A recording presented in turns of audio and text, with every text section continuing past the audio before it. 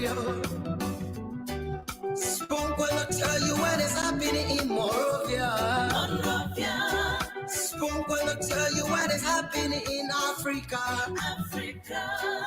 Just to spoon, you will know. The children crying for starvation, just to spoon.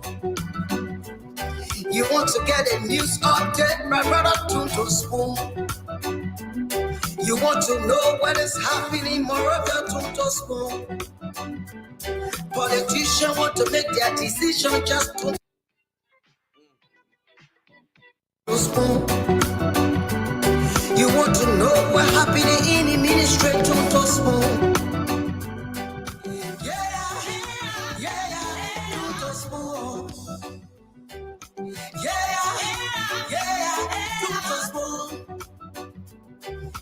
You from Funjama, Maryland. Yes, I, a special one from the CEO, stand coming with the spoon. And your boy, Friday the Southern Band. Charges on the beat. For the spoon to get your information. To the spoon to be part of our discussion.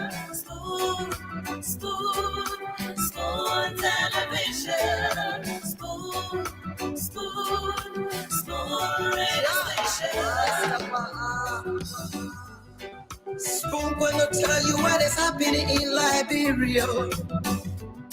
Spoon gonna tell you what is happening in Monrovia. Spoon gonna tell you what is happening in Africa. Just to spoon, you will know. The children crying for starvation, just to spoon. You want to get a news update, my brother, to spoon. You want to know what is happening in Moravia, to spoon. And of course, you tune in right. This is Spoon 107.5 FM. You're also listening to Fabric 101.1. There are still Super 95.5 FM. And we're being relayed across the country on these frequencies. In that's Bong County, it's being relayed on Premium FM 98.1. That station covers Bong and Lofa, including some parts of Nimba County. We're also live on Trust 88.7 FM there in Bombing County. We are live as well on Gibi FM in Margibi County. That is Gibi FM in Margibi County is also relaying us. Gibi FM 90.0 and Radio Basui also in Margibi County. Radio BKS in Butwo Nimba County is also relaying Spoon Talk and a host of other stations across the country. We're also live on Liberia's biggest online TV platform, Spoon TV. Ladies and gentlemen, wherever it is you're listening to us from, this is Liberia's #1 talk show. This is the Spoon Talk. And when I tell you we've got a full house, yes, I'm looking directly at the former Minister of Defense, Honorable Brownie Samukai. I've also got here Dr. Toga Gewe McIntosh is also seated. Angie Mama Wolokoli is also present in the building. And the rest of the panelists will be joining us. So today promises to be another fire burnt edition of the show. But before we get to all of that, you know how we do it. You have to call us up and let us know what's on your mind. To all those watching Spoon TV, we'd love to say welcome to you as well, wherever it is you watching us from. But let's go to the phone lines for folks to call us up and let us know what's on their mind. Today in news, students of the AM Douglaty School, those who are to be graduating and become medical doctors, they were today at the president's rehab residence, begging and pleading because a policy has been put in place from the Ministry of Health. Since 2022, it was crafted and came into full swing January 2023, that all those who graduate from the AM Douglaty School of Medicine, the government is not going to employ you or assimilate them as they used to. You have to go get your license and everything before the government is now going to see whether or not they can employ you. So what does that mean? That if you graduate as a medical doctor, as used to be, you are not going to be absorbed by the Ministry of Health. Once upon graduation, now you have to go get your license and decide whether you want to work for the government or you want to work, in the private sector. And some of those students today gathered at the president's residence to say, look, Prezo, they in our favor. And also today at the Unity Party headquarters, the campaign headquarters, there was another big endorsement for the Unity Party. Honorable Brandon Samukai is here. He's going to explain why he was at the Clone Church, though he has said he was only honoring an invitation. Others said the optics of that picture didn't look right, especially at this point in time. He's going to be explaining for himself. We also have got Dr. Toga McIntosh is also here. He was at the Unity Party's campaign headquarters on today, endorsing the presidential bid of the standard bearer of the Unity Party, Honorable Joseph Yuma Boyka. Senator-elect of Bapolu County, Amara Konneh, is also going to passing through. He's going to be a guest on the show tonight as well.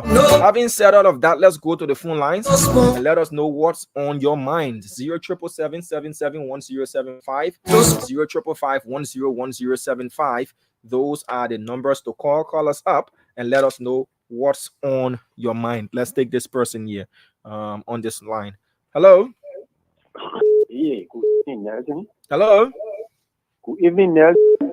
This is not Nelson, Chief Diamond, but let's go. Let's hear you are live on Spoon Talk. Diamond Spencer. Yes, sir. How you doing? I'm good. Let's hear you out, please.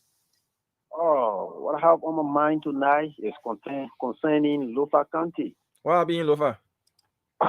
This time around, our people need to put in some serious measures in place for us to get all our necessary vote needed. We don't want for George Weah to win any other vote from that county yet. But let's say this time around. Okay.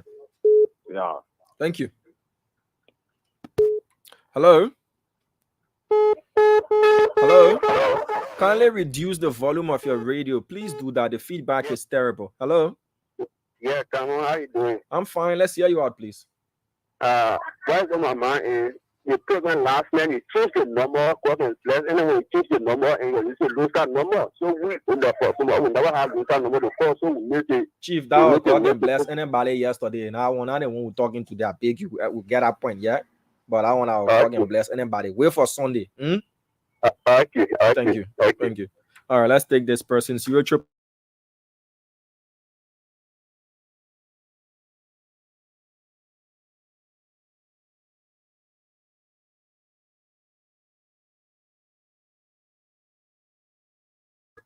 I want to welcome the panelist first, Energy World, my energy city right there. So I want to say welcome.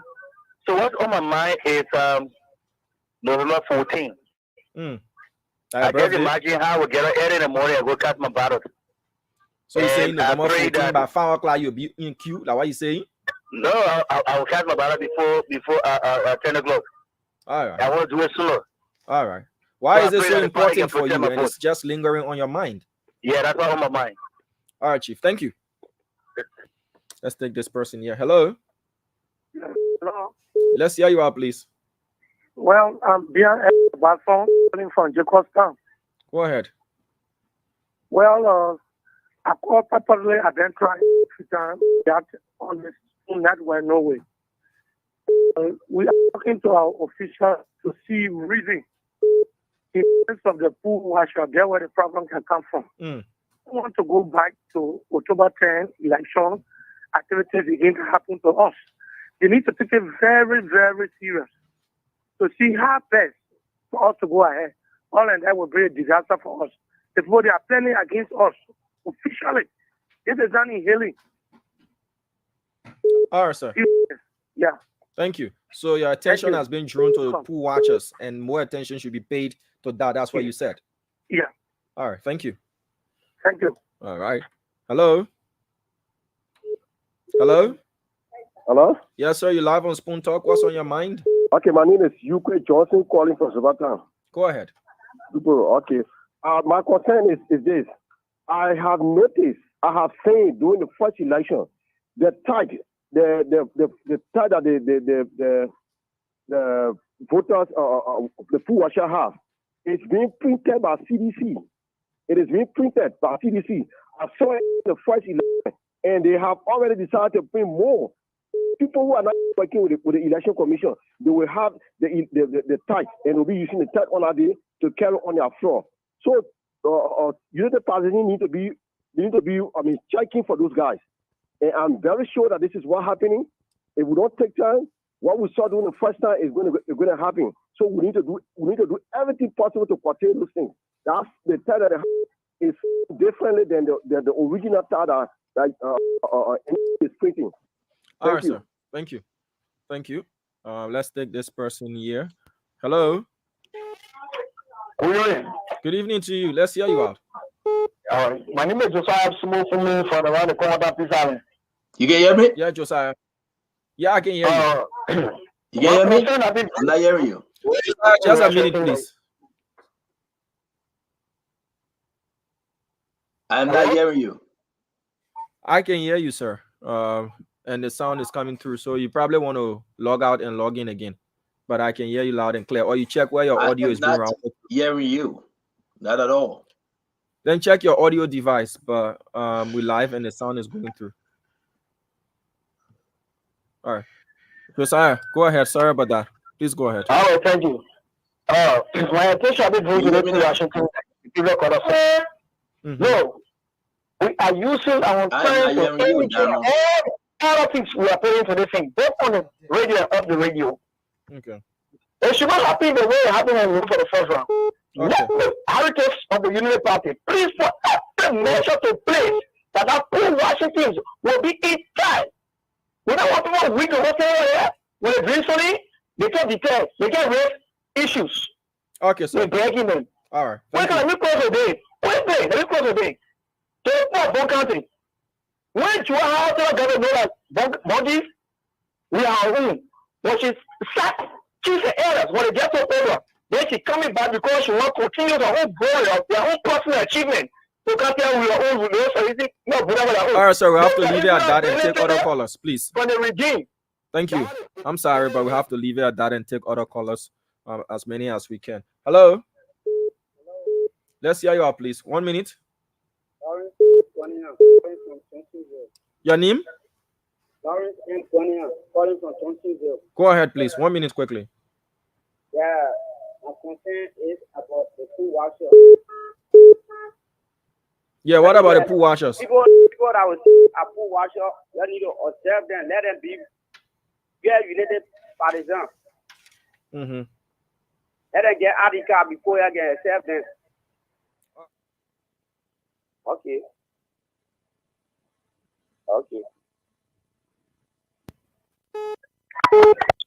Hello, Dama. Yeah, this is Jackson M. Go calling from Ghana to the Pizza. Yeah. What my would do a session made back for a car great today that they went behind the Coloba in Kema and what it is true. He was on the okay FM that I get Coloba when he came out and started instructing the women of Kema, they went behind today. I know what it is true. And secondly, has to do with the Bongis. We should reject Joatero and her intolerance in Lupakan in Bonkani because she want to disgrace our people in Bonkani there. So we should reject them from all angles. Okay, thank you.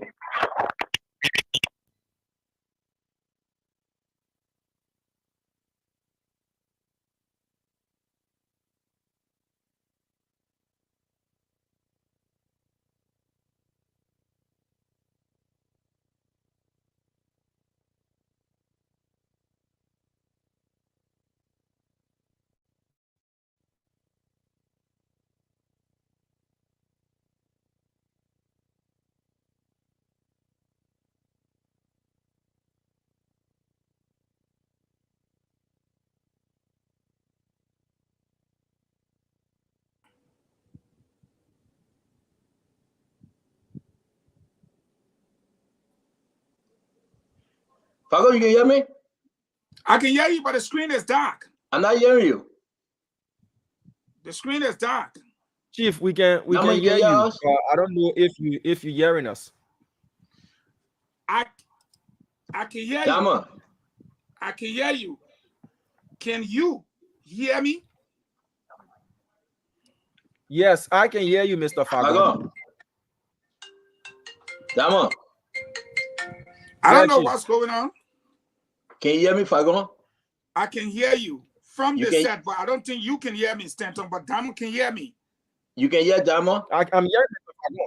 I can hear Damo, but I can't see Damo. Then it's the network. If you're not seeing me, then it's because of the internet. Then I'm going to clear out the whole thing. Just watch. But Damo, I'm not hearing you. Chief, I can hear you loud and clear. So let's Damo, I don't know. It's kind of strange why I'm not hearing you. Oh, and everybody's hearing me, and everybody's hearing you. But I don't know why you're not hearing. You want to check Damo, your audio. Bring the guest on. Bring Angie Mama on. Let's see what mute Angie Mama. So can you unmute Angie Mama? I can see Angie Mama clear, but Damo, you got problem with your internet. You are frozen. Angie Mama, can you hear me? Yes, I can. Okay, the same thing. I'm not hearing you, Angie Mama. Where's my microphone? No, just go ahead, man. The microphone. I can hear you. Okay, let me get out and come back. Let me it's try. probably Get out and come back. His audio device, what you're using to listen. Check it out as well. And then you come back on. So while he's doing that, we want to go to the phone lines quickly. The WhatsApp number is on the screen. You can call us up and let us know what's on your mind. So the WhatsApp number there is on the screen. Call us up and let us know what's on your mind. Hello? Hello? Yeah, hello. Yeah, let's hear you out. Yeah, hello. Diamond, yes, I choose not to call my name. And I sent you a friend request. You did not answer. I sent a message on that number. I want you to tell Stington to call me. It's urgent. Tell Stington to call me. It's urgent. I'm calling from Turkey. All right. I'll tell him to call you. He's hearing himself, but I'll relay your message. Yeah. Okay. Hello. Hello. Let's hear you out, please. Yeah, my name is Mohammed, and I call from. Yeah, my name is Mohammed, and I call from South Korea. Go ahead, Mohammed.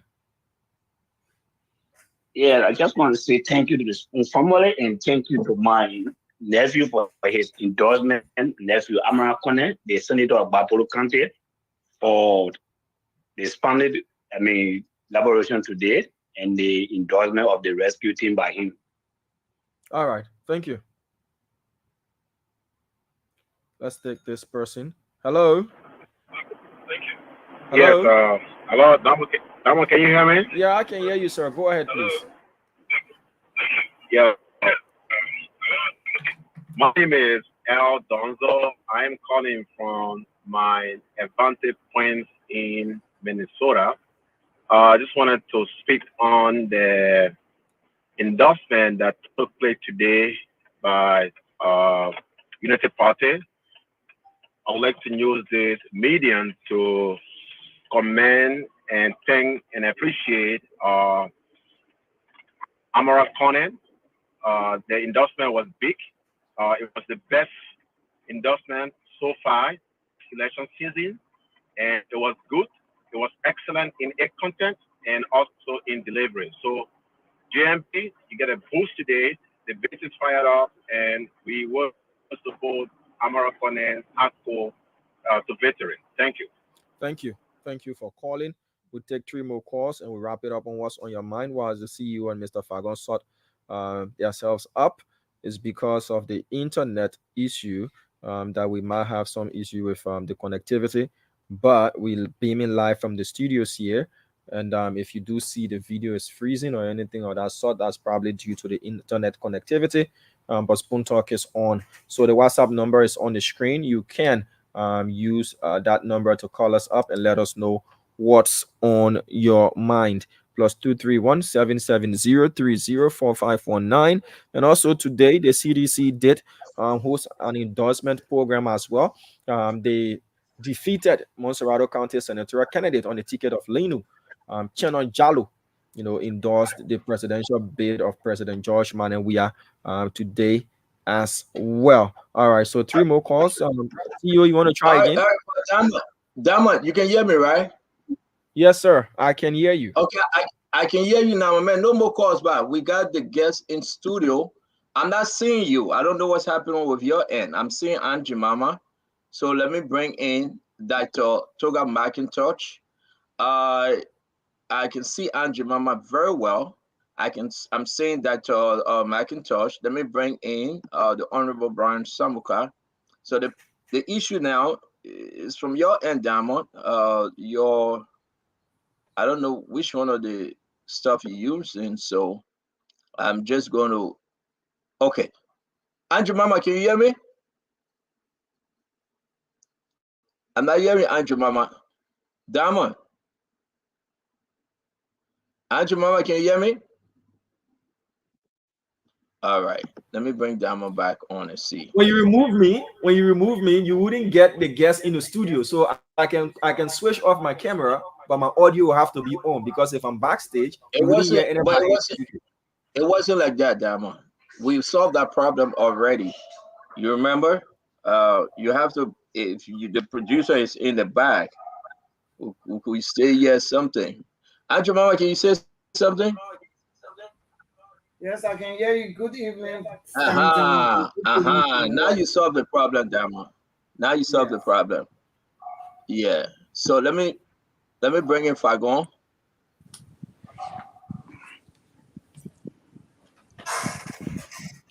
Fagon, you can hear us? Perfectly well. So we super now. At least the Israelis not taking us away. They took us away first. Yeah, let me bring in Dwalu. All right, Diamond, you did extremely well, Diamond. Thank you very much. You're sorry. I'm going to put the dogs down outside. All the dogs that need Witherspoon today, they will be outside. All of them will be outside. Yeah. All the dogs that I get Witherspoon attached to the knee, they are quick door to me right now. We're on a serious business. Yeah, but again, I'm so happy that we have Dr. McIntosh in our in studio. We have the Honorable Brian Samukai, former Minister of Defense, Senator elect. I will leave that story right there. I can't go any further. I got my own Aunt Jemima. Folks, a wonderful show today.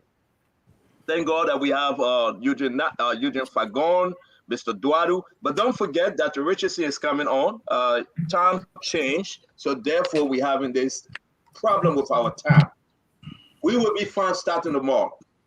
I didn't know that the time went back. So we're 5 hours away.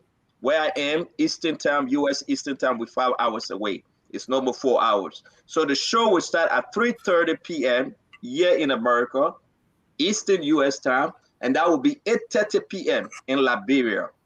All right? Till we go into next year and pass this election and everything. Want to say you are welcome. Invite your friends. Trust me. It's going to be big today. Amara Konneh endorsement coming up. He will be in studio 9:30, 10 p.m. for us to have a wonderful conversation with the Senator-elect Amara Konneh. Don't forget, something happened at our Bernard Europe place. A little girl passed away in the pool. The allegation, I don't know the story surrounding that. Fagon broke that news. He will be speaking about that. What actually took place to Bernard Europe place? I don't know. But the parents, the family, coming in studio. They will be sharing their ideas. But we got something for you. Hey, man, before I bring my papa, my own man, Samukai and Andrew Mama, Bati Yenswa death. Musun, the lady that was in the bedroom in the house with him, she will be our guest tomorrow. What this sister sent me, folks, the picture of the building. And I would say how our own brother Bate Yenswa was killed.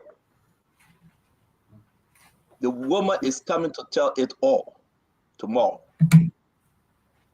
She will be our guest. She will be in studio, not in studio in Liberia. So CDC shouldn't go there. But she will be in studio. She will be our guest. She will tell it all.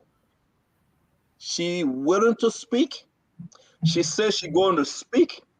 She's going to tell us how, when, where, who were involved. It's shocking. A female name was called on paper.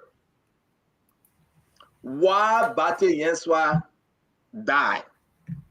The COVID funds, the consolidated account, everything that led to Gifty Lama and Albert Peters, everything Oh, no, don't do that yet. We start with that story yet. It's just a groundwork. She coming on Spoon Talk tomorrow. You will see her, you will hear her, she will tell you exactly who were in the room, who murdered, who killed. But guess what? The fake story that he fell from the balcony, he fell from upstairs. Who requested a key to open the back door? We got the pictures. Who took the body to the hospital and who were in the room? In the hospital. Who the ministers then were there and they put them outside. Then they come out and say, oh, but the man died. But no, I'm not explaining that story. Tell your friend to tell their friend. Tell your family member to tell the family member. She will be in studio. She will say it all. She will tell it all. I have all of the documents, all of the pictures. My people, I can tell you, the allegation that they killed, the murder, Bate Yenswai.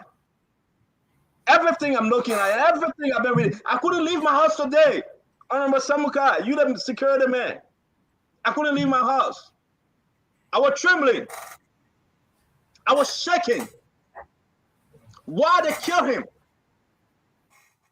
You're in the money. The man is going to say you're in the money. The consolidated account. Who are controlling it? Who opened a special account? And the color money were going there in their own name. And why was Abba Peter stubborn?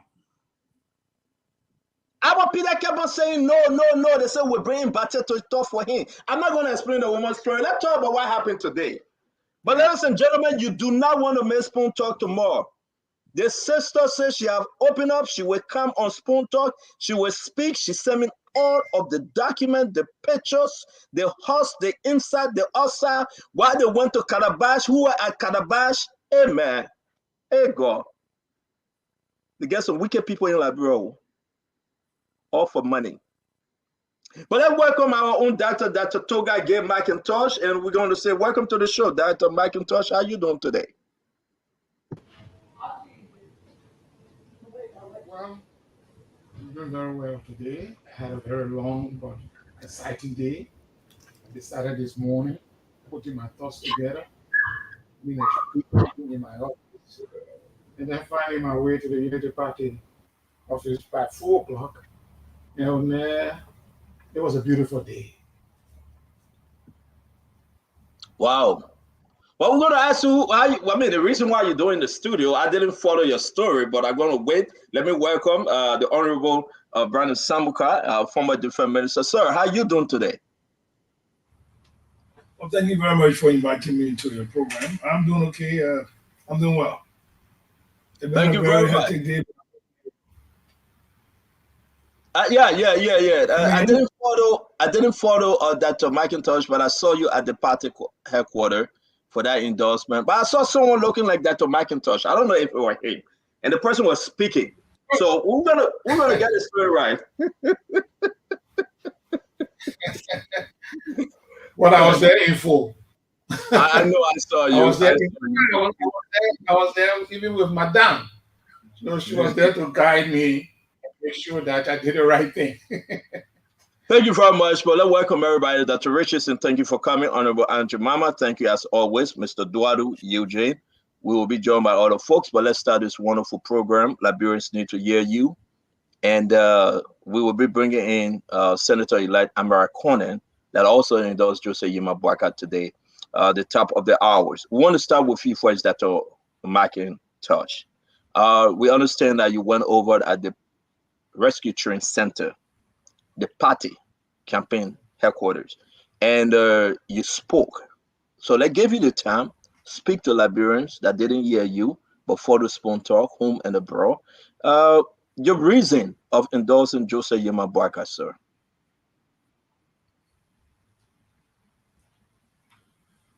CEO, I want you to kindly repeat the question and whom you're directing the question to, because the network is not at its best, so it was buffering. Yeah. Okay, thank you. Can you hear me now? Yeah, Dama, can you hear me now? Yes, we can hear you, but you were breaking because of the internet strength. It's not at its best. So I want you to kindly repeat the question and who you directed that question at. So the question goes to Dr. Toga Gateway McIntosh. Dr. McIntosh, my question is, you were at the party headquarters, you cast a lot, you endorsed Jose Yimabwaka. The first question to you before we go to Honorable Samukai, why Jose Yimabwaka? Well, first of all, let me thank again your family, the Spoon family. And it's a pleasure once in a while to be on your show. But as you all know, as you know personally, I do watch it almost every night, whenever I have the time space. Uh, I went there today to sort of do two things. One, I spoke about some of the major ills our country is facing.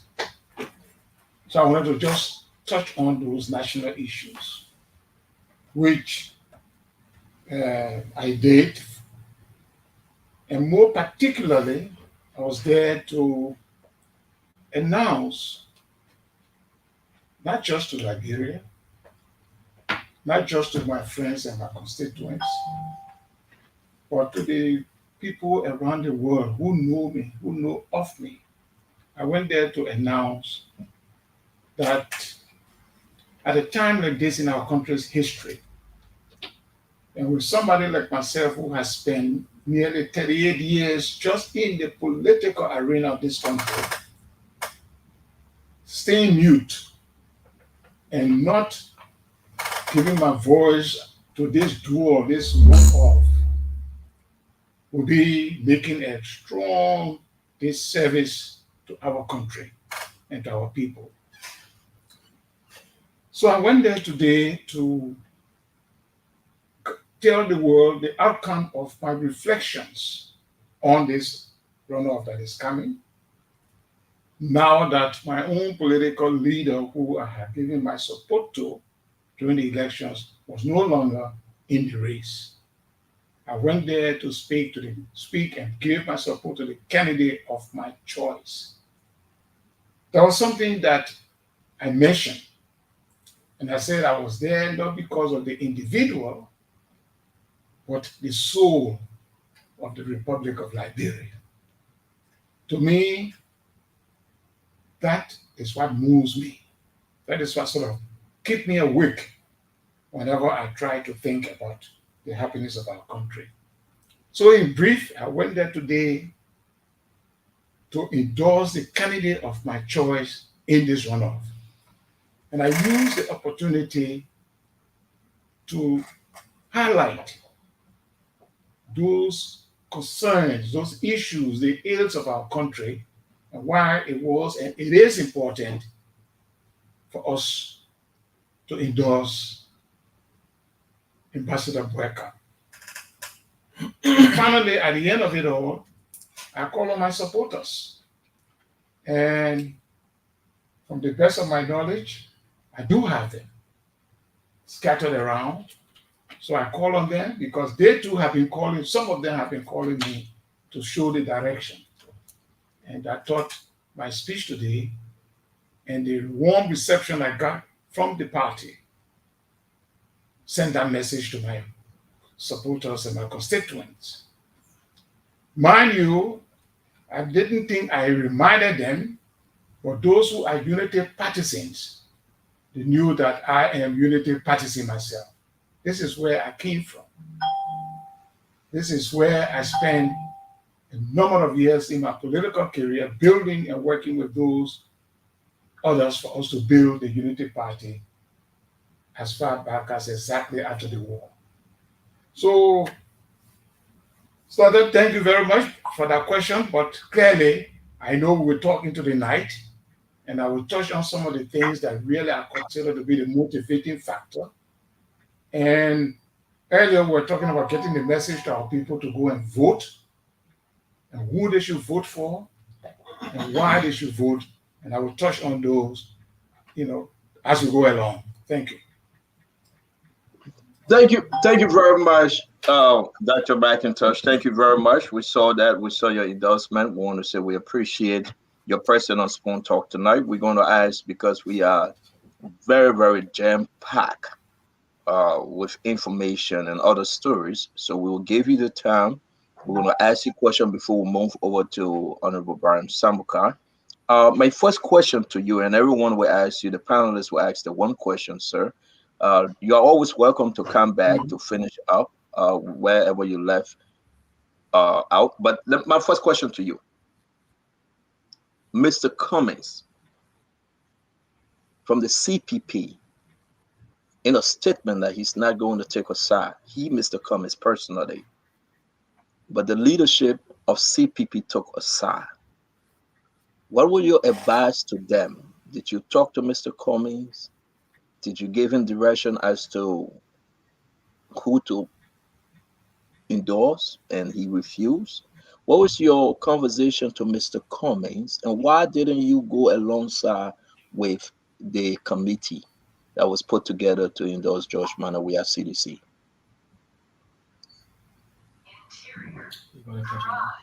A little bit, but you want to clarify a little bit? I suspect the question is, first of all, did I give Mr. Cummings an advice? And why he did what? Yeah, so basically that's the crux of the question. Yes, sir. Yes, you are correct.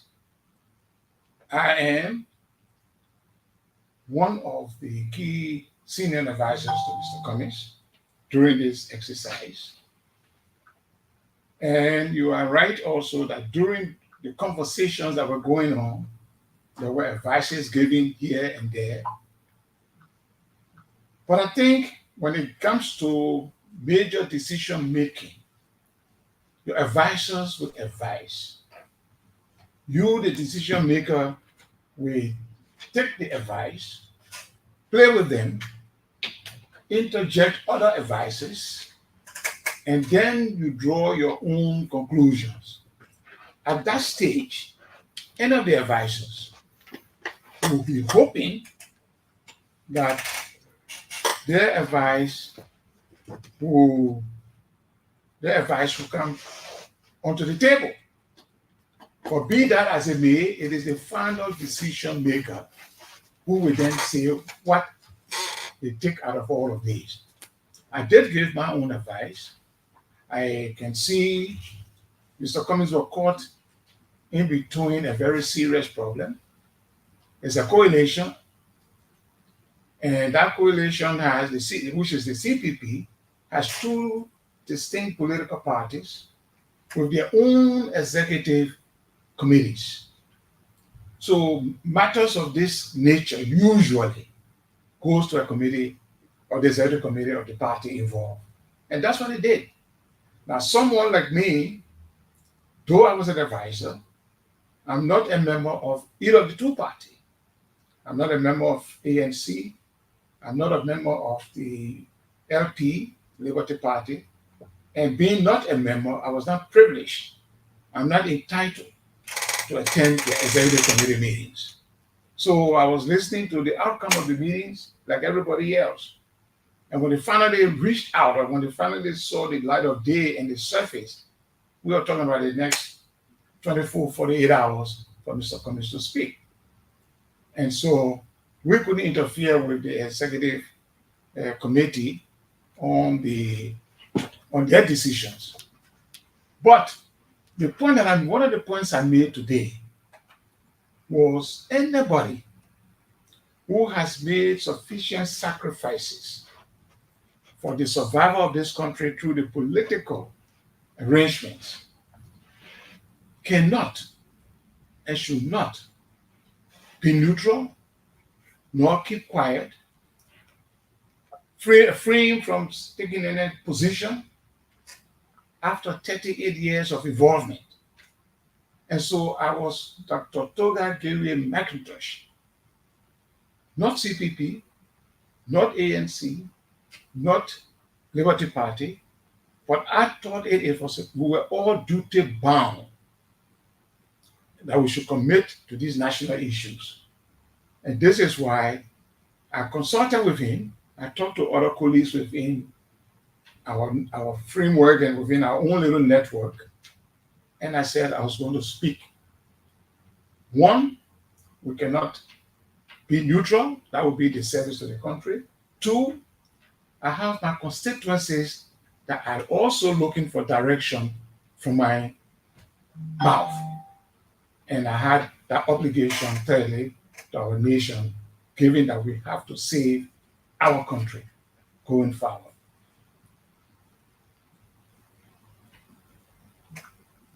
Thank you very much. Okay, thank you very much. Again, Fagon, can you ask a question? Then Dr. Richardson will ask a question. Then we will find time to bring in Dr. McIntosh after you, Fagon, question, Dr. Richardson question. We'll have to excuse Dr. McIntosh. He's going to give us his closing. Then folks have heard, he just endorsed you say you might boycott. But the question is, why not George Manawia? But Fagon, he will answer that question to your question. Please come in. Thank you very much. And let me greet the distinguished ambassador and diplomatic luminary in person of Dr. Toga Gewie McIntosh, and also to my senior brother who did not pick up my messages to him yesterday, which I understand. The great Defense Minister Brownie Samukai, I'm a big brother. Let me speak like brain English. When I go in, you just call me, hey, pass that side. I just got to pass. So sometimes when you see me, I scream. Then all of a sudden I go cool. Like Brownie and I say, hey, pass on that side. Don't go that side. But then that was the case. Let me welcome all of you and let me say good evening to the Liberian people. Tonight, you will get your fill from information tonight. And we can assure you, all of these distinguished gentlemen will talk to you people tonight. We have thousands of people listening to us via the internet on Spoon Talk. We have thousands more on YouTube and all the other social media platforms. We are live on almost 10 different radio stations, community radio stations, and what have you. They all relaying us in all the counties, but we're on Fabric, we're on Spoon, we're on Super, which belongs to us. But again, I'm told we're even more than 10 different radio stations. It's about 15, 20. That means our guests in studio and all of the people around seem to admire them the most. Dr. Toga Gewie McIntosh, I said on this platform that I put my bet and somebody came with a bet of $5 and I ate the person $5. I said, let me tell you something. Dr. Gewie McIntosh was the head of the Governance Commission, not Governance Commission, the Governance Committee of the coalition. And everything he did within his power to make sure that the coalition governed respectfully in the way they should have did not materialize because people were adamant and they ignored him. There's no way he was going to return to that fit. To you, Dr. McIntosh, my question would be then, now that you are on board the train, what role will you play in ensuring that we get to November 14th and become victorious? What role? Because everybody knows the role you play for the CDC. There's no doubt. Even in 90th minute, you will stay school. What role will you play to ensure a victory for JMB, which is already in sight? Well, thank you very much, Eugene. And thanks for, I heard you that night when you were putting your money on the boat, on the floor. Yeah. That man, someone had accused me of taking money from Mr. Weir. Yes, you remember, and I had to call in and say, look, first of all, I'm not the person who will take money for those kind of matters, so that was nonsense. And secondly, I thought he didn't have any substantive proof, or any proof whatsoever, substantive or not substantive. But I'm glad that we handled it that night. Now, I thought one of the questions that the CEO raised, which I didn't touch, was why not President Weir? And then I will come to the issue you just raised in terms of what role I want to play or I am going to play. I made it clear today in the press conference that when it comes to the question of the Coalition for Democratic Change, I play a major leading role. I told the audience today that I was at the forefront of the formation of the CDC.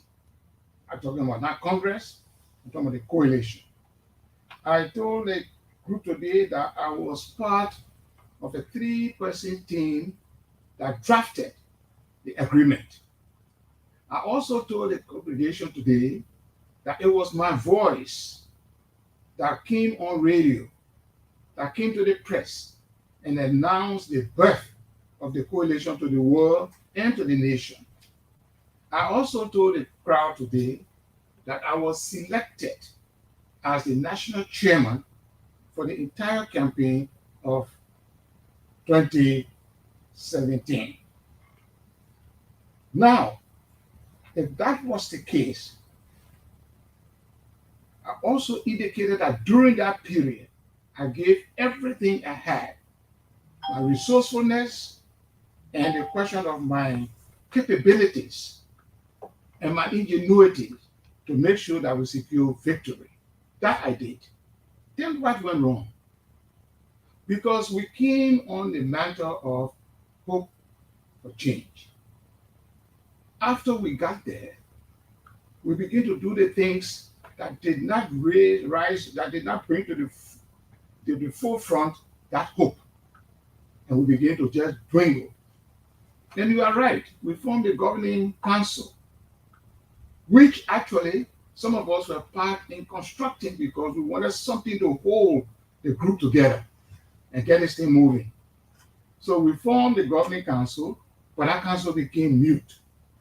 And we were not getting anything clearly out of the council. And so something went wrong. That hope we had sort of faded away. Now, as we speak today, we were hoping 6 years ago that the economic, the social, you just name it, the standard of living of our people would have changed for the better. Unfortunately, we did not get there. And so somewhere along the lines, I felt as 2023 surfaced and we begin to see the shifting of people, I just decided I was going to find somewhere else to go and make my mark for Mama Liberia. So this is what guided also my decision today. We're 2 people in a race. And when you have 2 people in a race and you have a common objective, you want to know amongst the 2 who has the greater edge in delivering. And from my consultations and my reflections, I thought, and I still think, and I'm convinced that it was JNB who had a greater edge in delivering what we want to deliver. And this is why I did not go to the other side and I moved on to JNB. Now, when it comes to the role, I also said today that I have secured a seat. I made it very clear, and in fact, I said to them, look, I am now going to sit in my seat on the rescue train. That doesn't mean I will go there and start chewing gum or drinking beer. To sit on the seat of a train means I'm an active participant of what goes on as the train moves. And so I made that commitment today, and I'm going to follow it up. I've already inquired from the chairman and the standard bearer himself. And I say, where is a gap? Knowing me, you would like for me to fill in this train. And the gap was identified. The gap was identified. And I can say to you, at least one of the gaps, a stronger gap was in the Monwest section of Riverses. The Monwest section where we have more population than the district number 2. We didn't do well there.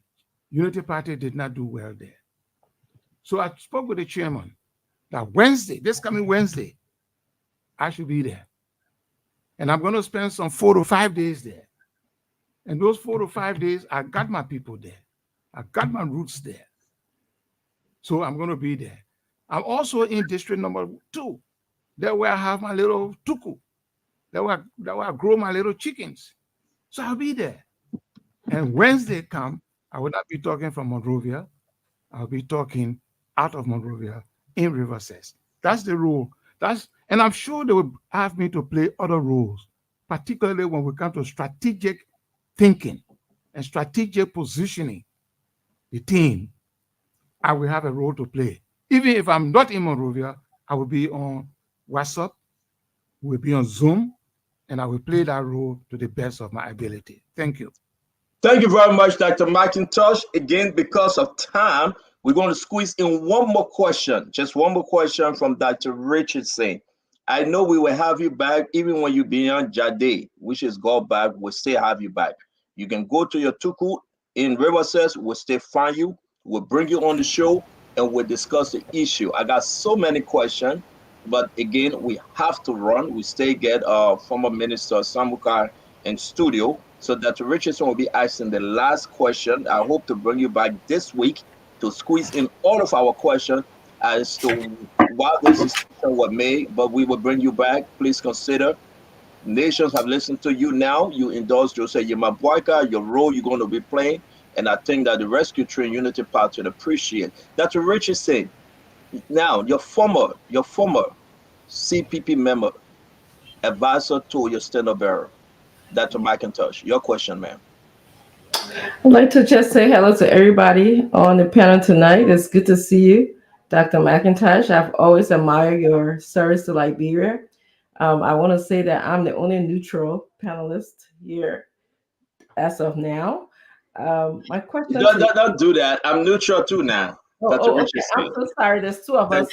Yeah, 2 of us. She's not neutral. And I'm also neutral. And I heard you speak about neutrality a little bit, but my question to you is, what makes you think, and before I say this question, I just want to say that I respect everyone's choice on this panel, whether you JNB or CDC, I respect your choice. But what makes you think that JNB has a greater edge in reviving the soul of Liberia? I missed that question. Why do you think JNB has got a greater edge? Oh, you know, I've had the privilege of interacting with both men. In fact, someone made another statement that if you were to talk about the virtue of both men, since they are 2 different persons, what would those virtues be? You will see President Weah, his movement with his people, his relaxed atmosphere with his people, clear. You will also get concerned about his ability to now take a number of national issues before him and try to shift them, scatter them, put them back together, and move on. Now, nobody expects a leader to do all of those things. You have your lieutenants who will have the capacity to do those things, but as a leader, you must have the capacity to zoom through, make some logic out of them, and move forward. I found that lacking on the rear side. Then, not just finding them lacking, but I'm finding them short in trying to carry us to where we want to go. As I said, this country has slipped. This country is on its knees. And I'm talking again as someone who have had national interventions against the backdrop of international interventions. And when you put those 2 things together, when you're talking about national image, those things that have slipped will keep putting us back and further away. When I go onto the other side, I see someone, his approach may not be necessarily the approach of many of us, in understanding and taking decisions. And so he may take it in his own calm way. But what he does and how he thinks and how he interfaces with these matters, I've had a first-hand information with him. Remember, as I told you, I'm a member of the Unity Party, a full-fledged member of the Unity Party. So during the 12 years of his rule as vice president, I was in a cabinet room most of the time. I was also taking decisions with his advice as well as the president. So I was the foreign minister, he was the vice president, and in cabinet, the president sat between him and me. And so I came close to him in trying to make decisions. I have some reservations in terms of speed, in terms of, expressing basically what's on his mind. And I've been objective here. But when I weigh that against the one that I described earlier, if we want this country to move forward, if we want to re-engage with the international community effectively, I think there where the greater edge comes to play. I said earlier in my introductory remarks, I had my choice, but because the rules and the regulations of NEC and the Liberian Constitution, he is no longer into the race. But that doesn't mean Liberia will not have a president. Liberia must have a president. And that doesn't mean people like us, we should just play dumb and don't say anything and let the country have free for all. This is what I can say in terms of your question. What gave the greater edge? I'm saying you got your plus on this side, Mr. Weir. Mr. Burger has a plus on that side. You have your negative on this side. Mr. Burger has his negative on that side. When I net it all out, the Honorable Ambassador Burger has the edge. Thank you.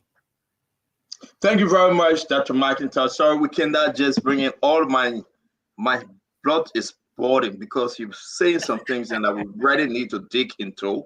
But because of time, we want to say thank you for appearing on Spoon tonight. I know I will have you before the weekend because we have to talk. Definitely, I'm obliged. Don't worry.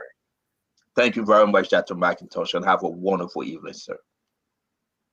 Thank you. Yes, sir. So, folks, that's Dr. Toga Gateway McIntosh. Again, we will reschedule Dr. McIntosh for us to know the in and out of CPP, what went wrong, what's the way forward, his hope and admiration for that party. And then we will bring him back and discuss more. But I want to say thank you very much for joining us as you listen to Dr. Toga Gateway McIntosh. Now, don't forget, we're going to have Amara Konneh shortly. Stay in for a few minutes to hear my dear brother. And we've been in the trenches together many, many years ago. So I will stay in the studio for a few minutes, listen to him before I find No, you are always welcome. Thank you, sir. Let me bring in Honorable Brian Samukai. Honorable, now everyone here going to ask you a question because something strange happened. I thought church service should be the place that people go repent and ask God for mercy and sing and celebrate and go home with grace.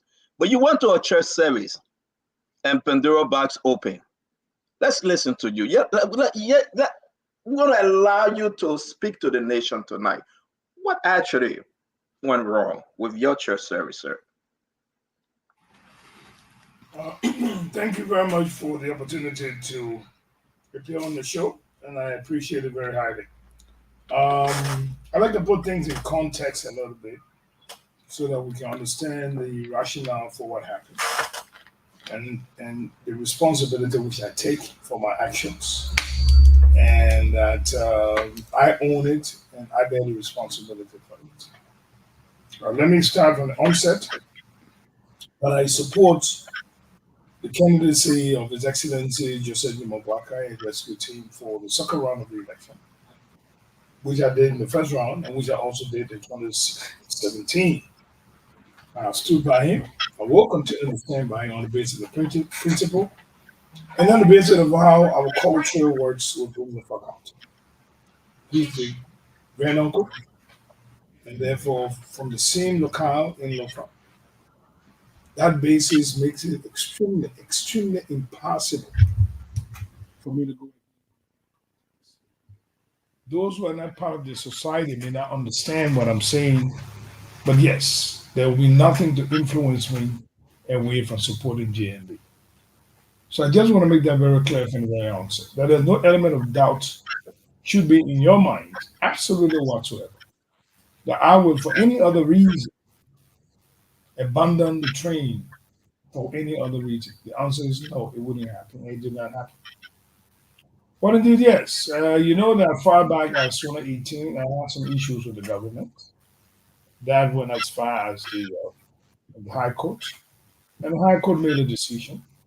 Everyone knew the facts that there were different bases upon which those decisions were made. And we have passed that. I'll just hold 1 second, please. You like. Oh, it's okay? Okay. Yes, and so I've been engaged with the government since then. For the government to reconsider the decision taken against me at the time. And so it had taken some time for that to happen. Eventually, I had the opportunity and privilege to initiate contacts with His Excellency the President over the past 3 years, two and a half years to be almost exact, in a way that we're requesting that the President reconsider the penalty that was imposed upon us and grant me and my two colleagues a pardon in the process. Intermittently, in between times and places and occasions, I will communicate and we talk. I will talk with different elements and individuals within the government at different levels. Focus always on the same issue for this issue of clemency to go away, so that my colleague and I can have all of our freedom restored within the manner in which we all would appreciate. So I've always had that opportunity once in a while to make connection with individuals within the government.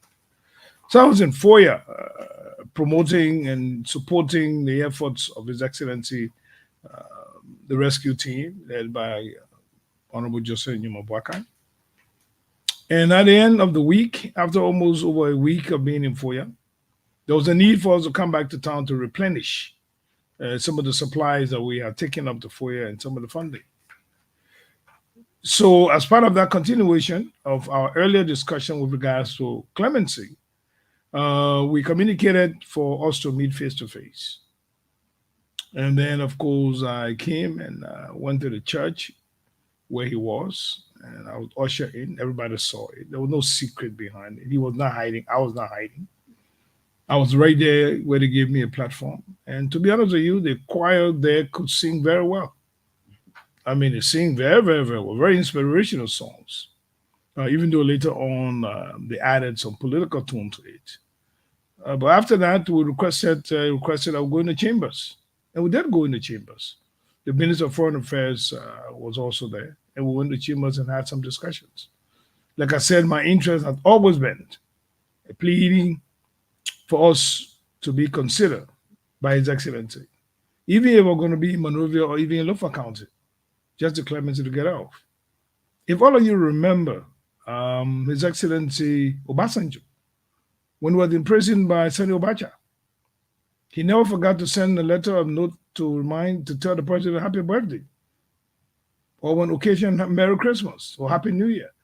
But at the same time, requesting the opportunity for him to be pardoned and to be released. And as God will have it, in whatever circumstance, when he left prison, he ran for president and he won. So I want to say here very clearly that, yes, I understand the misrepresentation that have been made, the opportunities others that may have taken of my being there in the open without a secret. It was very open. And if I was hiding, I wouldn't have gone to the church.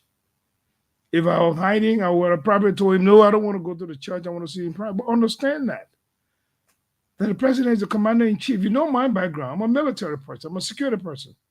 When the commander-in-chief requests your presence, you don't find flimsy political excuse. So no, I am not saying that everything is well, everything is the best. I'm simply saying that that was the conditions under which the decision was taken. And I do appreciate the concern that people have.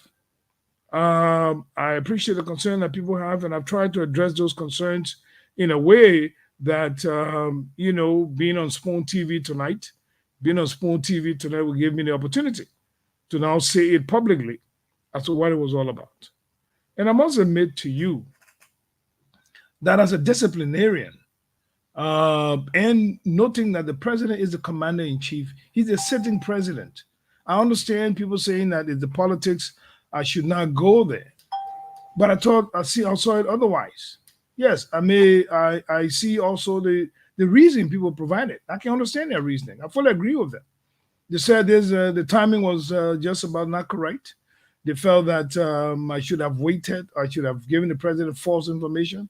They felt that I shouldn't have attended. They felt that I shouldn't have taken a picture. I fully understand all of that. But I would do nothing, absolutely nothing, to affect my support for His Excellency Joseph Mabwaka and the rescue team. No, I won't. I've been rational throughout, since 2018, when the issues of my interaction with government came about. I never sold out. I lost out on everything that I won. You know that. With over 6,000 votes that I won, I lost all simply because I stood on principle.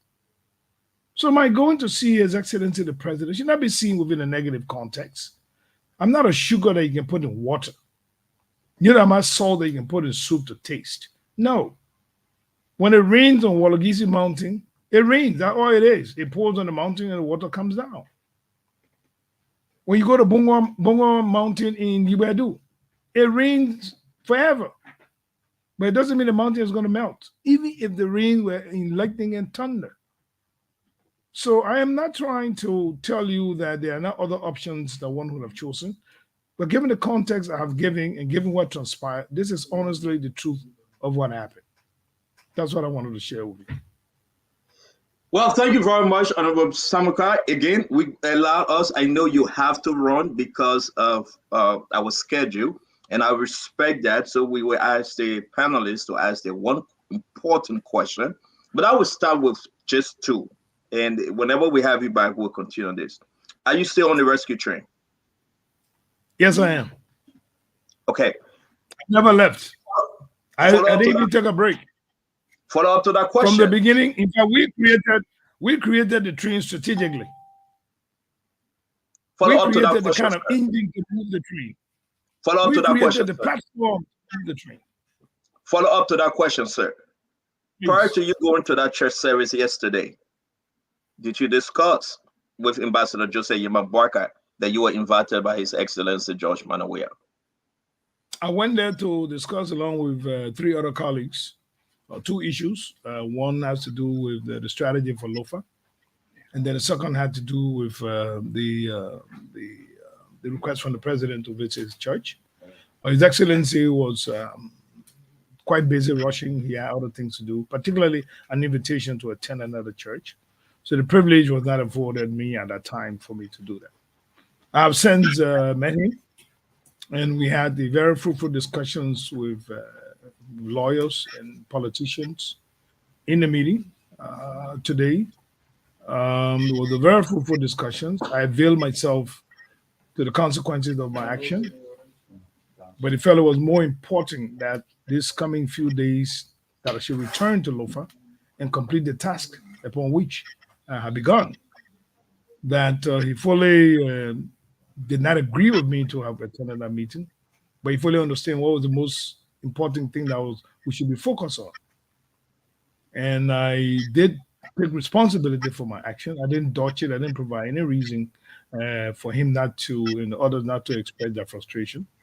But I think in the end, they took the higher ground. He, as a man of wisdom and a leader that somebody can trust, took the higher ground and said, look, the most important thing right now is to get the job done in Lofa County. So I'll need you to get back to Lofa as quickly as possible. And that is what I intend to do in the next day or 2. I'll be heading back to Lofa. Okay, so my second question, sir. Did the president ask you for your support? Were there any preconditions? Look, quite frankly, I don't think the issue of politics of the timing of the politics at this point in time will privilege me to go into all of the details of the discussion. Like I said, the Minister of Foreign Affairs was there. We had a cordial discussion. In fact, I asked him, that I didn't have my diplomatic passport renewed, and I needed to find a way how I can get my diplomatic passport renewed. And he offered that I should follow the procedure, and either he or the president will decide on whether I should get a diplomatic passport or not, since my diplomatic passport is expired. So the context of the conversation with the president, although as much as it is not as privileged as one would say within executive function, but I think to respect the presidency, not just the individual. I mean, but George, where I get now this, because you and myself been in this. Yeah, I understand that. I fully understand your days. Honorable Samukai, because the others got to come in. If it's a one-on-one, I was going to ask you 100 questions today. Being that it's only 9 days to go. Right. You endorse George Manor, we are by picture, by photo. I never did. No, not by words, not by words, but by picture. Is not an endorsement. So do you know how many pictures? Please allow me to finish, sir. No, stand on you. So please allow me to finish. Listen to you in the hotel when you came here. You spoke. You speak there all the time. Does that mean you endorse the president? So let me finish that. But let me finish my question. Honorable Samukai, let me finish. I'm begging you. I know, because what happened is endorse. That's a misrepresentation. I laid the context. You will correct me. You will correct me when I finish my question, Honorable. Please. Let me say what I want to say. And you can check me. Don't make a conclusion that's not correct. So by picture, again, by photo, they saw you said now you were the second man from the president's left arm. You, former minister, you were elected. Let me read exactly what is out there. Let me read exactly what is out there. This is from Deborah Vabla. I think you saw this. Since 2020, and that will be my last question, the year of your election and the forceful denying of that seat that the president took away from you, did he invite you to any such service since 2020? Yes. The answer did you yes. attend? Did you attend? I attended. You attended. Now the second question. No. I have to give you the correct context. I attended. I took my little daughter with me, and she and I went to see him. And it was a very cordial meeting. It was just a courtesy. I knew the president before. We just live on 9th Street together. So isn't that today the first time I know him? So yes, when he called me to see me, he's the commander-in-chief. I honor it. So because you attended, and we'll go to Dwaru after this and bring our sister in. Honorable Samukai, your president at the church went like wildfire on social media. My question to you, were you played by sedition and the president? Number one. My last question, why will you seek pardon 9 days to election if you believe that Joseph Barker will win the election? Why did you go to seek pardon?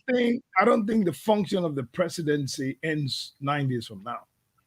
The function of the presidency ends in January in the 3rd week by the Constitution, or whoever the next president, in this case, Joseph Barker. So I don't see the timing of 9 days or 2 days or 10 days or 2 weeks as a matter for which I cannot seek a clemency for me and my colleagues. Remember the context of in which I stated from the beginning. I fully understand the ramification of what has happened. I fully understand that. I take ownership of that. I accepted the consequences for that. And I think I can appreciate if you will understand where I'm coming from on this specific subject matter. That at no point in time would you believe for 1 second that at these late days when I could have taken that job, you wouldn't even have known the discussions behind the scene. I brought it up. In 2018. I brought it up in 2019. In 2020, I brought it up. And can you please speak to the nation tonight? And Dwadu, you must come in. Stop me, Dwadu, please. I don't want to ask any other question. Can you assure Liberians tonight? And can you be very fair with your partisan? Can you, Joseph Barker is watching you right now. All of Unity Party watching you. Sedition watching you. Did the president put that in a precondition for your clemency? Did you discuss the issue discussed were issues that I laid out from the very beginning to you. that Did he ask for your support? Did he ask for your support? I'm coming. Thank you. If you want to find out whether he asked for my support, the context about this, the context of our discussion did not even go that far. Zero. It didn't go that far. I can understand the misrepresentation that had been made. Like there was a propaganda on the internet that said I sent some statement on the internet. No, I have my own page. I don't just write on that page. I will be sending a note out after this interview. I will be sending a note out so it can be for the record. Coming from me. I have not sent anything. I saw some rubbish somebody wrote on some kind of website that say Brandon Samukai said and some by Brandon Samukai. Complete nonsense. I don't even talk like that. The way they wrote it, you can just tell. I'm not a person who play around. When the Ellen Cochran thing came, I own onto it.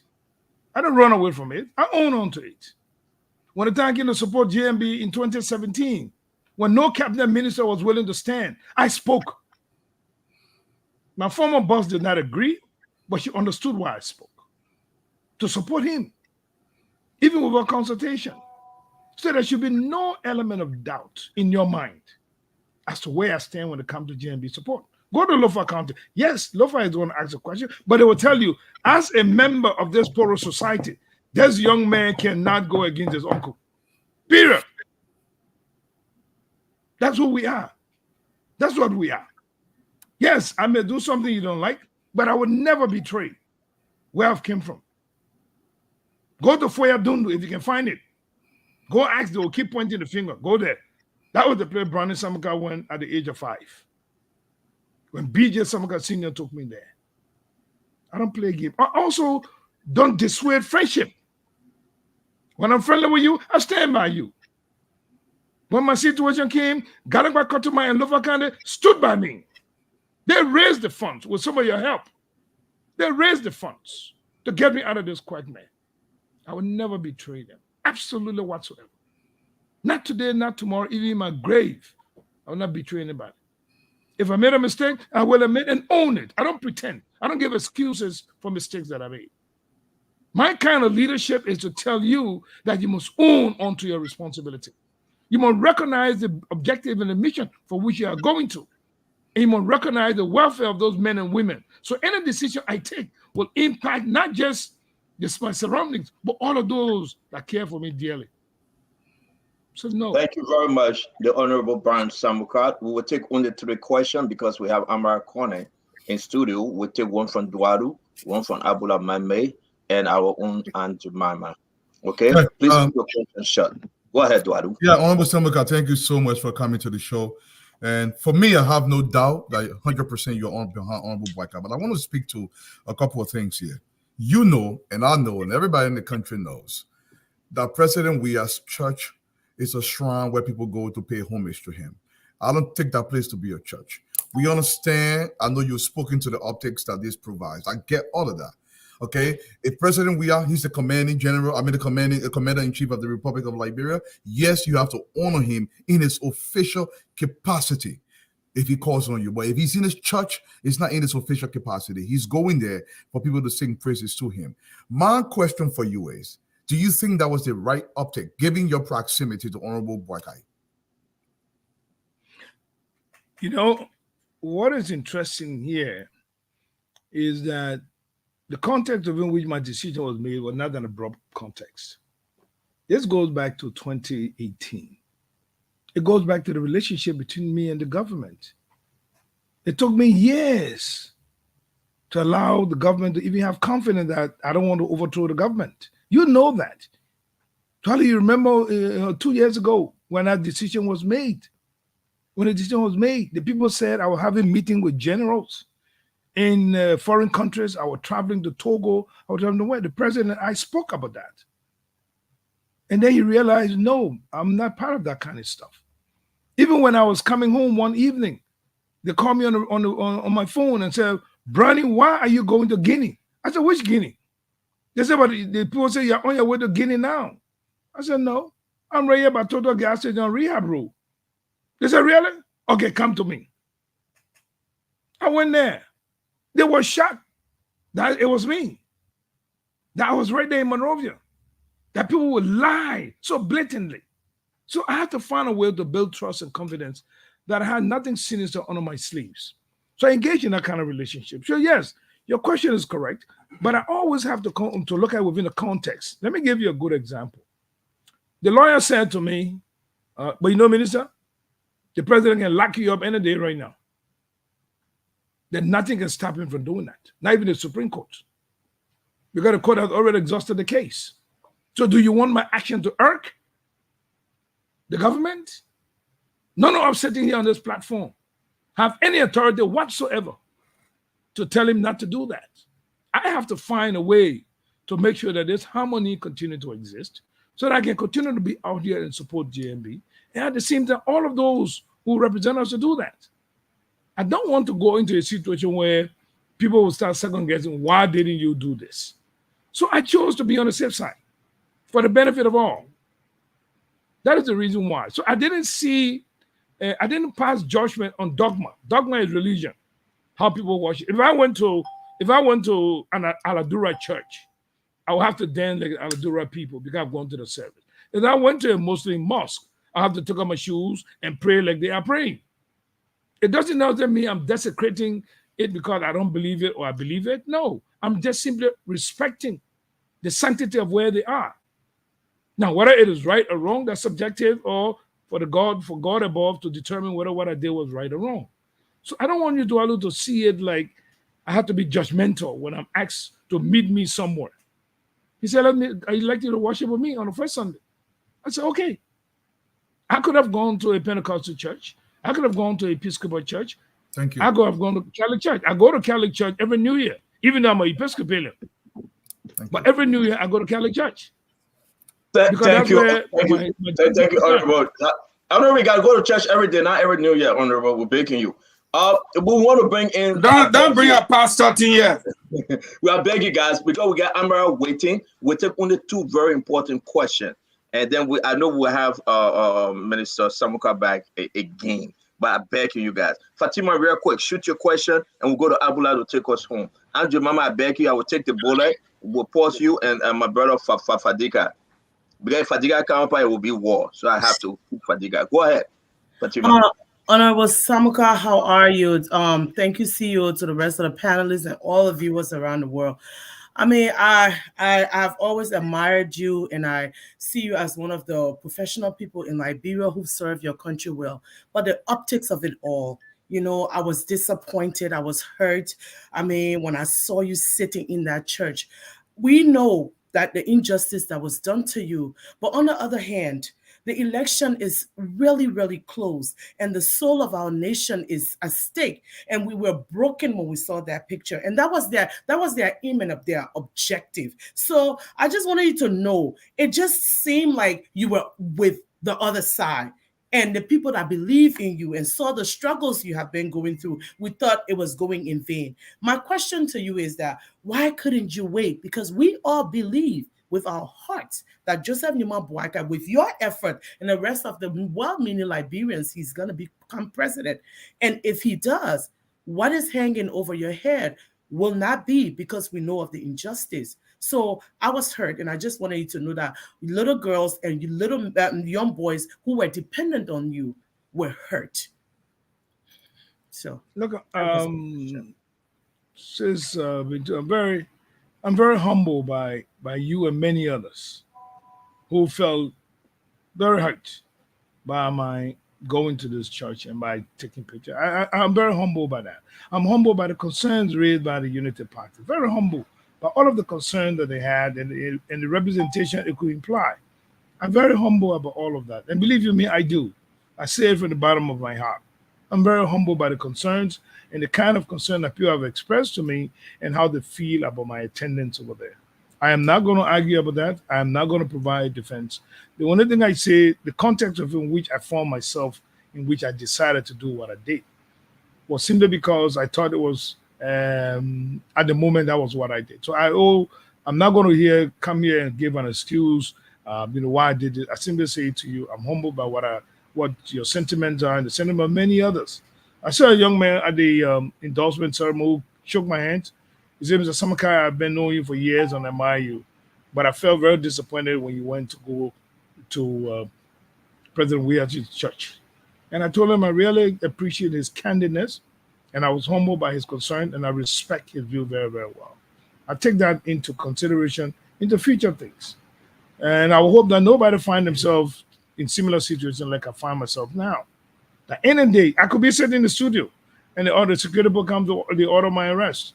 There's no law stop them from doing that. None whatsoever. None whatsoever. You think the Honorable Chief Justice Kokpo cared whether I have some underlying illness that he personally knows? He didn't care. He didn't care. He could have, he took a decision that could send me to jail for life. He could send me to jail forever. Only one person, given the kind of conditions in which things are, chose not to, and that was President Weah. So yes, I appreciate everybody's concern. I appreciate how they feel, and it really makes me humble to always try to take into considerations how other people feel in the decision that we make as politicians or technocrats. Thank you. I definitely respect that, and I don't take anything away from you on it. I think it is right for people to come forward and tell me exactly how they feel, and that is going to be a good experience for me. Thank you very much. Abula, the last question from you, sir. Thank you. I had the last question. The people want to know how we're looking in LOFA since the last result. We're going to bring in. We're going to bring in. We're going to bring in Samukai, the honorable back again. Know how we're looking in LOFA. Okay, Abula, very short question. Then for going with give us problem. When you come from there, you got to tell us how they play Loki instead. Don't add it that. Quickly, Minister Samukai. I was on the show this evening. All you other freaking late, and you only call me.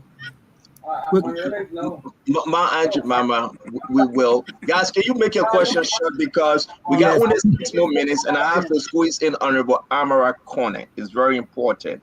So please, Abula, your question. Minister Samukai, this is what I can say before my short question. President Weah doesn't need an endorsement from you. What President He never got it. He never got it. So, yeah, he didn't ask for it. He never got it. He didn't ask, but that's not what he wanted. President Weah does not need an endorsement from you. What he needs from you is he wants to use you to get votes from LOFA in a way that in the middle of the campaign, he has negotiated with you to grant you clemency and use that clemency to buy sentiments in LOFA in his favor. With that said, my question is, you being a security expert, you look at the security sector being politicized. We're going to an election for additional 6 years. I want you to paint a picture of the danger that hangs over Liberia with a George Weah as president presiding over the current security sector. He has managed it for 6 years. It's politicized. Everything is going out of control. I want you to paint a picture for Liberians of the danger that exists with having George Weah as president for the next 6 years.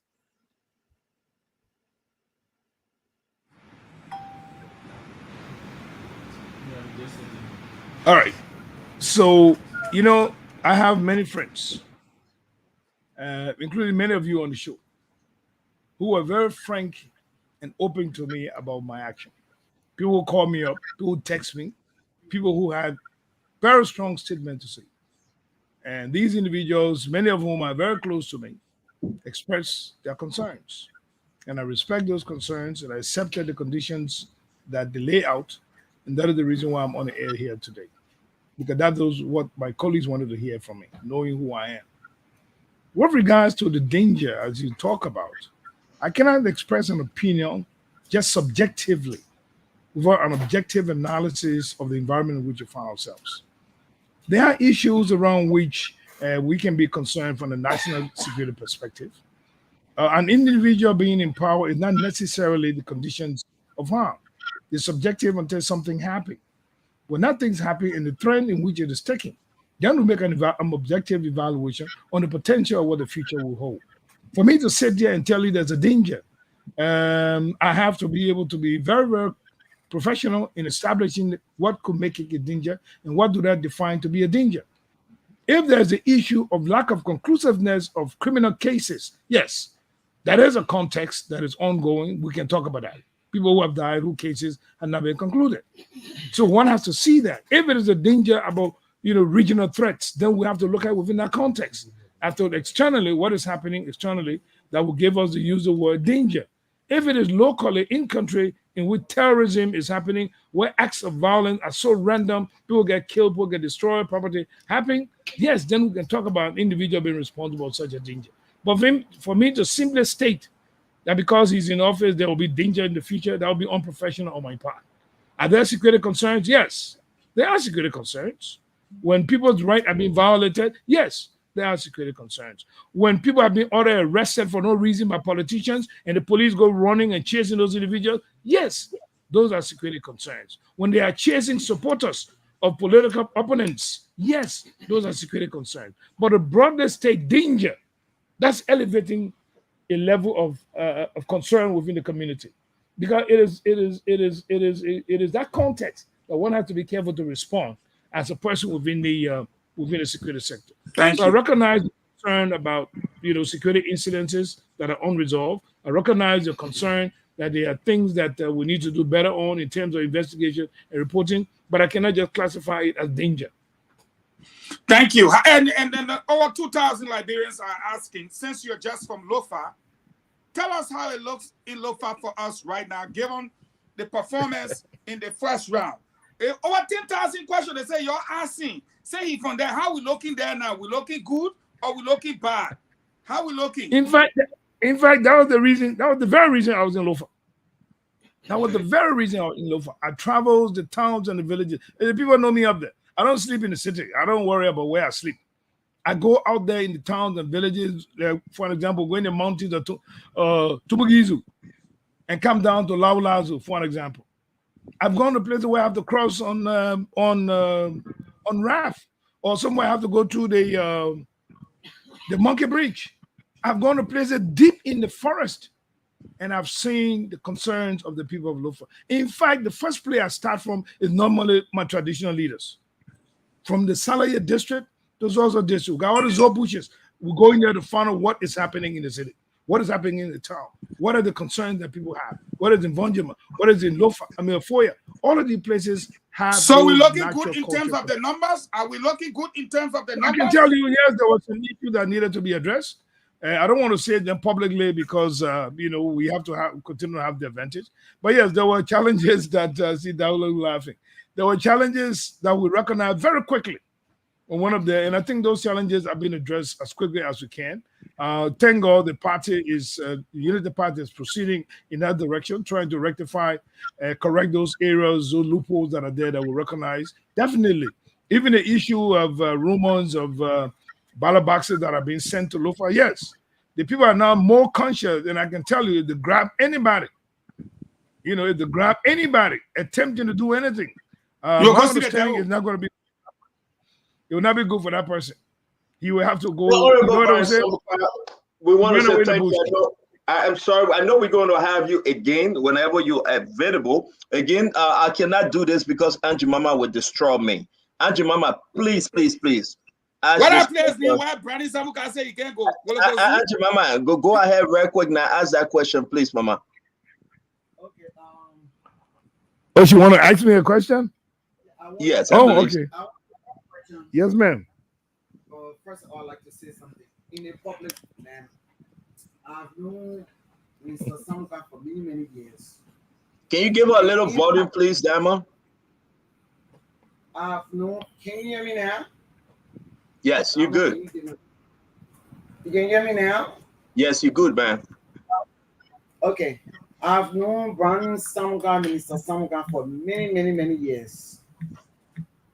He's someone who I've had a great deal of respect for. You saw me clapping. I'm not clapping because Brandon had done something for me before. As a matter of fact, I clashed on your defense minister. When he sent for me to his office for to discuss certain issues, and then I got there, he asked me, why did you come? Who sent for you? And asked him what I did with him. However, I followed him over the years. He's someone who stands for something. Not because he's sitting here. Now, someone I can talk about. I can say something about him in your absence. He has principles.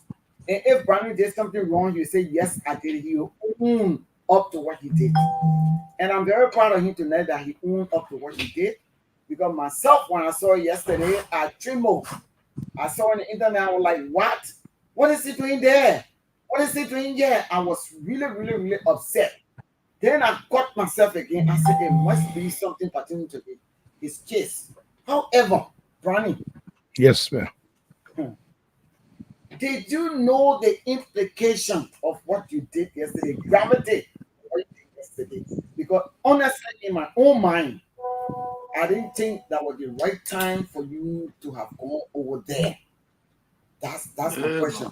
But that you're not somebody who can play games. No.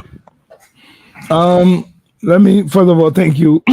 Sorry. Let me first of all thank you for being very honest and very open. I appreciate it. And I can tell you that the full context and ramification of my actions, I'll reconsider it and to make sure that I consider the feelings of others in whatever I decide to do politically. I want you to know that there was no intention on my part to harm anyone or to bring into question my loyalty to the support for JMB. The Unity Party knows that I've stood by them. I'm very critical, even with them. You heard me once on the radio, on Spoon TV, in which I critique. But now I recognize where they come from and the efforts that they make. I will take those things into consideration. And I'm very humble by the truthfulness of my friends like you, like Patrick Doe, like Sam, like Emmanuel, Spencer, all of the colleagues who are very open and very frank.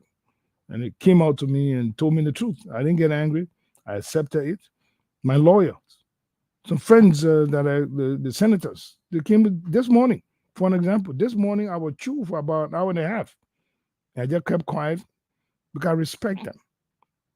I know I'm a person. I'm not perfect. If others think they can't make political mistakes, okay. For me, if I do, I'll own on to it and recognize it to improve myself for the next time around. And I want to assure you that I do have unwavering support for His Excellency JMB. I stand by the train. We have to build that train. And in fact, we are opening more spaces on the train to accommodate all of those that are coming along, including our colleagues who are joining us now.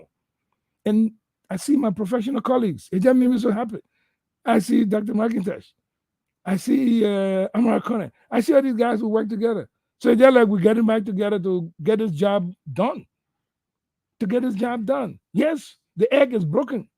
But we can't go to find another another egg when all the pizzas flash. So let's recognize the next time we have to be careful. Yes, that's me. I have to be very careful on the next time around. And I do respect, all of those things that I said. Let me, with your permission, just say something straight. The election of 2023 going into 2024, which is about a week and a day from today, will determine the course of the economic development of our country, will determine the path our future children will be educated, will determine the kind of quality of teachers that we'll be having, sustaining the country in a manner that Liberia will be growing positively, not just by physical growth, but also by human development, so that people, the living conditions under which people live and work, they will see an improvement on a day-to-day basis. The socio-economic conditions the country is facing and what the future holds require us to make the right decision come the 14th of November. And that is where I stand. I stand very clearly. And no, there should be no element of doubt in anybody's mind as to where I stand on the issue. Yes, the debate about where I go can be something, but never doubt 1 minute that I will do anything politically stupid that will impact negatively all of the efforts we are making. So I want you to be aware that I stand very strong on the train with my 2 hands and my 2 feet and everything that I stand for on the train. I'm a man of culture. When we have things in private and discuss things in private, I definitely like to leave it there. But I want to assure you that I respect all of the opinion of frustration that people express to me. I respect them. I'm humbled by it. It means I'm going to learn from it. And I will hope that, whatever desired results that we're looking for in these things that we're doing today, that God can bless all of our efforts. Religion is a dogma. I do not question religion. We have had never die churches. We've had churches that have come out and gone. We've had churches that have had major scandals in them, but the dogma that they follow remains the same. For me, going to a church and the choir singing doesn't change my political choice. It will not. I can admire a song without necessarily believing what that person thinks about it. And I would say, well, maybe we need to make a better song into where we go. I went to Israel on an official visit, and there was a bishop from Liberia that was at that visit. The bishop walked the path of Jesus Christ. Bethlehem, Nazareth, River Jordan, you name it. He went everywhere. At the end of the visit, he was sitting down, he was more relaxed. And then I said to him, the bishop, I am your witness. Go and tell them where you went. I will serve as your witness. And the bishop smiled. And when I see that bishop preaching in his church, I know what he saw, for which he's speaking. For many of you that know me, I stated my sister Jemima right here, and my friends know me. I will never, ever betray them. Come what may, I'll bear the consequences. You know how many times people have called me from many places in Liberia, outside Liberia, to talk about President Saleh's government? Do you know how many times people have called me to talk about the interim government? Do you know how many times people have called me to talk about the Black Beret? These are things that I've done for this state that I will conserve and reserve for posterity. Because the greater nature of our society, of our country, is more important than that simply 2 minutes of listening. I want to thank all of you for listening to me tonight. I appreciate it, and I'm humbled by your concerns. Samukai. It's a pleasure, sir. Thank you. Samukai, as always, you know, I'm sorry to interrupt you, but you know, because we got Senator Elite, Senator Amara Konneh is coming on. This little child that follow you and everything you continue to do from Minnesota, get one final question I'm going to squeeze in. I know you have to go, but if you can make the answer so brief in respect to this child, I always follow. I think she's 13 years old. Her question that she sent to me, and I want to ask you, sir, if you don't mind answering. Should Liberians vote for George Manawea? My choice is very clear. I support Joseph Nyimobwakai, Jeremiah Cone, and the rescue train. Very clear cut in my mind. I have absolutely no element of doubt. That is the best decision for me, those who believe in me, and for Liberians themselves. If you ask me that, that is my answer to her question. And I respect her opinion, and I will respect whatever answer she chooses. And I hope she has the choice to choose and then allow her in about 5 years' time to stand ready to exercise her franchise as a Liberian. So your whatever answer choice to, Liberian to be very Come simple, your answer to her is no. Do not vote for George Manawea. I've just told you where I stand. I mean, I can't vote for 2 points in the election.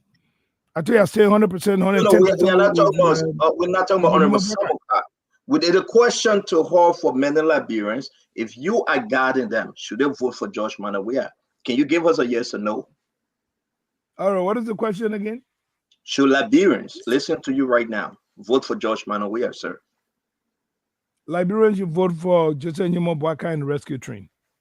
Thank you very much. We appreciate you as always. We remain friends for life.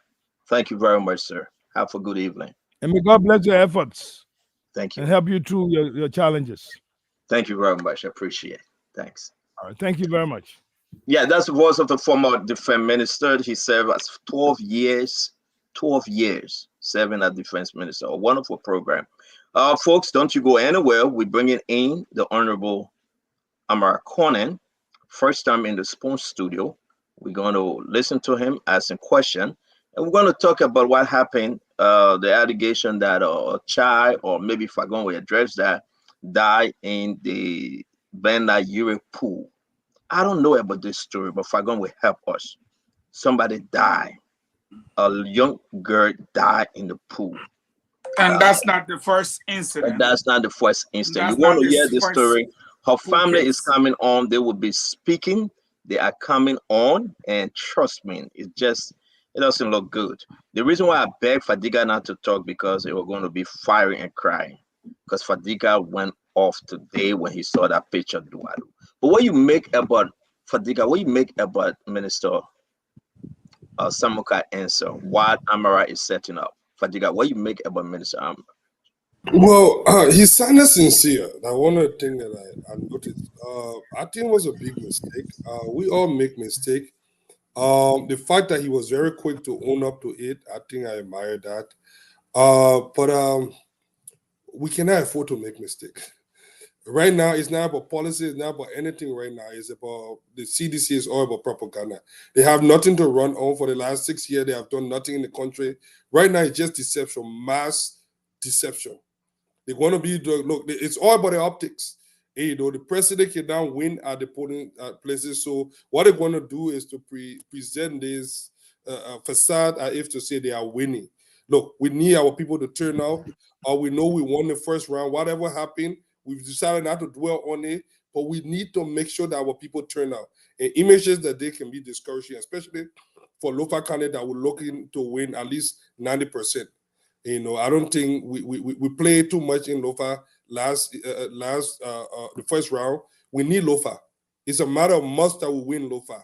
And these kind of update doesn't go down well. But I do believe him, and I trust his response. I think it was just an honest mistake. I don't think but we know this what the CDC is offered. So Thank you very much. I think you saying exactly that which a lot of people trying to say, and it's good that he came on and he spoke. We have the honorable Senator Amara Konneh in his back. Damo, if he's ready, just let me know.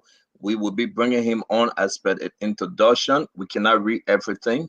Is he ready, Damo? Oh, there we go. Yes, there sir. we go. He is ready. There we go. Thank you very much. Let's just arrange the picture. I have to put him up for folks to see him. All right. Welcome to the show for a very long time, man. I've been chasing Minister Amara Konneh for a very long time. I've been chasing him. This is a very big breaking news. Senator-elect, former finance minister, former World Bank executive, former Harvard University MIT fellow. We want to welcome you on the show as always. Congratulations to your election result. You came up. You're not representing the people of Bapolu, one of the two senators over there. We say welcome to the Spoon Talk for the very, very first time. We love having you. Thank you for joining us this late. Welcome, sir. Thank you. Thank you so much, Stanton. Thank you for having me. Thank you, everyone. Good to see you all. 10:15 in Monrovia, 5:15 here in New York, Eastern Time, US. We want to say welcome to the show. We will give you the time to speak. We follow your program today at the Rescue Train Center. You make a decision, something that you will live with for the rest of your life. And you endorse Joseph Yema Boakar. But welcome to the show. We will give you your time, sir. Thank you. Thank you. I am, first of all, this is my first time on your show. I want to congratulate you for building not just a platform, but an institution that is really helping to increase voice and accountability in our country. This is a serious governance space. I tell my friends that one of the silent legacies in post-conflict Liberia, initiated by the first president after the war, President Ellen Johnson Sirleaf, was this voice and increase in voice and accountability. The freedom to express yourself, the ease of establishing institutions that will give citizens voice to express themselves on the governance of the country is critical in legitimate political environments. So I just wanted to thank you for what you've done with the Spoon institution. You're very welcome. To thank you for thanking everyone. Dr. Richards in Fagon, Mr. Duado, and everyone on set, Al Hussein, Fatima and Abdullah, Honorable Jemima. We still have our brother Konneh in the back. But we want to say, yes, it was a long way coming, but here we are. For the sake of Mama Liberia, we're so glad that we have a network to speak and the people can listen. You're welcome to the show, sir. You are here. What's your message? What's the message? I mean, for tonight, sir. Well, as you know, I got elected by my people in Buffalo County. I would like to begin by thanking them for giving me an opportunity to serve them in the Liberian Senate. I take this new assignment very seriously because our country is at a crossroads where we see uh, serious issues with governance, good governance here. I come from a rural county, and there I traveled all across the county, and I saw roads that were built 12 years ago disappearing because of the lack of maintenance.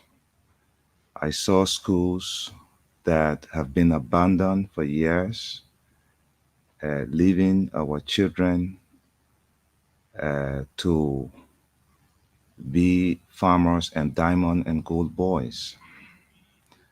I saw our clinics that were either rehabilitated or built and staffed and equipped to provide basic primary healthcare services to our people, basically not functioning. This is a serious problem. The roads, the farm to market roads, are bad, so the crops from farms are not making it to the market, and the primary roads connecting major towns across the county and to the economic center of the country have been cut off for more than a year in some cases for more than 4 years. Today at my endorsement program, I took the personal narrative route. This is an issue-based campaign. It's not personal, everything we see out there. Even though attacking persons, you know, is a normal practice in politics. But in Liberia's case, we have to make this an issue-based campaign if truly we want to fix things, instead of the usual smoke screen that we create as a diversion from the real issue. So these are the issues, and these are not just Buffalo County issues. These are issues in Bumi. I see that the major highway from Monrovia to Tubmanburg, from Clay to Bow Waterside, is a regional Trans-West African highway. This highway is the foundation of the Mana River Union in our region here, sub-region here, comprising Cote d'Ivoire, Liberia, Guinea, and Sierra Leone, to sort of facilitate sub-regional trade among the four countries. That road is slowly going. It's bad. Why? Because the government made a decision to allow a multi-billion dollars iron ore company to transport heavy iron ore in heavy trucks that are destroying the road without paying attention to the risks this presents to motorists, to pedestrians, and also to this road. Liberia has the longest stretch of this trans-African highway that comes all the way from Nigeria to Senegal. The longest stretch is in our country, from San Pedro at the border with Maryland all the way to Sierra Leone, to Bow Waterside, the border with Sierra Leone. And this is why our effort to pave the road from Maryland towards Grangida, and to pave the road from Monrovia to Ganta and then Tapita, to make an effort to really pave this longest stretch of this highway, I think is something that should be prioritized in our roads program. And so here you have the Western Liberia, 3 counties, Cape Mount, Bumi, Buffalo, depending on this road as the major transport corridor for economic activities being destroyed. How can you not see that? How can you not see that as an issue that can be classified as a failure of this regime? Paying no attention to that.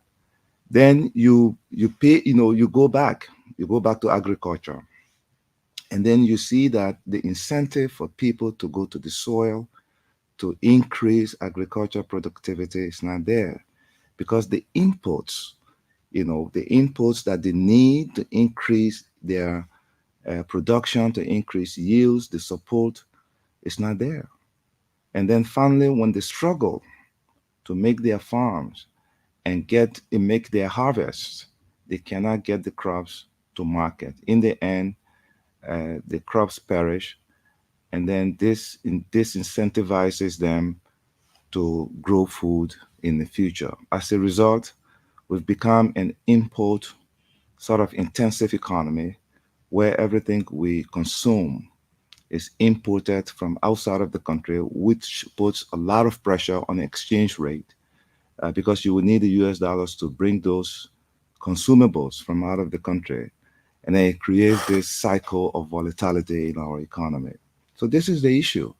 That issue has not been addressed, and it's worsening. And I think it's about time that we call the government out and we bring some of these things to the attention of the Liberian people. I'm just talking about my part of the country. But when you talk to people from the other side of the country, the middle, the southeastern, the northern part, now I'm told, I don't know how Brown is going to go to Lofa. I'm told that you can't even go to Lofa because the road there is bad. So what do we have here? Do we have here a rhetoric of some bad road medicine to divert people's attention from the real issue, and then the road construction is circumscribed to a few community roads in Monrovia? Or should we be focusing on the major economic corridors that will ignite growth so that we can raise the resources to construct the roads in the secondary corridors? We did a corridor study here. The primary corridors were defined as the places where the majority of our population reside. And we're talking about Monrovia, Ganta, Monrovia, Buchanan. And then with the train track connecting Buchanan and Yekepa, you have a triangle there. If you can connect this in your head virtually. So in that triangle, you have about 60% of Liberia's population living there. So this is the primary economic corridor. So the idea was to make this corridor work by putting in paved highways, as you saw in the Monrovia to Ganta Highway, in the Monrovia to Buchanan Highway. Then make the ports in Monrovia and Buchanan efficient. Progress were made on that. And then you put 3G internet technology in that corridor to not just for, social media. This is good because our people need to be connected to the rest of the world. They need to remain connected to their families. But to target institutions like the Booker Washington Institute, using this new technology and the presence of electricity that we put in there to begin to transform BWR into a sub-regional technical center, and then build partnerships with the Microsoft and the Apples and the Amazons of the world to begin to transform that corridor into some sort of electronic commerce zone that can facilitate some sort of trade in this region. But the infrastructures are there. All of the infrastructure you see in that corridor were not there after the war. They are there. So you have something to start with. But you need the vision. You need visionary leadership to build on what you've acquired in order to make the leap to double the size of this economy. And it is for these policy reasons that I thought that, the CDC-led government has 6 years to begin to at least, put its best foot forward in the areas where you don't have to reinvent the wheels when it comes to road building, when it comes to electricity. There was no electricity into Kakata. There was no electricity in Ganta. So today, when you travel the Monrovia-Ganta highway, you will see that electricity is in the corridor to Kakata, it's in the corridor from Ganta to Banga, and then approaching to Kakata to terminate there, and then you complete the whole thing. The question is, why don't we have light manufacturing companies that are going to be producing jobs for our people, utilizing the electricity that is there, not just for household consumptions, but to to attract or to empower Liberians to begin to do this light manufacturing for crops to add value in that zone. It creates wealth for our people and also creates job opportunities for them. So I wanted today to inspire young Liberians to make a case to the Liberian people that it's about time to think about the direction our country is headed, and then make a choice, make a new choice in terms of the leadership. We see that government institutions, I don't know how many of you really do deep dives into the Millennium Challenge Corporation scorecard. You see, now they will term that as foreign scorecard, but it's important. It's very important. Programs like the IMF programs are important for fragile states. As you know, I manage the portfolio of the World Bank in Nairobi for 35 fragile states in the world. The data for 3 years. Now, these performance criteria are like, the same rules we establish for our children in our homes, in our families. So they are intended to keep the governments grounded, to discipline, to keep you disciplined, how you spend your money, how you manage your economy, what you're supposed to be focusing on. And then when you don't take it seriously and you denigrate it, then you begin to see the volatilities that we saw early on in the regime. And this regime has never recovered from those volatilities that we saw because of the lack of appreciation for accountability, because they are meant to keep your feet to the fire so you can deliver for your country and your people.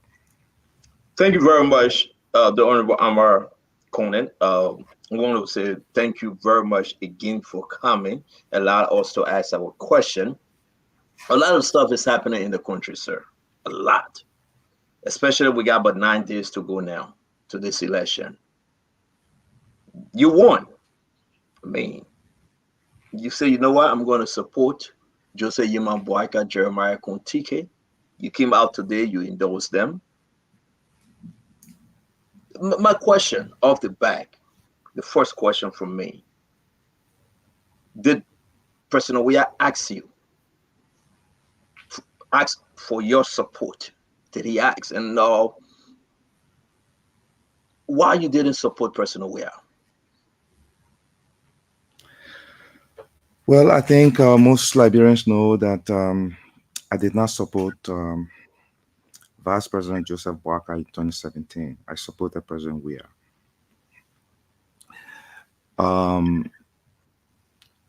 In the first few months of President Weah's regime, I had expressed some concerns about governance privately to friends who were close to him. In that support, contrary to what our friends in the CDC have been speculating, there was no quid pro quo agreement in that support. I was with the World Bank. I was enjoying my work. It puts me closer to my family and also gave me the opportunity to send my kids to college stress-free.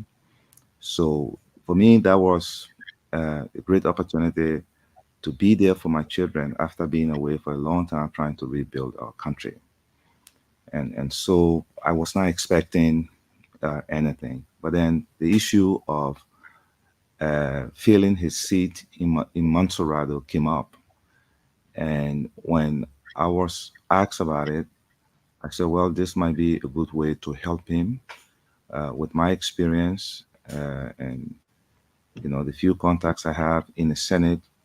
I could actually help him to govern properly. But then they politicize that to the extent that people I consider my friends, those who I helped to give careers to, those I mentored to become somebody, to prepare for governance in this country, because I could tell that their party will one day win the leadership of this country, were turned against me and immediately concluded that by giving me Monserrado, I'll become powerful and I could contest against President Weah in 2023 this year. So they told me that in a 3-hour meeting. I'm not going to call name. I'm not a personal person. I focus on issue. I focus on facts. Those who follow me on Facebook, all the lies they told about me in the government, I was able to show facts, against them. So I said, okay, great. No problem. I met with President Weah.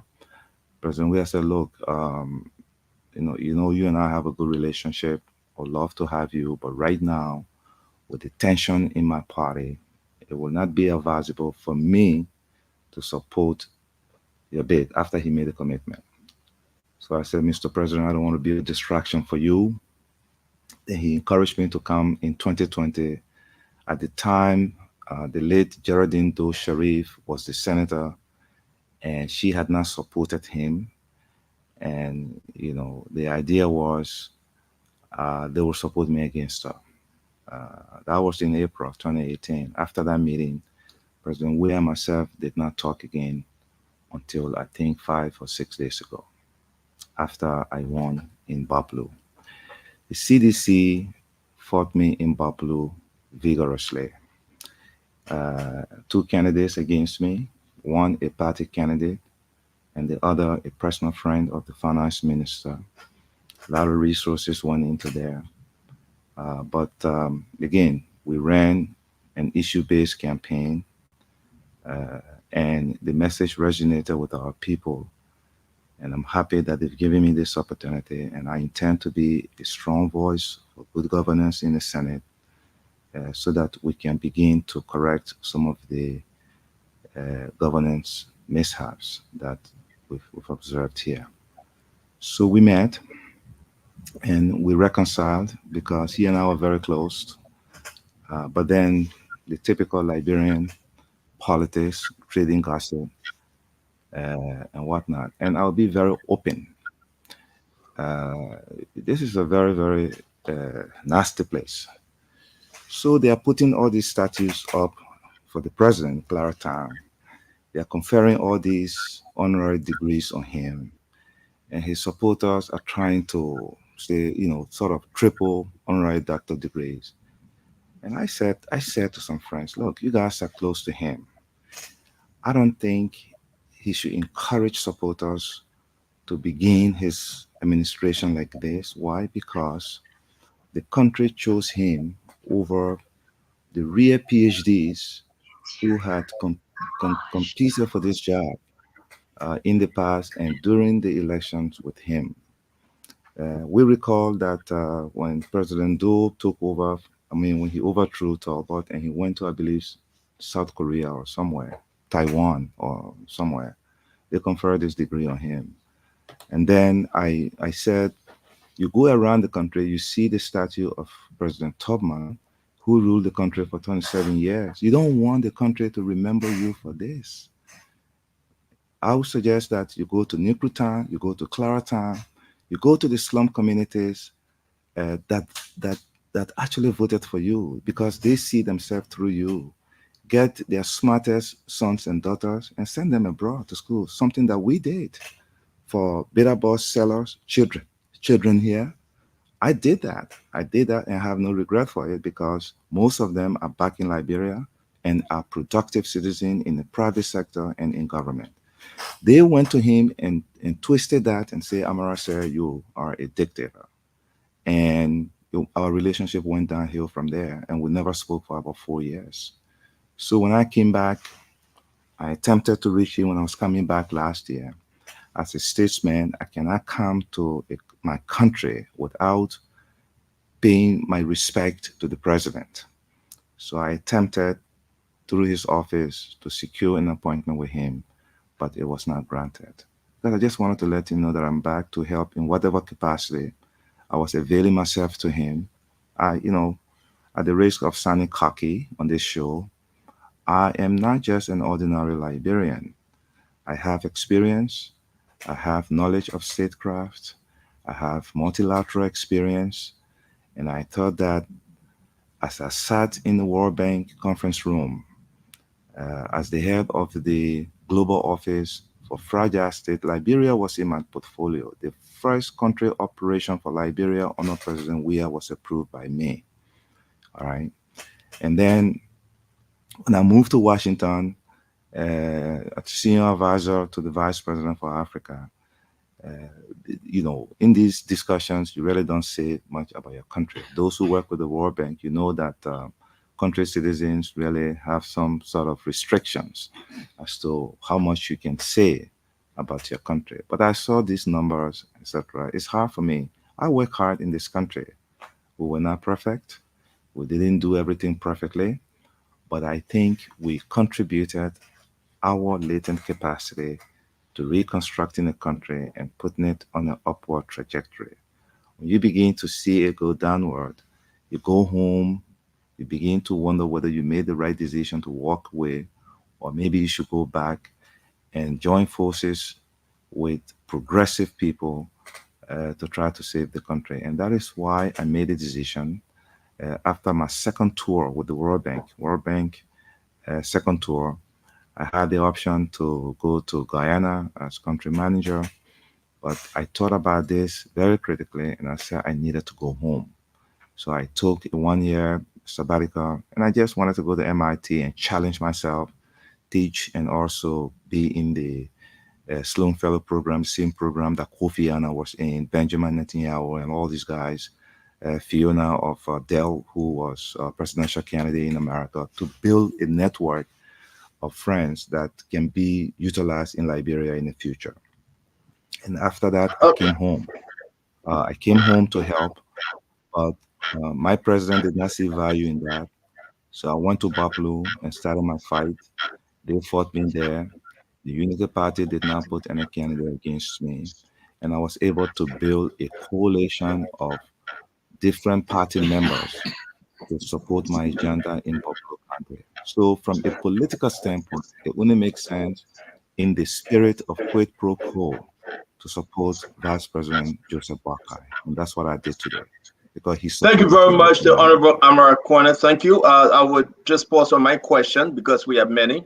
Guys, let's do one round of questioning, then we'll come back for the second round. If we can keep our question very short and to the point, it will be very, very appropriate because we are now this 10:40 in Liberia. And the Honorable should be you're eating into my bedtime. I'm early to bed and early to rise guy. Early to rise. You owe So me one. I do, because we were jam-packed today, and I apologize. Dr. Richardson, please, your question to Honorable Amara Konneh, ma'am.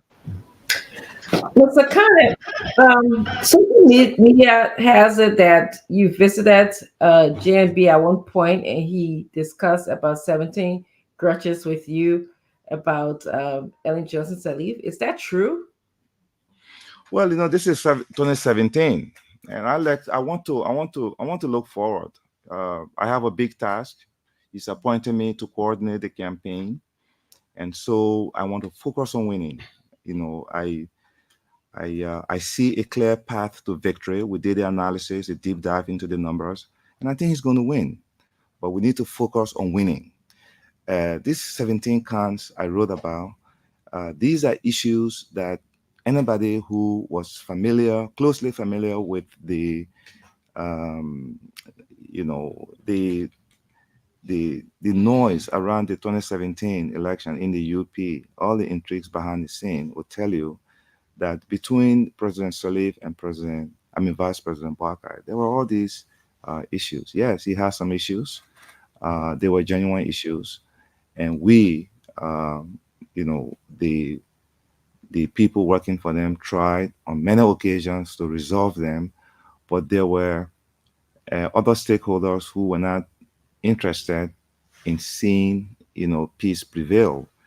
because of their own selfish interests. But look, 2017 came and passed.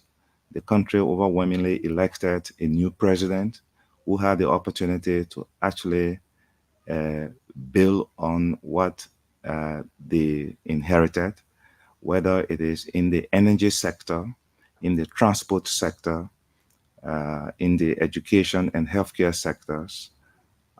They had the opportunity to do that. But if you live in Liberia today and you travel across Liberia, you will know that very little progress were made. And another 6 years of that would be a problem. So uh, Ambassador Barker and I, you know, talk about that experience, and we'll talk about it spiritually, if I can put it.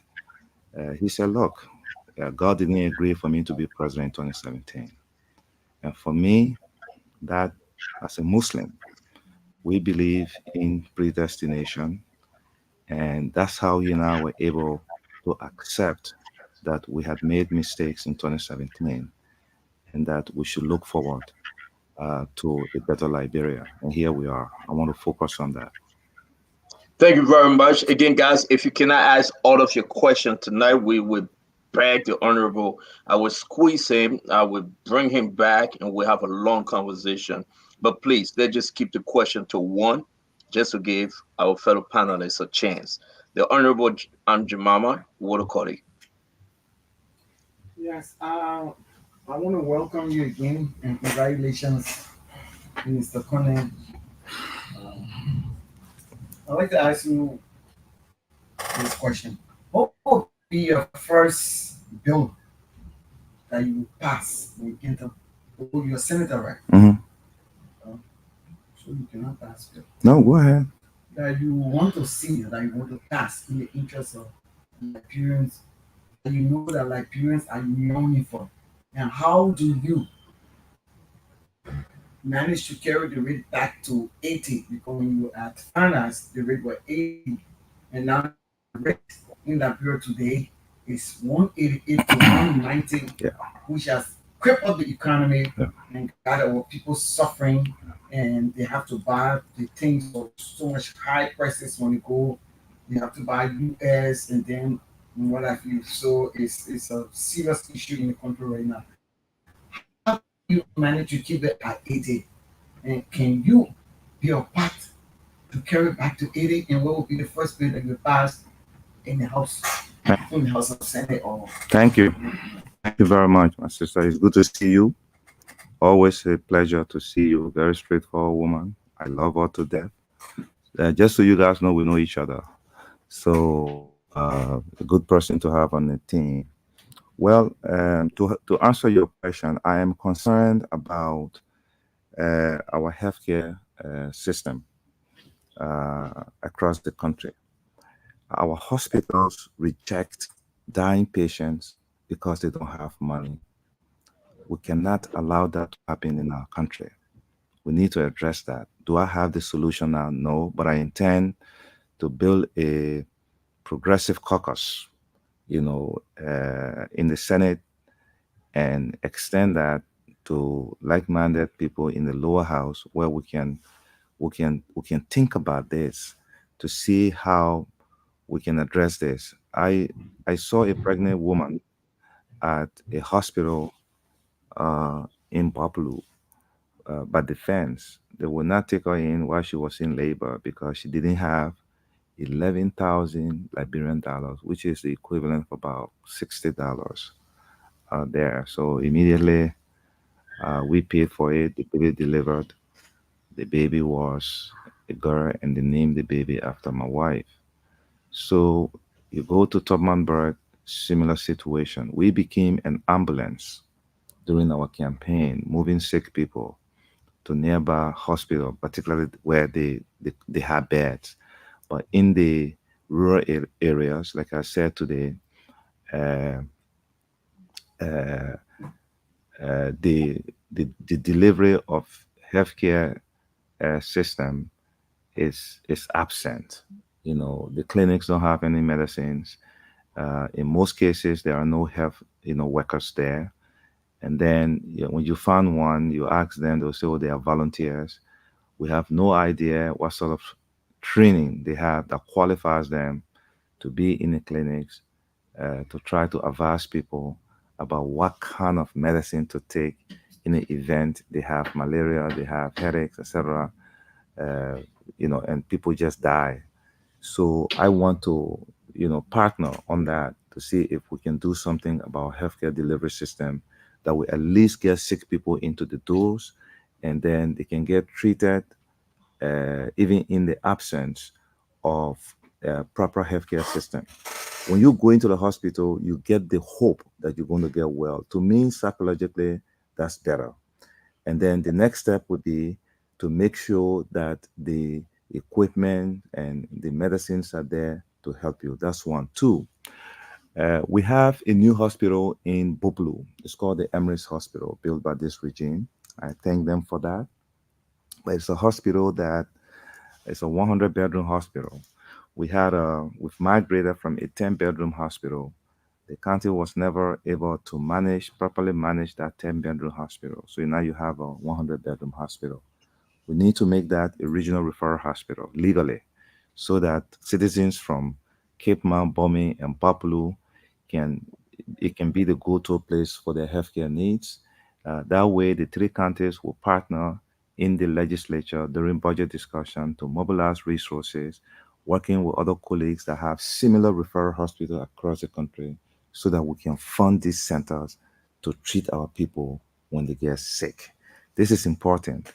And through when we get that legislation, then it gives the executive branch the sort of impetus through our G2G, government to government bilateral relationship, whether it is with India or the United States or somewhere, to now focus on supporting whatever latent resources we can mobilize domestically to support that. I want to make that my priority for our people.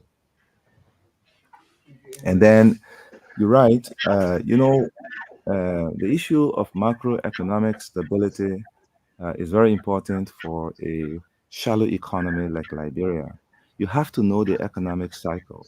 I've been writing about this for some time, but our people don't like advice. Here, we have two currencies in our economy. One of them we own, the other one we don't. When you infuse the one that you own a lot into the economy, you create distortions because you don't own the US dollar.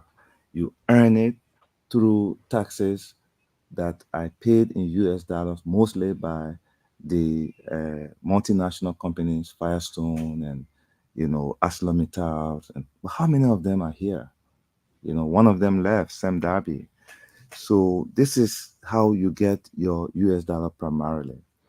The other way that you get it is through this IMF program, where there are performance criteria that you have to meet. And when you meet them, disbursements from the special drawing rights are made into the central bank to support your imports.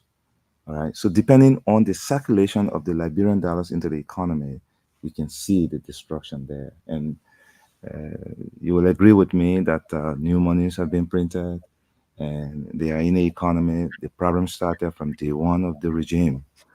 I used to use $3.25 million every month of money we collected in US dollars to purchase the equivalent in Liberian dollars and sterilize it at the central bank, meaning don't use it. So it's there. So we did that in order to push to equilibrium. That's how we're able to do it. So when our friends took over and they saw that money in the vault, immediately they released it, and then everything went haywire. Inflation jumped up dramatically to 35%. The exchange rate went up. It's never gone down to 80. And at the current economic governance, economic policies of the country, it's never going to go down. It's possible that you can bring it down, but this time you have to work harder. It's not just going to be, collecting taxes in US dollars and using some of your some of that to buy the excess Liberian dollars from the market. That's what they tried to do with the map up, if you can remember, that the failed map up. Okay, and the way to do that was to use the same window that the central bank had over there. When I was Minister of Finance, when Gafwan was Minister of Finance, when Saya was Minister of Finance, the independence of our central bank was withheld until the governor decided to run for president. When the governor decided to run for president, the governor, introduced this financial inclusion program in this country. I'm talking about former Governor Mills Jones.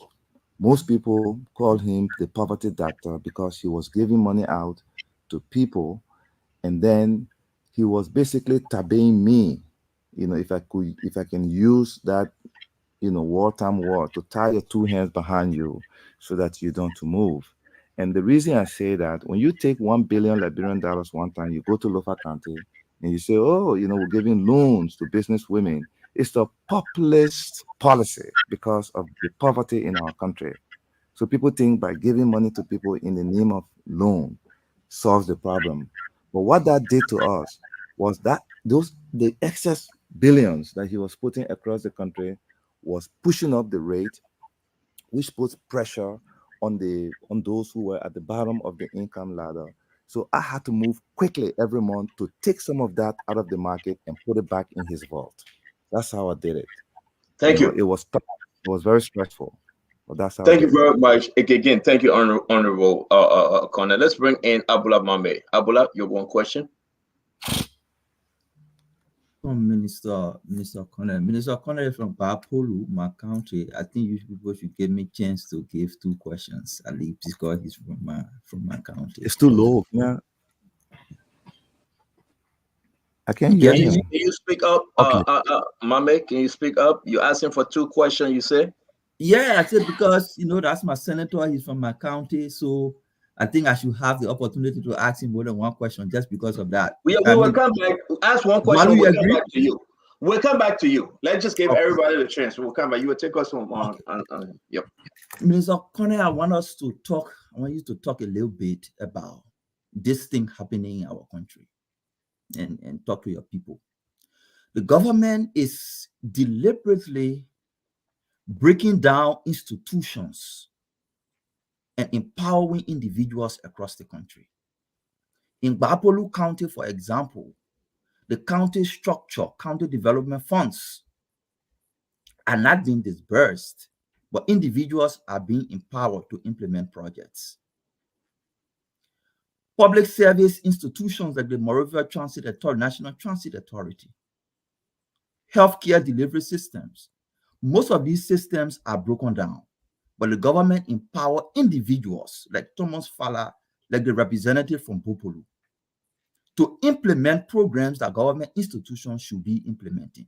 My question to you is, what danger do you see with this trend to development planning and the delivery of services for our people? What threat, what danger you see with the continuous act of breaking down these institutions and empowering individuals to carry on development projects?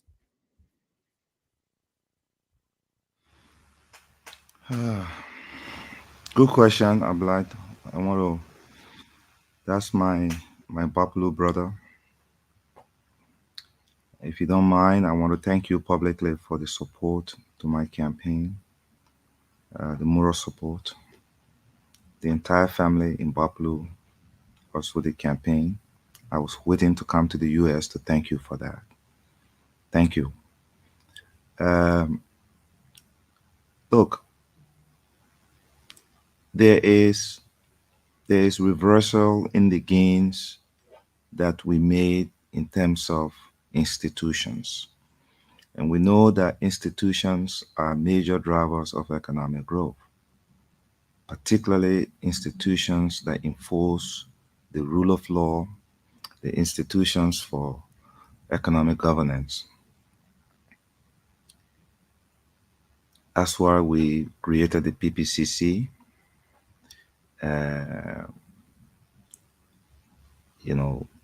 empowered the General Auditing Commission created the Liberian Anti-Corruption Commission, and so on and so forth. And in the Ministry of Finance, introduced systems to make sure that our resources, the treasury, is managed properly. I recall in the Ministry of Finance, we had the integrated financial management system. That system started, it was a condition for debt waiver. Minister Gafwan invested in that system.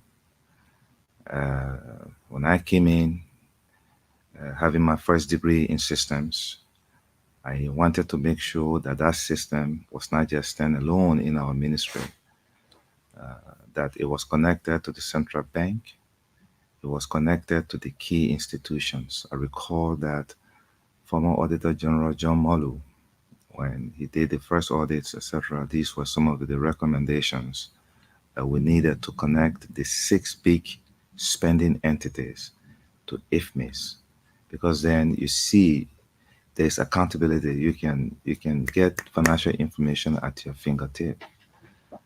But then we expanded that to include other institutions. And when I asked the question, they said that all of the institutions that were connected to that system no longer exist. This is a serious problem, and should claim the attention of all Liberians. It makes accountability difficult. It even makes the auditing commission to do proper audits. You tell me, maybe because I've been out of the country and disconnected, but I don't recall the release of audit reports like they were done during our time when it became a culture.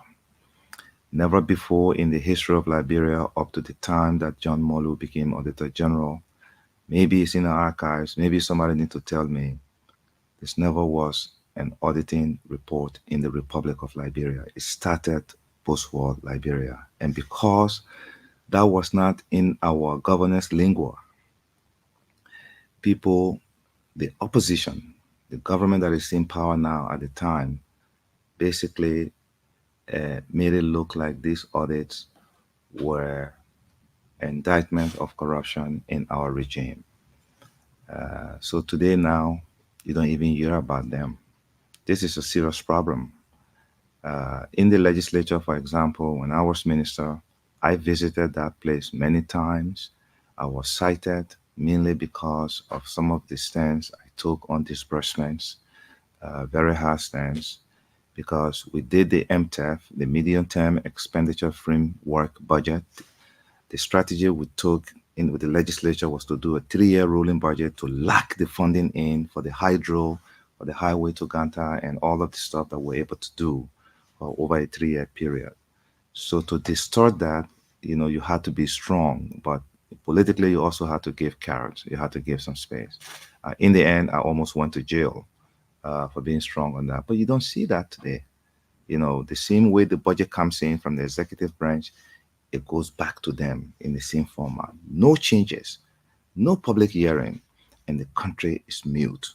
And this is the country's resources. And the most important money in the country is that money. But in the legislature, there's no discussion. This has to change. This really has to change. This is the governance issue that Abdullah is talking about. But also we go into the rule of law space. I mean, all of us on this show, what do we tell, the husband of that woman who was murdered in the car with her workmate? Even the workmate, his wife and children, what do we tell them? The story that they were in a car in uncompromising position, and we think that's the story. What do we tell the children of the independent audit agency, our friend? I work with him. What's his name? Inka. Yinka. Yeah, Bati. yeah, Bati. Yes, I worked with him when he was number 2 there, and very professional guy.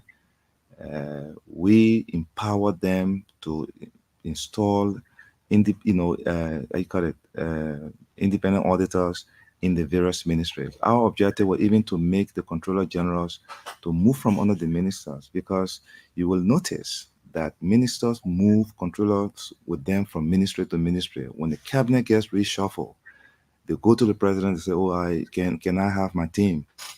The president say yes. They don't bring their deputies with them, but they bring the controllers. So there's a bond there, that protects whatever financial malfeasance happens in our institution. Look, guys, it's my first time on this show. There's plenty of talk about corruption in our country. We have one account at the central bank. It's the consolidated account. The government does not disburse using checks. Using cash. We disburse using checks unless they've changed that. So every money that calls to that account can be traced to who received the checks, what it was spent on, and so on and so forth. A real government that is interested in fighting corruption can begin from there. But all this noise, people create smoke screen here, and then what they're doing, even something worse than what they claim other people did, is just to take advantage of an ignorant and gullible population, and we keep going in circle. So governance is a serious problem. I can assure you that in the Senate, again, I'm just one out of 30 people. I want to manage my expectation. I work with them for 8 years as Minister of Planning and Minister of Finance. I know the culture in that building. So I'm going to go in there. I'm not going to make wild promises, but I promise one thing, that we are going to try and use our soft diplomatic approach to build a progressive coalition in there to begin to create an enabled legislature that can help to rebuild some of the institutions that have been destroyed. Thank you very much. Again, before we bring in Dwalu, just to announce tomorrow on Spoon Talk, we're going to be having Musu Lila. She was with Bati Yenswa when he died. That fateful night. She will come on the show and explain the entire incident from Kadabash back to her house, back to Bati Yenswa place. She's going to talk to us about Abba Peter and Gifty Lama. She have the whole story, the pictures, everything sent to me. So I'm glad, Honorable Konneh, that you're making mention of your dear friend. A lot of stories, a lot of individuals were involved. We have the entire story, and she will be on Spoon Talk tomorrow. Again, Mr. Dwalu, your question to Senator-elect Amara Konneh. Honorable Konneh, it's always a tremendous pleasure to be in your presence. You know that. I will say this to you, brother. Assalamu alaikum, first and foremost, but I will get to you. My brother Mohammed spoke to my question very briefly. I personally believe institutional governance is the only hope for Liberia. If we are going to develop as a society, we must develop the institutions that govern that society. We stay far away from that. But what I want you to speak to is this. What are the consequences, if people don't understand this, in terms of when we are getting away from institutions?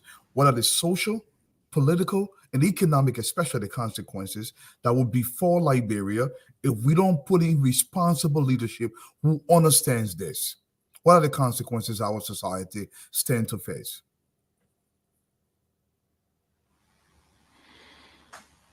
The voice was breaking, but I would try to see if I can address your question. I think it was about institution and the consequences of not taking action, correct? Did I hear you? Not quite. Let me rephrase the question if I'm not breaking in. Can you hear me clearly? Try again. Okay. Speak. Let me go again. I believe institutional governance is the only hope for Liberia. That's what I believe. That's what I believe firmly, because there has been no society that has ever developed, and that society is not guided by institutions. Over the last 6 years, we've moved away from institutional governance to the point where we're being governed by individuals who make decisions arbitrarily. My question to you is, what does Liberia stand to forfeit socially, politically, and most especially economically, if we are not guided by leadership that understands the ramifications of institutions? as we are seeing currently under the George Weah administration? Thank you very much. I heard you this time. Okay. Look, the consequences are clear, and you can see them in Liberia. We know that institutions play important role in development, particularly institutions that enforce the rule of law and institutions that manage the economy of the country. It's very important. Today, our friends don't like for us to say it, but when you visit our institutions that are responsible for igniting growth and development, they all look like moribund institutions. Like nothing is happening there. I like to go back to finance. And the reason, the other day there was a fire there, and I wrote something on my Facebook page. I expressed my opinions, there. And it reminded me of the 1980s when President Doe was there, and there were serious fiscal and economic issues in our country. I was in the 8th grade back then, and the Americans said they were sending auditors here to, first of all, audit to make sure how they could help. And next thing you know, there's fire upstairs. G. Alvin Jones was minister. You can correct me if I'm wrong. And after that fire incident, they transferred him to the mansion as Minister of State. I believe either David Fahart or Emmanuel Shaw went in his place. You can correct me. So when I saw the fire the other day, look, I'm not saying that what triggered the fire in the 80s. People were saying that they were burning papers because they didn't want Americans to see it. The childhood ghosts follow me, and I started to think, say, what's going on here? Because I was in that building for 4 years. The first thing I did in that building to make it safe for working for our civil servants. Anyone you ask in the Ministry of Finance will say Amara Konneh prioritize the workers.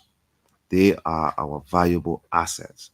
When I went there, the toilets were not working, water were not there, toilet papers were not there, the people were using papers. It was just a mess. So we invested in that building because the building was built in the 60s. The time this building was built, the fire code and all that fire stuff were not popular at the time. So when you go above the 5th floor in the Ministry of Finance's building, there's a fire hazard because there's no escape route. So we try to think about that. In case of emergency, what do we do? So we started to do all these drills, and it was foreign to some of our colleagues, but they are intended to save the place. The other day it happened, and today in the building, the treasury building of our country, where you negotiate big deals for the country, is filthy. The wires are exposed. So I'm just showing you the symptom of the governance issue that you are talking about and the consequences. If you have the treasury building where you're supposed to be negotiating the completion of the Southeastern Highway, all right, from Fishtown and connect with the road in Tapita, you got to make a deal there in that building. When people walk there, they should know that you are serious. All right. So this is important. Number 2, the institutions for the enforcement of the rule of law, the police, is also critical in this governance we are talking about. The focus is always on the finance ministry, the central bank, and the economic institutions. Great. But our issue here in Liberia is not that we face external threats from our neighbors. No, that has never happened in the history of our country since we became a republic. Our issue here is internal. We have to invest in the police, particularly community policing, to ensure that rights are protected and that all of these things are happening, people getting killed, you don't have, proper regimes to investigate. And then, and in, today's day where you have DNA system, you have machines that nothing is here. And you have children being raped, and the rape law that is on the book is not really being enforced. What's going on here? What sort of court system do we have? Is the court system corrupt free? Do we have career jurors, all right, that keep coming and sitting down on the same cases? We need serious reforms in order to build a credible state. What we have here, folks, is a theoretical state, and this is why this election is critical. If you believe that you've made it today, you're okay, fine, it's good for you. But I can tell you that 3.5 million Liberians are living in abject poverty. That's significant out of the 5.2 million. I'm not making these numbers up. These numbers are there. You can Google them. These are done by credible institutions. These are estimates. And you look at you go around the country, you see commerce in our country has been reduced to street selling. Today, you see more children selling on the streets than at any period in our country. All you have to do is to drive around the boulevard. From JFK going down, you see all these children trying to sell, chips and stuff to get small money to go home so their family can eat a meal. Right. These are symptoms of the institutional failures that we are talking about. It's critical. Then adults have become beggars. People can't afford to send their kids to school. The government came in, and instead of trying to understand the systems and the institutions they were inheriting, it became like children going to candy store where you just running all over the place. And then they brought all their partisans into the public service workforce, and then wages just became impossible to pay. When you have your wish bill 60% of your budget, what are you going to do in development? That is why it's difficult for them to complete any project they've started. You will notice that most of the projects that they completed and dedicated were projects that were in a pipeline, resources mobilized, happening, etc. But the ones that were initiated by them, they are struggling to complete them because of the fiscal space. The fiscal space is not there for them to do it. But then the question is, why are you so obsessed with giving deceptive fiscal numbers at the end of the fiscal year? Why are you obsessed with surpluses? Why? Why should a country like Liberia that needs to expand its economy be obsessed with telling the people, oh, we had $7 million at the end of the year when your teachers not getting paid, when your hospitals don't have medicines, when your roads are lousy, when transaction in the interior on the economy is circumscribed and limited to only going to a market that is covered with taxes. This is a serious problem. We should be aggressively pushing expansionary fiscal policies in this country until we get to the point where we say, okay, we need to pay down the debt, we need to finance the deficit. And that's what we need to do. Now, on the governance issue, I wonder if anybody knows how our debt are being contracted both domestically and internationally. What do I mean by this? When we were there, we created a debt management committee. I challenge anyone to show me the debt management committee in this government. That committee has finance, that committee has central bank, that committee has Ministry of State, and that committee will have the sector where we were taking the loan to develop. In our PFM law, we can only take loan for development in projects that have high rate of economic returns with the possibility of paying back the loan. But we don't take loan to finance election. We don't take loans to finance social services sector because they don't have the capacity to pay back. All right. So how is our debt contracted in this regime? Is there a committee? Do they go through a vetting process? Does it go to cabinet? Does it go to the economic team? Before it goes to the legislature? What's going on here? We don't know anything. So as a result, the debt our debt right now, we are in debt distress as we speak to you. Liberia has not been able to service its debts in the last 3 to 4 months. And by multilateral rules, that puts you in a distress level. It's like the credit rating for countries. So, yes, the poor performance of institutions, problems having consequences. And those of us who know the whole institutional ecosystem can tell you, but you can tell the symptom by just looking in Douala, looking in Warasa, looking all over Monrovia. Everybody has become sellers. Who is buying from whom? Thank you very Because much. yeah, you have depressed people wages. I'm coming in the name of a fancy title called harmonization. Actually, Okay. people who were making $500, you've brought them down, and then they don't have the purchasing power anymore to buy from businesses. So as a result, businesses are constrained and small businesses are getting out of business. Go to Morovia and talk to small businesses that were once thriving to see if they're doing well today. These are the issues, folks, in this election. Fadiga, wow. We hope we have more time with you, man. That's Fadiga. Ask your question, man. Whew. Well, I wish I had more questions, but well, congratulations. I think I know you. I know you. I know, I know. You're my man. I know. We gotta talk. It's been a while, but yeah. You just laid it out for me. A lot of things going on in our country, but I want you to tell us about the danger of having George Weah re-elected. But I want to point out to a few issues. We see this president carry out vain projects, and I sure you know what I mean when I mean vain projects. They are going around, no feasibility study, building market store, building different things.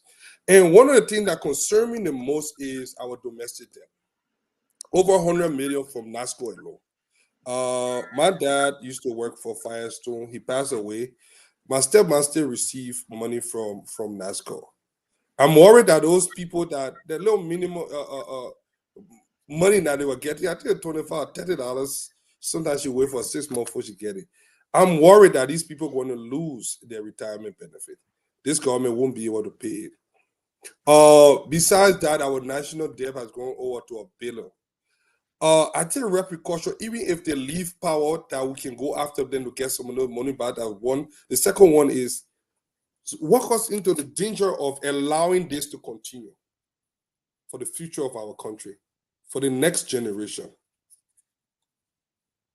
That's my question.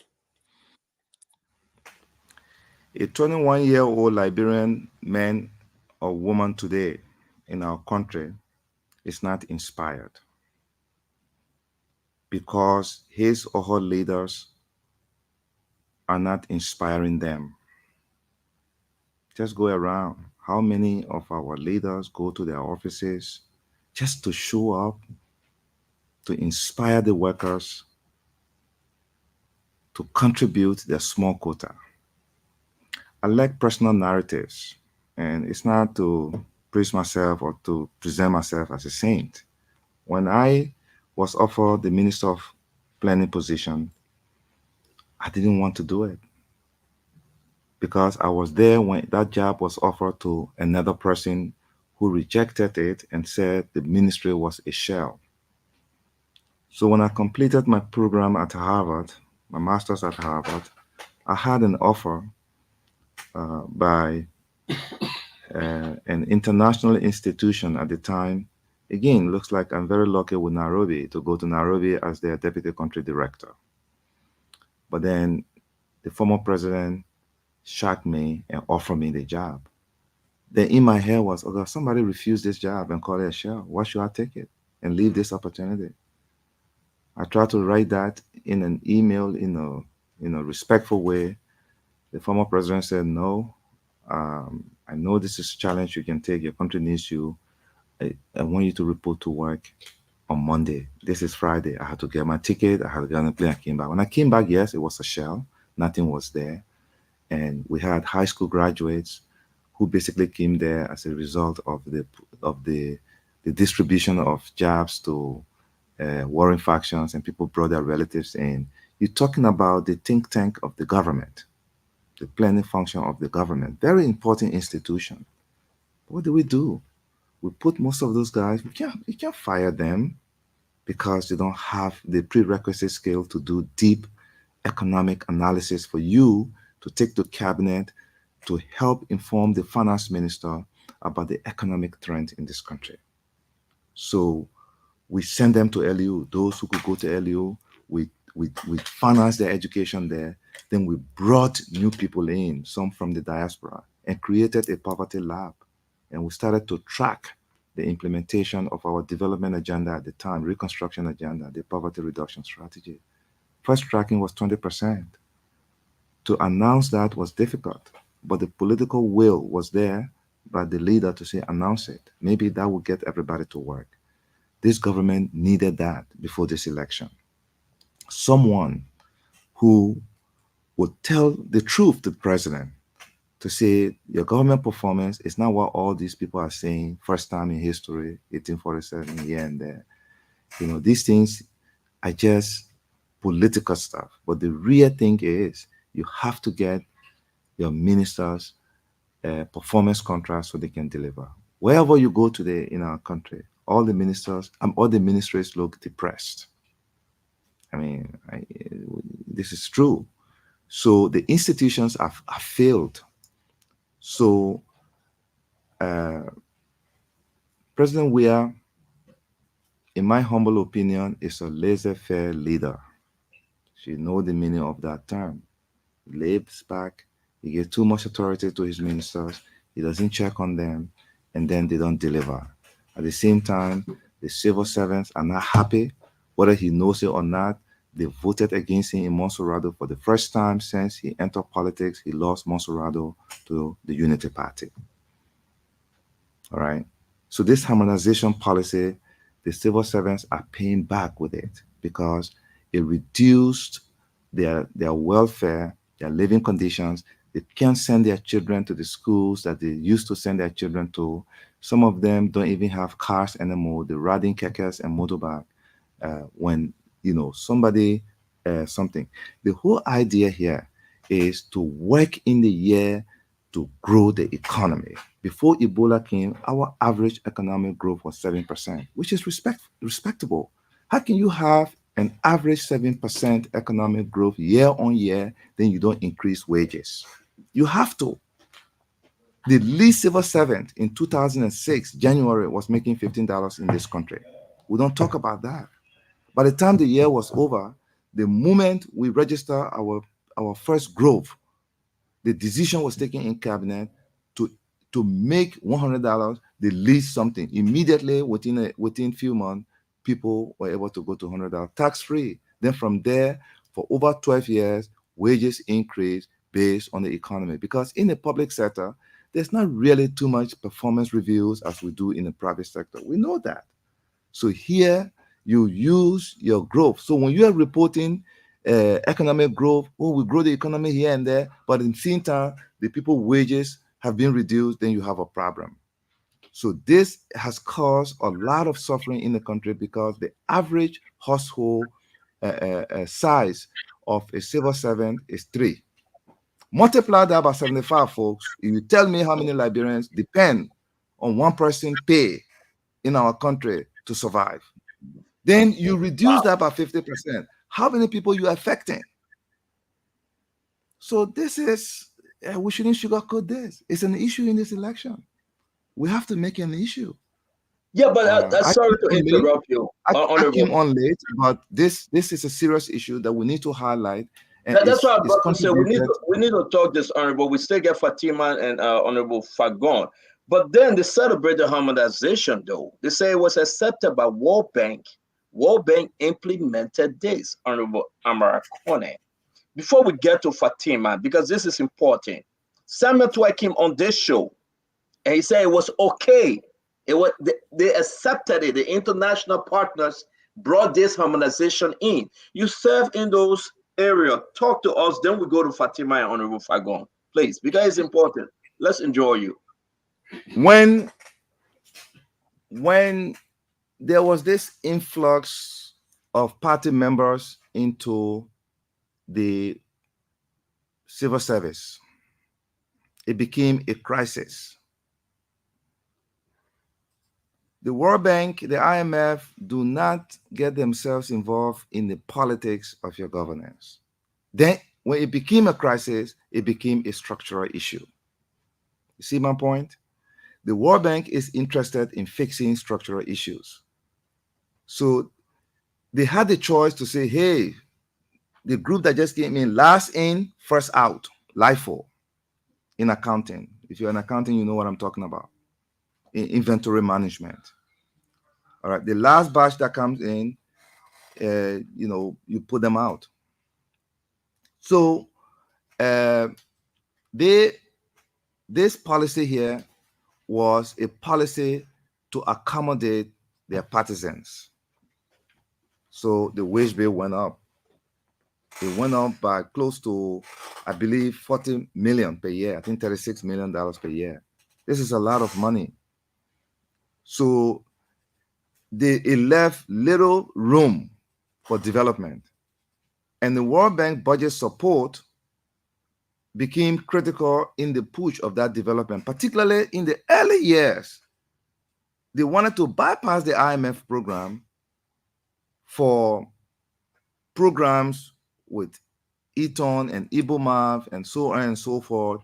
And we went for almost more than a year going back and forth, hoping that they could get this deal with these institutions, one of them that I interacted with, the Eton one. There were two Korean, guys working this town with briefcases, connecting with our public works folks and saying that they could raise money to build roads. The first time I met them at the request of public works, the one question I asked them, have you done this somewhere in Africa? They said, yes. I said, where? They said, Tanzania. I said, but then I want to see the whole financing instrument, a copy of the financing instrument for Tanzania before I can even have a conversation with you. When they left, they never came back. The next time I heard about them was in 2018. So those of us who were there, you could have consulted us. We could have held your hands in the interest of country. We are not enemies. We were there. Again, I like to say, there was learning curve for all of us. So yes, we have to talk about this. So it became a structural issue, Stanton. And the World Bank and the IMF had to stop the bleeding, because there was no program for the country from the IMF side, because the government had not accepted an IMF program. Let me say this to you. By January 2024, Liberia, I will not come on this show and try to politicize clear and present dangers hanging over us. We are in a very, very gloomy fiscal position in this country today. All the money that the government had have gone into elections. And I'm not going to speculate here whether they use the money to finance their campaign, etc. That's not Amara Konneh. I don't speculate when I don't get facts. But I have facts that budget support were disbursed, and most of them were disbursed upfront to help finance NEC, and the next disbursements may not happen until to the tail end of next year. So meaning you are on your own for one whole year. What have you done with the economy to raise the money that you expect from external support in order to move your economy? I'm begging you. I know we got to bring in the last two. You have to repeat what you just said. That's a big one. Scary. Can you please repeat what you just said? Let people hear you. I want us to give you our attention again. The country's fiscal position is gloomy. If Mr. Weir is re-elected, Mr. Weir may struggle to pay wages for the first few months in his regime, because all of the money, there's no sort of cash flow in the fiscal system in order for them to service their bills in the first few months of their regime. And if Joseph Boakai is elected, unless we rally around him and bring money into the economy, we could experience the same noise that Mr. Weir experienced in 2017. In 2017, I had a meeting with President Weir. I wrote a 2-page memo to him. You know, there's time to talk everything. My memoir is coming out. Most of this is in there. In the interest of country, I put together a small think tank. Let us help him. Let him know that he's coming in, that when I became Minister of Finance in 2012 April, I put a halt to all disbursements until I understood what I was inheriting. In that process, after we did the reconciliation with the central bank, we realized that our coffers were empty to the tune of negative 22 million. In essence, I inherited a negative bank balance. Doesn't mean that somebody stole that money, but we just came off of an election year. The same thing will happen here. The government has struggled to finance NEC. So they're taking money everywhere to finance NEC. And we need this election because this election is important. What we have started since the end of the war, nobody can mess with Liberian elections anymore. So you have to find that money. So it would have made sense to create an escrow.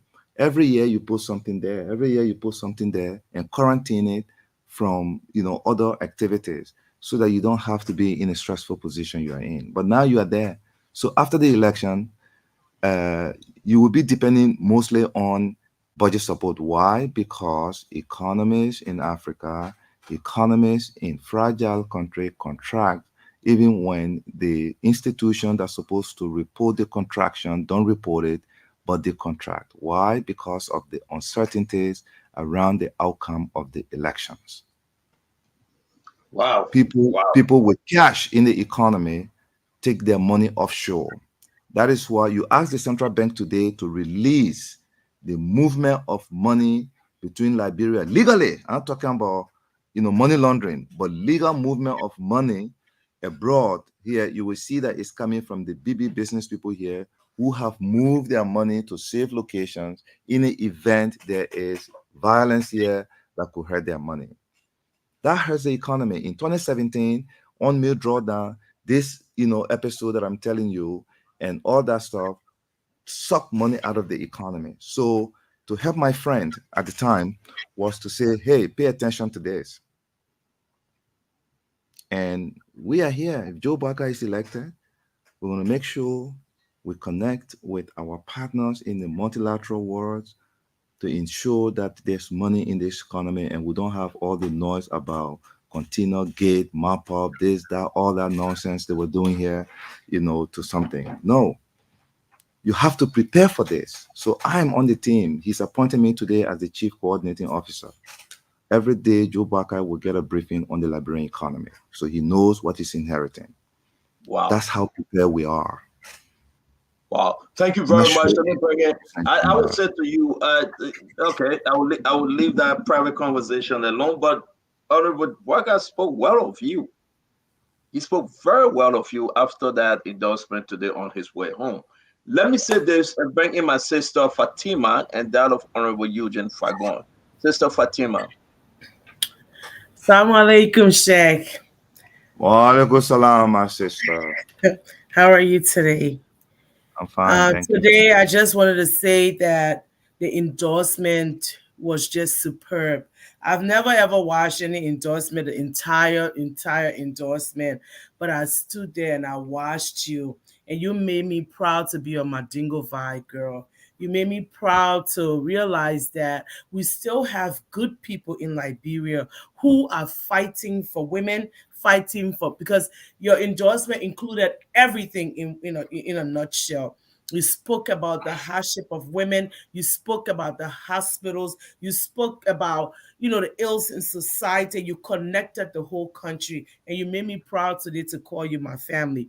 All I wanted to say, where are you now? What are you going to do for this rescue mission? I'm on my way to join you guys. I just want to know where you would be. What are you going to do right now to encourage our people to go out and vote and make sure that there is a win on election day?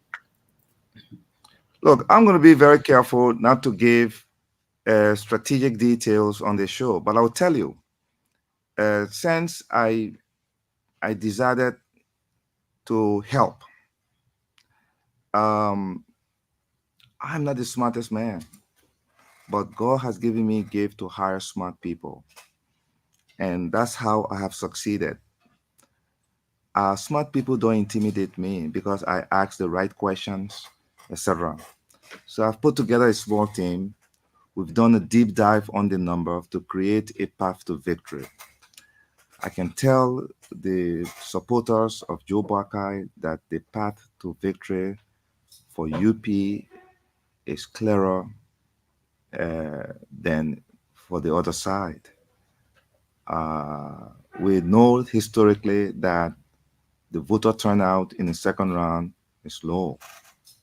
When you take the 3 years historical figure, you are at 58%. So the 2 million people that came out, we should expect about 58% to show, about 1.4 million people. That's what you need to go for, and that's what we're going to go for. A majority of them are in the green zone.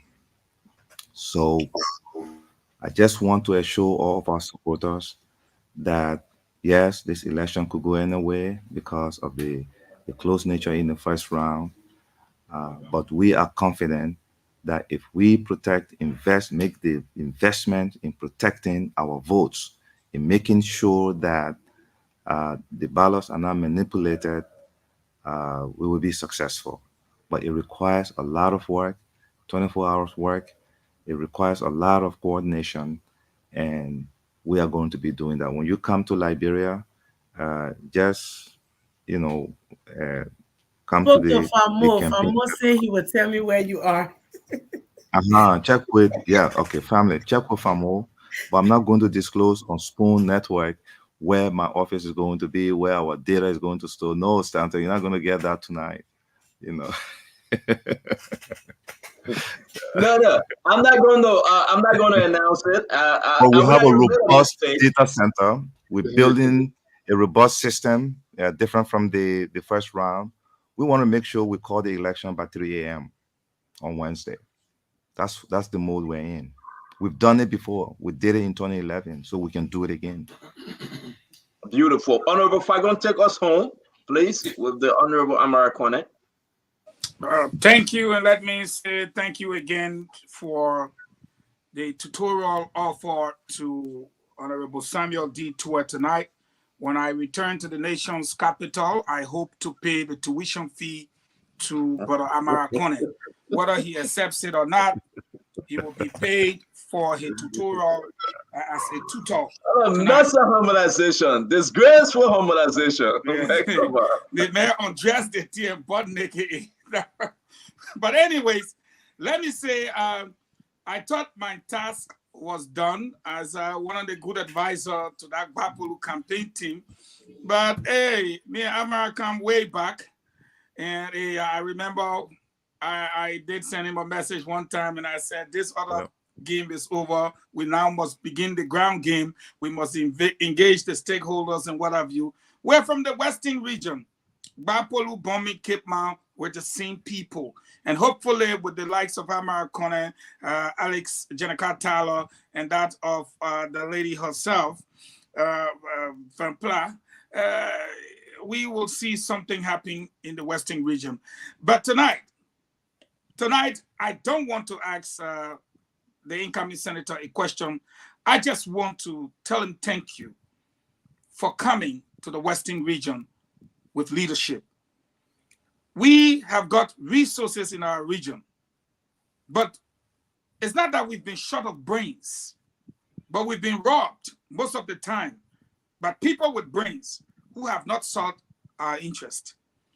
Every time we either had a speaker or somebody, whether it be Speaker Hill, Speaker Tyler, Speaker this, but government always step on us, whether it be NROC, Imana River, Cape Mount, Bear Mountain, LMC, or you go Bapolu with the China group and whatsoever.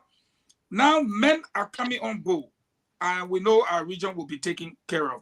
But I can't leave him tonight without asking him one question. That's how I want to leave. Anyway, our incoming dynamic senator, we see the Senate We see the rescue train. We smell a record about to be broken. Because of all the senators that went back, Blebo Brown, Sir Joseph, Prince Johnson, the rest had to say goodbye. You guys will be brand new coming in to meet the other 15.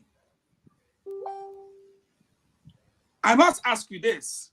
You said we'll build with soft diplomacy a Senate that will be reliable for our people. Promise us today, you being a son of the Western region, I need a promise from you tonight that we, having recognized that we in the Western region have been exploited, something you know, that you will form a Western regional bloc and protect our resources and allow us to enjoy the benefit of what God has given to us as a region. We need that promise from you as a people tonight.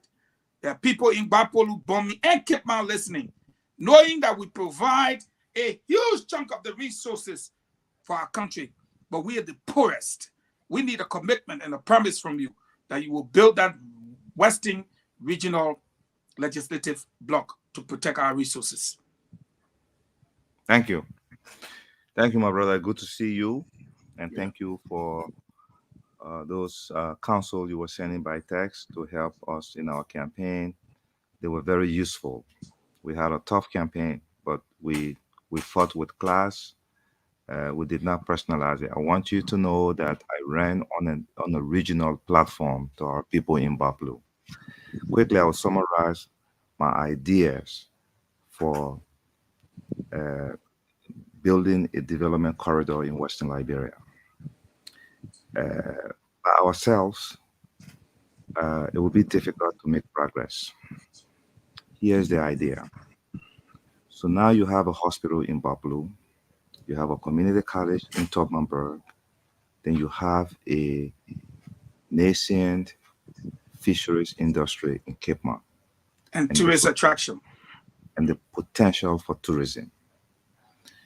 You have that road that I described earlier. It's a major road in West Africa, but it's dying. You have electricity from Monrovia to Tubmanburg, Monrovia into Cape Mount. Bapolu is left out. You have 3G internet network in that corridor, but in specific locations. So we have something.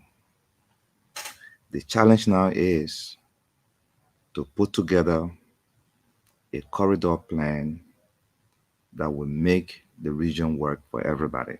We don't take a silo approach. Baplu becomes the center for healthcare delivery because of the 100-bedroom hospital. There, you make that hospital work.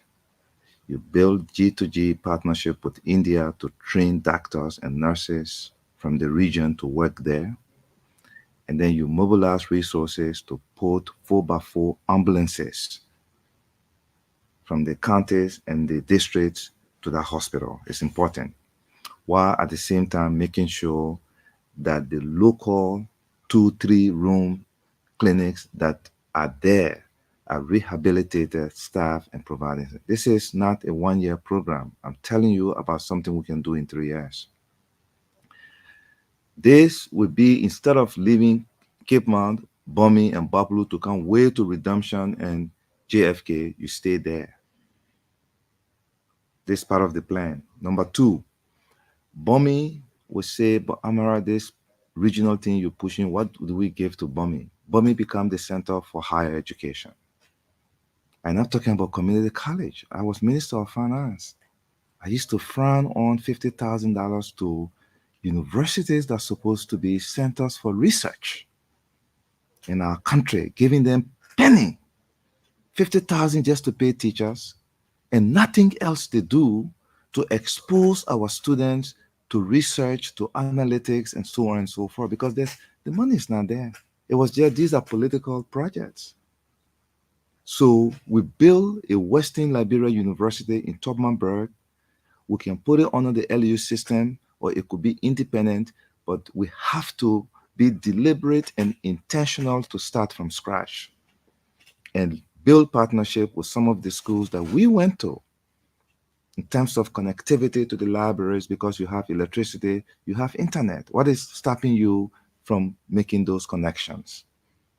So when you graduate from Bapulu, you go to Topmambre, but we build satellite campuses in Bapulu. There's already Sinje, I believe Sinje, there's a university in Sinje. So if that becomes part of that system, then we begin to grow. Thomas Jefferson, the third president of the United States, built the University of Virginia, and he started with one building. Benjamin Franklin started the University of Pennsylvania, an Ivy League school. He started with one building.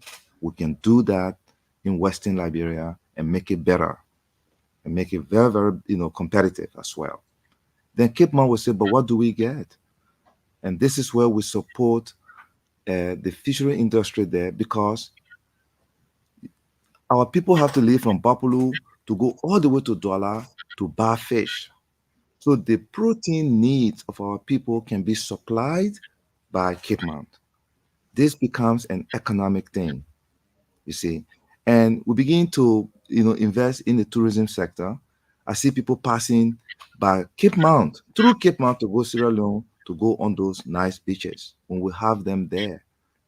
So working through the caucus. The reason I put this for you, Brother Fagon, is forming a caucus in the Senate just, for collegial purposes, it's not going to cut it for us.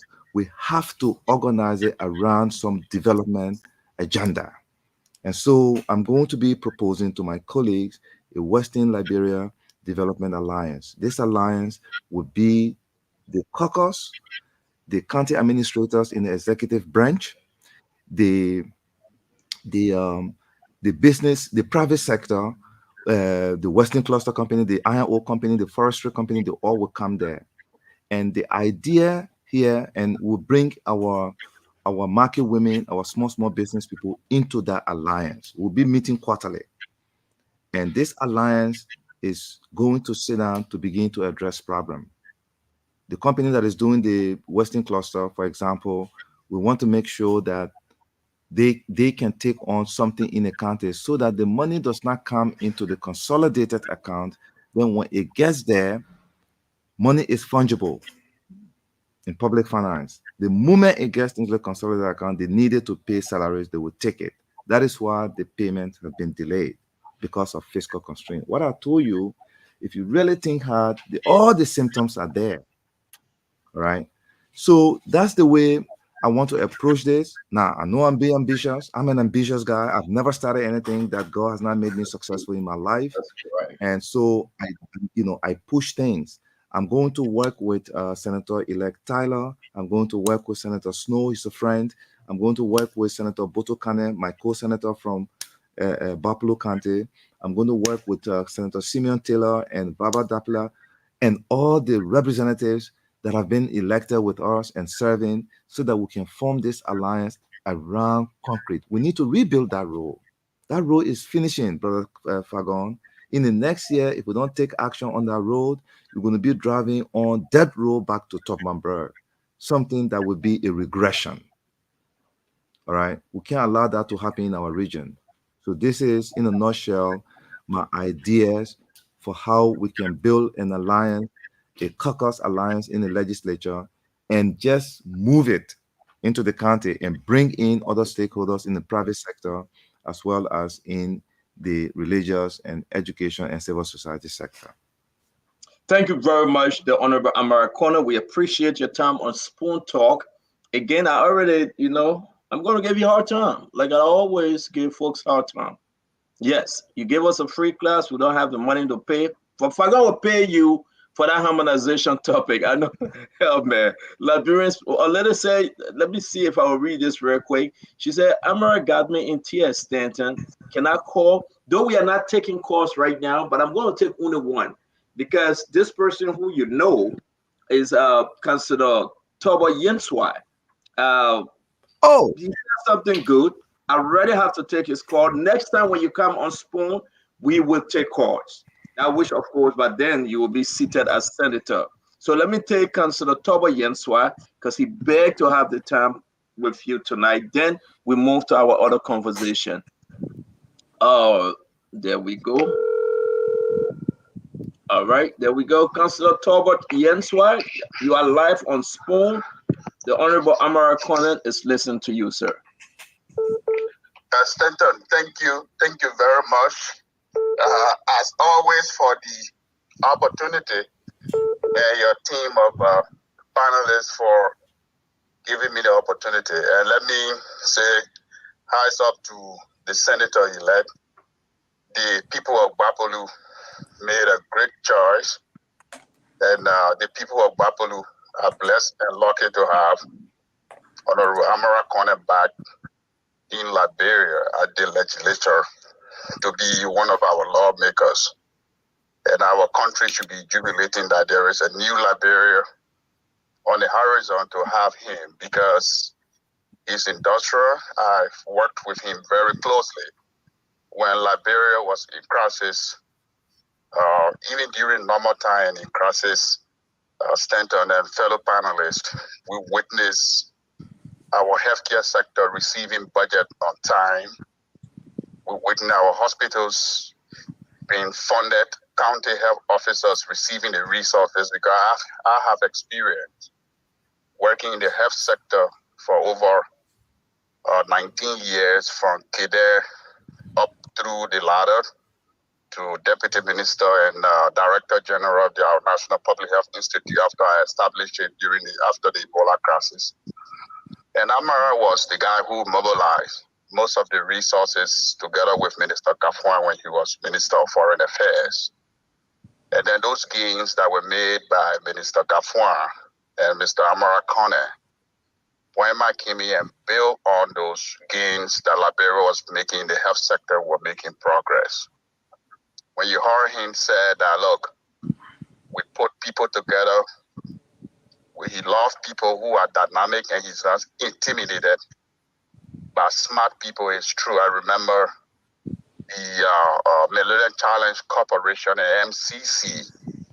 We used to congregate in Amara's conference room in the Ministry of Finance to crunch the numbers to make sure that our sectors, the energy sector, rural healthcare, receive the resources. Stanton, to see someone like Amara back from the West, the global West, now to the global South in our own country, we are encouraged as professional and technocrats to see him in that role.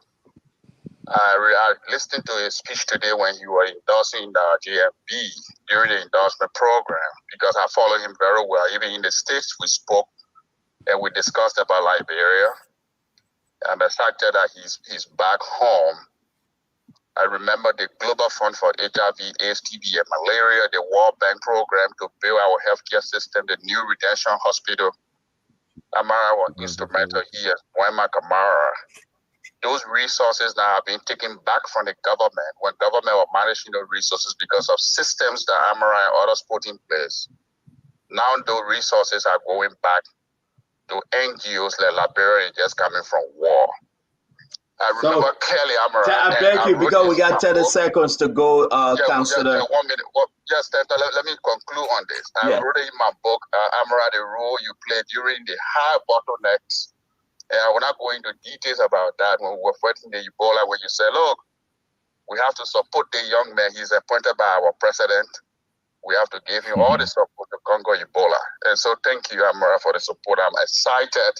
You make us to now feel good that Liberia is coming back. And this is why JMB is attracting talents and resources and technocrats for the new Liberia that is in horizon. Liberian people, take advantage of this opportunity. We have to repay our country. Thank you.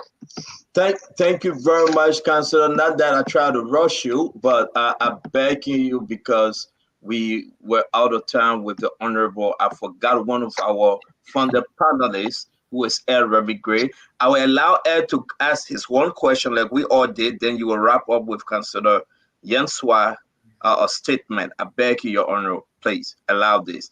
Ed, sorry to keep you in the back, my brother, but we still have Amara Konneh, the senator-elect. You go last then. Ed, can you unmute?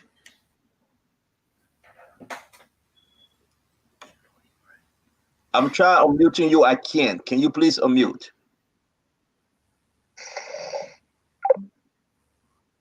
No, I'm not. Me? Now you're good now. Yes, I'll bring you in. I want to be fair tonight. Give me a minute. Give you a minute. Yeah, I'll send it to you, okay? Okay, please do. Is Saturday at noon okay with you? Okay. All right, I'll let you be in the bag if you're ready. Are you ready? Yeah, no, because he's not picking up my call. All right. Yeah, I'm ready. I'm ready. Go ahead. Your one question for Honorable Konneh, please. You know, Honorable Konneh, it's good to see you, my brother. Good to And see they you kept too. me in the back. You know, this security thing is always the situation of me. They always keep me to be the watchman. But you talk about the struggle that new governments can come into whenever they take power. That January can be very, very steep. We have the issue of $16 billion. Did you think the Way administration stole $16 billion?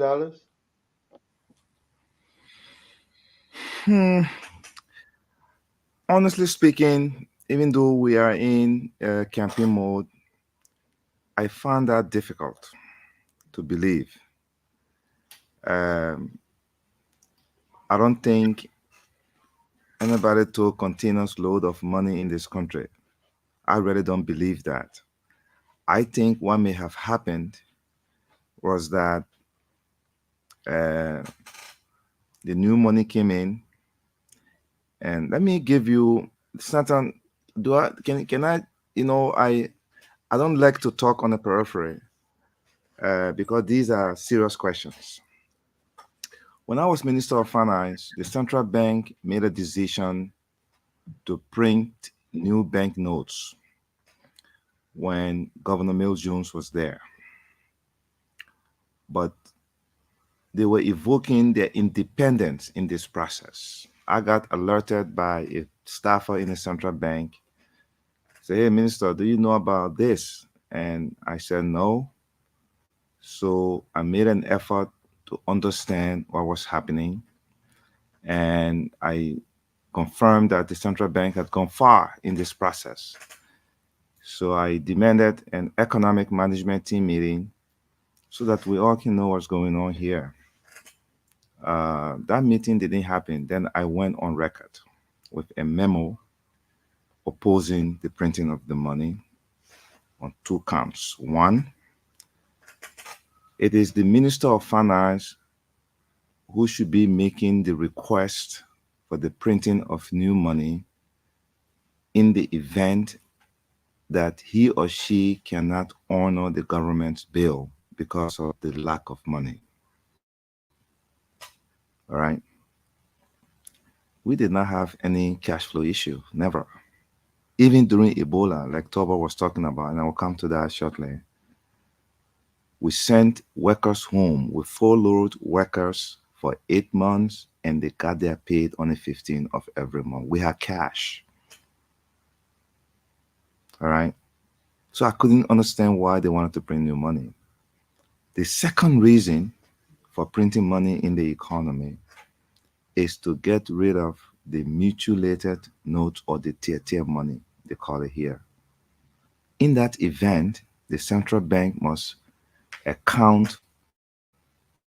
for the volume of the mutilated note, and then you make the request to replace that exact amount, and then you dispose of it, because the reason you are printing the new money is because the other money is too, is useless, so to speak.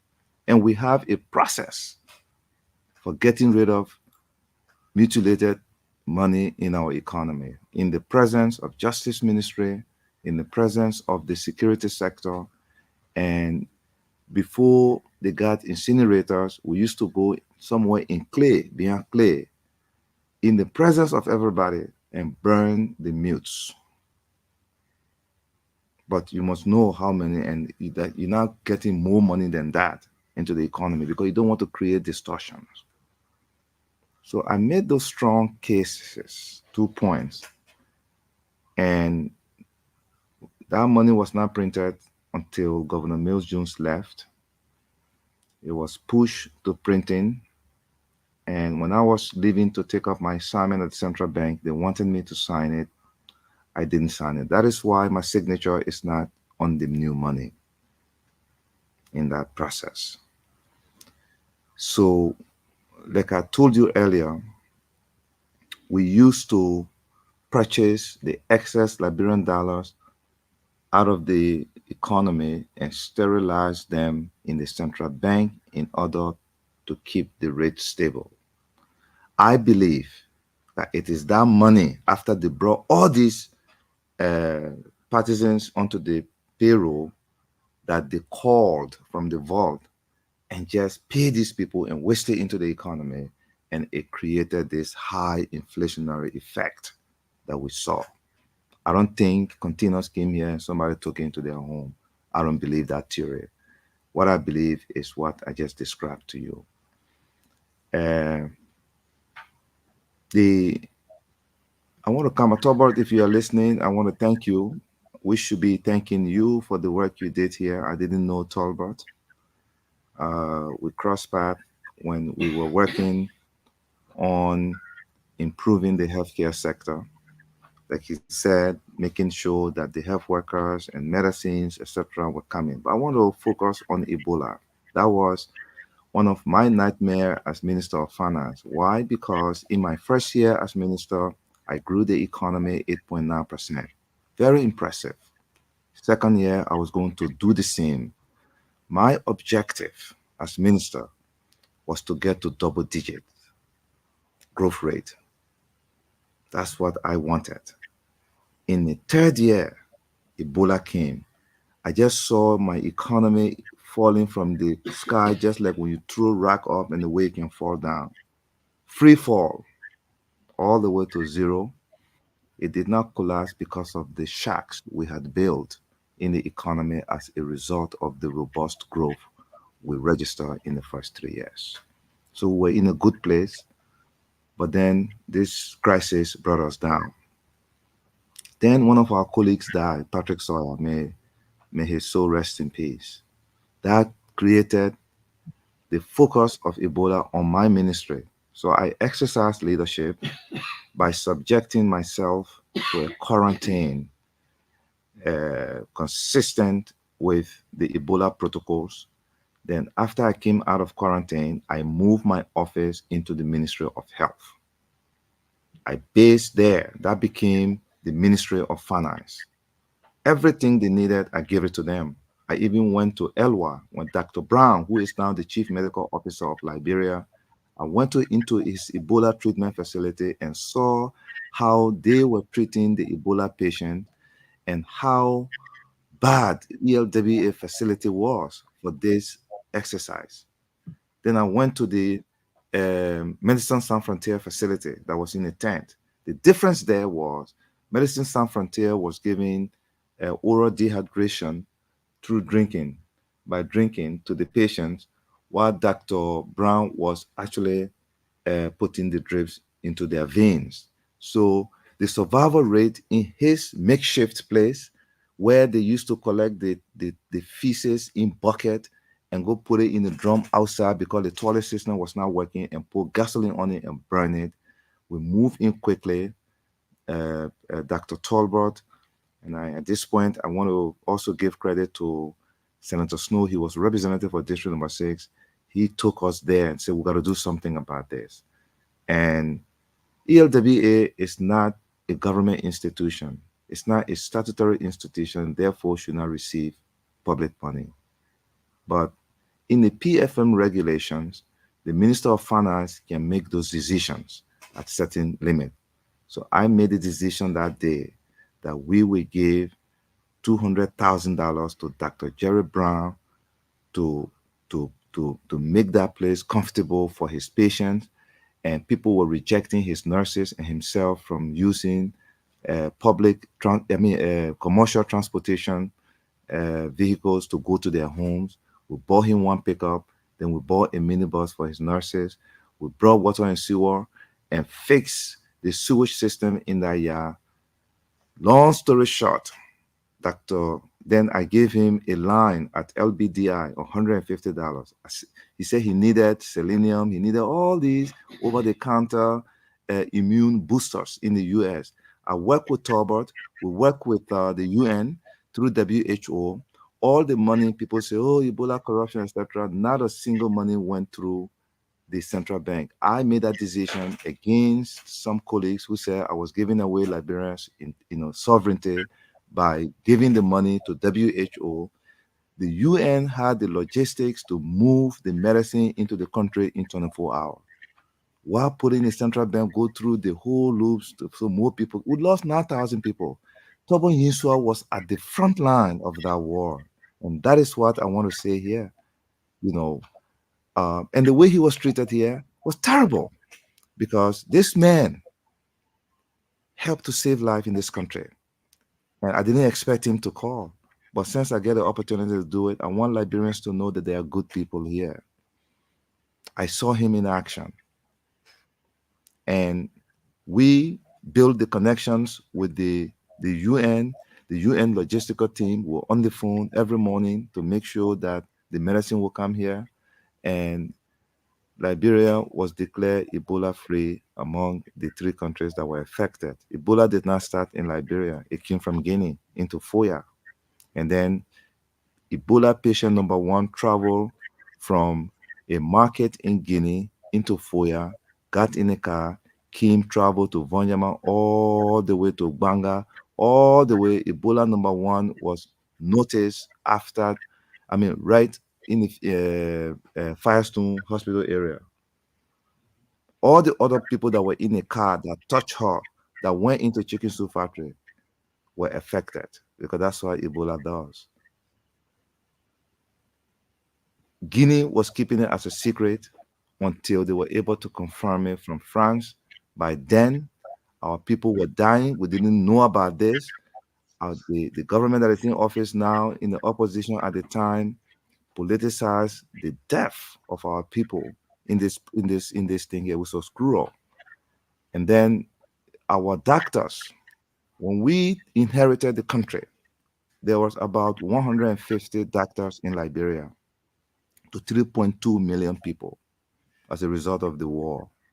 The first thing we did in the Ministry of Planning is to develop a 10-year capacity development plan for our country to double the size of the doctors in the country, the nurses and the midwives. We had achieved that to a large extent by the time Ebola came.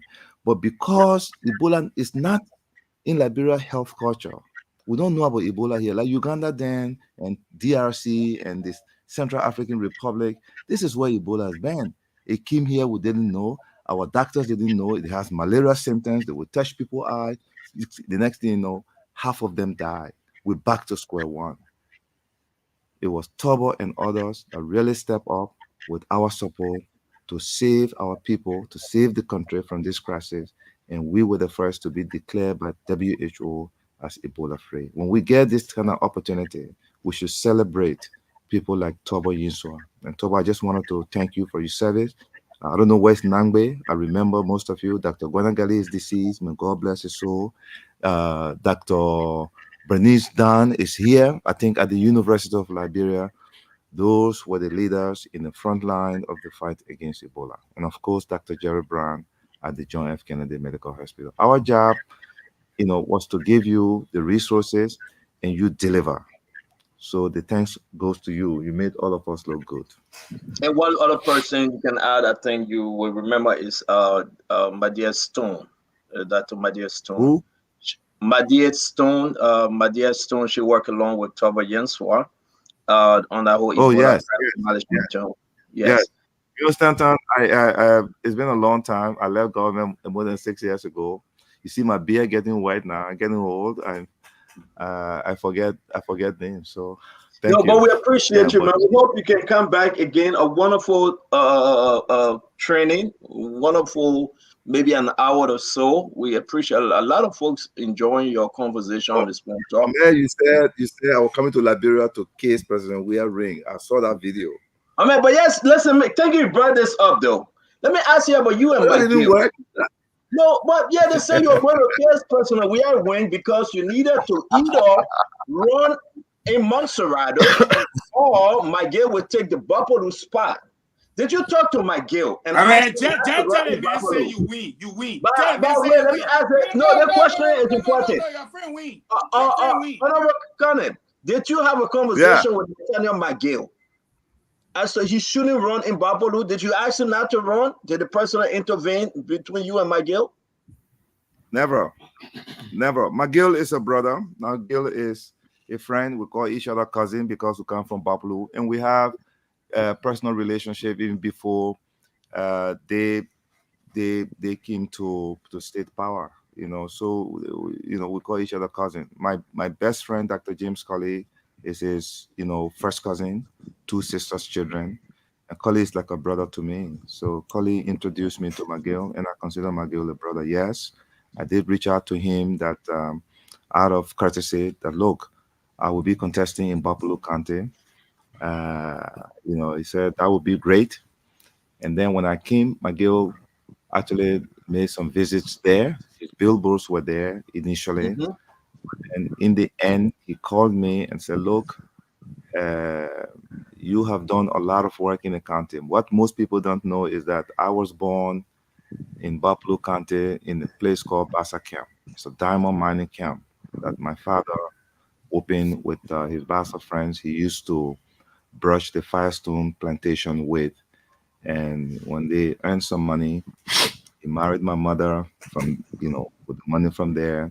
They came to Monrovia. She was selling peanuts, and him and his friends decided that they would go out westward in search of wealth because Wiswa, with the famous Wiswa air was named, the diamond, discovery was there.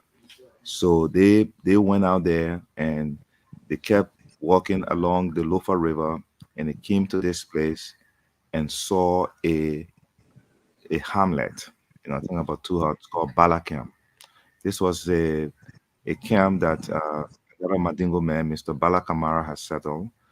So they went across the swamp, 3 Bassa boys, him and his brother, and they started their camp there, and they just called it Bassa Camp. So I was born there in the forest, and I never forgot that place. Got good memories. I had a very good childhood. My mother was very loving, and she helped us really through tales after dinner to sort of understand life and our culture. And I thought that was really one of the best part of my childhood. He was a farmer and also a miner. We spent most of our time on the farm. That is why I love agriculture, because I grew up on it.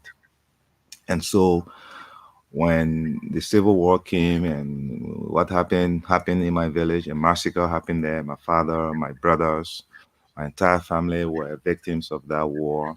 I escaped and became a refugee for the first time in my life. And I, you know, in, in Africa, we don't talk about mental health. In Africa, depression, especially for boys, is weakness. Yep. So because of that, I decided to say, hey, I'm just a high school kid. I got no skills. So the only skill I have now is to farm. And that's what my father taught me. And so I went to the chief, asked for land. They gave me that land in the middle of nowhere. Say, whatever you can do here. But my sister was there in that village where we were refugees, and she had just born her third child. Her husband died of heart attack, and that child had to be fed. So I would go in the bush and cut these traditional toothbrushes and roast them and take them to the market to buy condensed milk for this kid to drink, to be able to drink milk. And I did this farm. I was cutting contracts with people who would use the bulls to make farms. So I learned how to move them, how to talk to them, to go left, right, And so when I had this opportunity to do the farm, I went to my friend who I was helping with these bulls, and he was delighted. He said, "I'll help you. Take them." So I took them for a week, and I made the biggest corn and beans farm in that village. Biggest, more than even those who were there. That changed my life. Everything that I have achieved in life was because of that farm. I made myself from that farm, and this is not politics. This is truth. Because the harvest, I was able to earn my first money and went back to the same chief to give me an abandoned guest house they were building so that I could start a refugee school for the Liberian kids who were there. And getting them into the school was not easy because the parents would rather use them in the gardens on the farm because life was difficult. But we managed to get them there. I used my little money to run that school for 6 months. Since I was, a good student in school, most of my teachers will ask me to help them grade their grade their papers, help them with their lesson plan. So I took that skill there, and we did the school. School became great, became number one in the refugee school system, sort of national exam type of thing. And I was noticed by the UN, by the International Rescue Committee. They adapted the school. Next thing you know, they're asking me to run all of the refugee schools in the county. And from there, I was able to get a visa to go to the US, did some security jobs there, went to a community college in Media, Delaware, graduated 4.0, made the Philadelphia Inquirer the front page as a refugee kid in the US, and I got an academic scholarship from Drexel University. In my junior year in college, I got hired by the Vanguard Group of investment companies, and my life changed. I just wanted to share that, with most people. Most people didn't know me. They heard about me when I became minister here. Nobody knows my family history. Nobody knows the struggles I've gone through. Nobody knows that I made Exactly. myself before I came here. I just wanted to share that with you since we're all friends. Well, thank you very much again. Go ahead, Mama. We promised you the last. We got some guys in the back Yeah. who want to come on. Yeah, go ahead, Mama. Minister Konneh, what you just explained, your success is tied to farming. That's why you just that the picture you printed. Your success is just tied to farming. Almost more than 60% of our people live and survive on agriculture in Liberia. They are farmers. They continue to struggle to succeed because historically government's effort to improving agricultural productivity has not worked. Today, the last time I wrote on agriculture in Liberia was 2022. We were counting $500 million investment in agriculture, financial flow, but nothing has happened. Just 2 months ago, we were receiving rice aid. What assurances can you give to farmers across the country listening to you today? Having succeeded from making farm, what assurances can you give to them that a Joseph Boakai government, who he himself was a farmer, what assurances can you give them that a Joseph Boakai government will lead agriculture in a way that help them improve their life as it did for you? Okay. Thank you. Good question. So let me just tell you that at this stage in the evolution of the Liberian economy, we are at a place where we have established latent infrastructure that did not exist because of the war. The war, depleted everything in our country. So we have restored some of them. I think initially we wanted to focus on the traditional sectors of growth. And this is where we focus on this zone here. What we need to do now as a government is to make agriculture number one in our development approach, because 60%, like you said, of our population, of the economy is agriculture. So But we have to be innovative in this. We need to fix our land tenure system. It's important. It's very important. We got to fix that. Then we don't have the resources to do the kind of mechanized agriculture that will transform lives. Then we step back, we look at our G2G relationships to see where we can start this from until we build the capacity, the financial capacity on our own to expand this. And this is where China comes to play. We tend to tell the Chinese to build for us buildings that we really, they are ugly, and I'm guilty of that. We negotiated the ministerial complex. The Chinese always build their building the Chinese way. I don't like them. The Fenway campus, that building there, we can see that nobody is occupying the building. That's disinvestment in the economy. So with the Joseph Boakai government, Joseph Boakai and I went to China on 2 state visits. They were calling him courtesy as a vice president at the time. So we have to, if China can feed 1 billion people and you don't hear any noise about somebody sleeping with hunger, China is doing something that is right for their people in the agriculture sector. And so our bilateral relationship with them have to focus on how we can bring some of that knowledge and technology into our country instead of these BB buildings here, so that we can open up the agriculture sector for our people. This is important. Yeah. I know we're going to have you back, folks. I want to say thank you very much to the Honorable Amara Konneh. Again, when you take your seat, come back, or probably before then, before the election, you will come back, and I have a lot of questions. Again, you didn't case George Monoway a ring. I take that back. Because if I going to keep on texting me, he said, man, take it back. You know, but I take it back now. I understand where you come from. I was just joking, man. I was just joking. We get kidding with you. We messing with you. But thank you very much, sir. We appreciate your time. And again, as always, you are welcome. Thanks for your endorsement. Again, let me say this. On the way back, Joseph, the Honorable Ambassador Joseph Yema Boakai, as I said, we were speaking on why he was leaving your endorsement program. And man, he spoke well about you. You know, I always call him to peek into his head, you know, as to why Amara Konneh endorsing you. He let you in a whole story, telephone went off. And that's a great thing. He appreciates you, and that's a good thing. We want to say thank you very much. And I know the people of Bapalo, alongside with Mama Boto Konneh, you will deliver. Thank you. Yes, we'll do our best. Thank you, guys. Yes, thank you, Stanton. Thank you. Have a good night. Have a good night. All right. Thank yes, you. sir. Yes, sir. All right, guys, we got one more to go. Just one more to go since our time changed.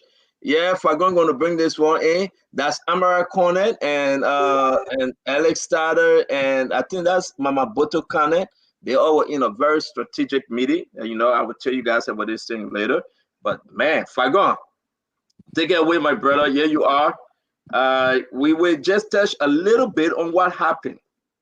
Was it last week? About a lady, young baby, I can say in other terms, and you know, young girl, she got drowned. And Fagon will tell us the story. We have the family members there in studio.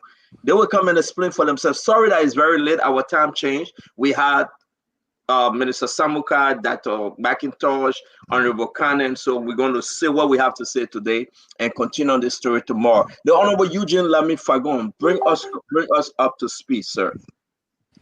Well, thank you, Stanton. This story is very dear to my heart. So just like all the panelists have remained, I want all of our viewers to remain, because this is going to take us into tomorrow for Batten Ninsua's death, and connect us to Gifty Lama and Abba Peters, that would then connect us to Matthew Innes and George Pambutu.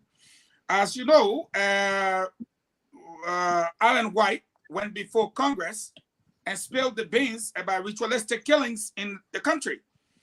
And let me say to every Liberian listening to me, and yes, I take responsibility for my words. Because when I speak English, it's English. And so I coined a phrase tonight, Wilfred Beninaire and the quote, P-O-O-L-S, pools of death. Why did I say the pools of death? On Thursday, Thanksgiving Day, when everybody were giving thanks to God, we never heard anything. We thought the nation was peaceful. On a Friday, nothing in the media, nothing of that sort. And then on Saturday, I got a call. Minister, why are you people sleeping? We were at US farm, and all of a sudden, we're swimming in the pool. Everybody in the pool taking a shower. Nobody saw no little girl. No little girl splash in the pool. But then later, when everybody started leaving, we just hear, oh, one little girl died in the pool. But then her body was on the side. Scratches and everything all over her. And I was shocked, Stanton. But I decided that this cannot be ordinary. So I asked, where is Mr. Wilfred Beninaire? And they said he had gone to Ghana. And I said, for Ure to go to Ghana at this kind of ninth hour and somebody die in his pool, I was concerned. The parents of Little Joyful, the father of Little Joyful and his brother are supposed to be in studio. But here is where my concern came from. And I want all of you as panelists to listen, especially Dwalu. Why I say the pools of death. Dr. Francine may have to offer free services to those people. What I noticed was that I got a call.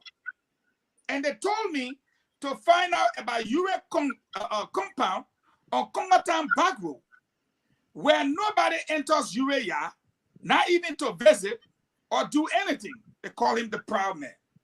But then one day, 2 little boys' bodies were found in the pool, and the security came running out of the gate and said, 2 boys dry in the pool, 2 boys dry in the pool. And the people there said, nobody goes in Ure farm fence. But when they went in, the lady that took the 2 boys to the SOS hospital, where they were pronounced dead, was given to me. When I contacted her, she confirmed. She led me to the little boy's uncle. When I contacted him, he confirmed. The uncle phone number is available, and the father of the other little boy is also phone number is available. We can call them tonight. So Yeah, let's where. whoa. Yeah, one at a time. Now, I want to understand how many incidents of pool death I go. 3 pool deaths. 3. One happened that's gone Thanksgiving Day. One happened 2 years ago, and the victims' phone numbers are available that you were called tonight. And then one of the guys moved to 12 houses.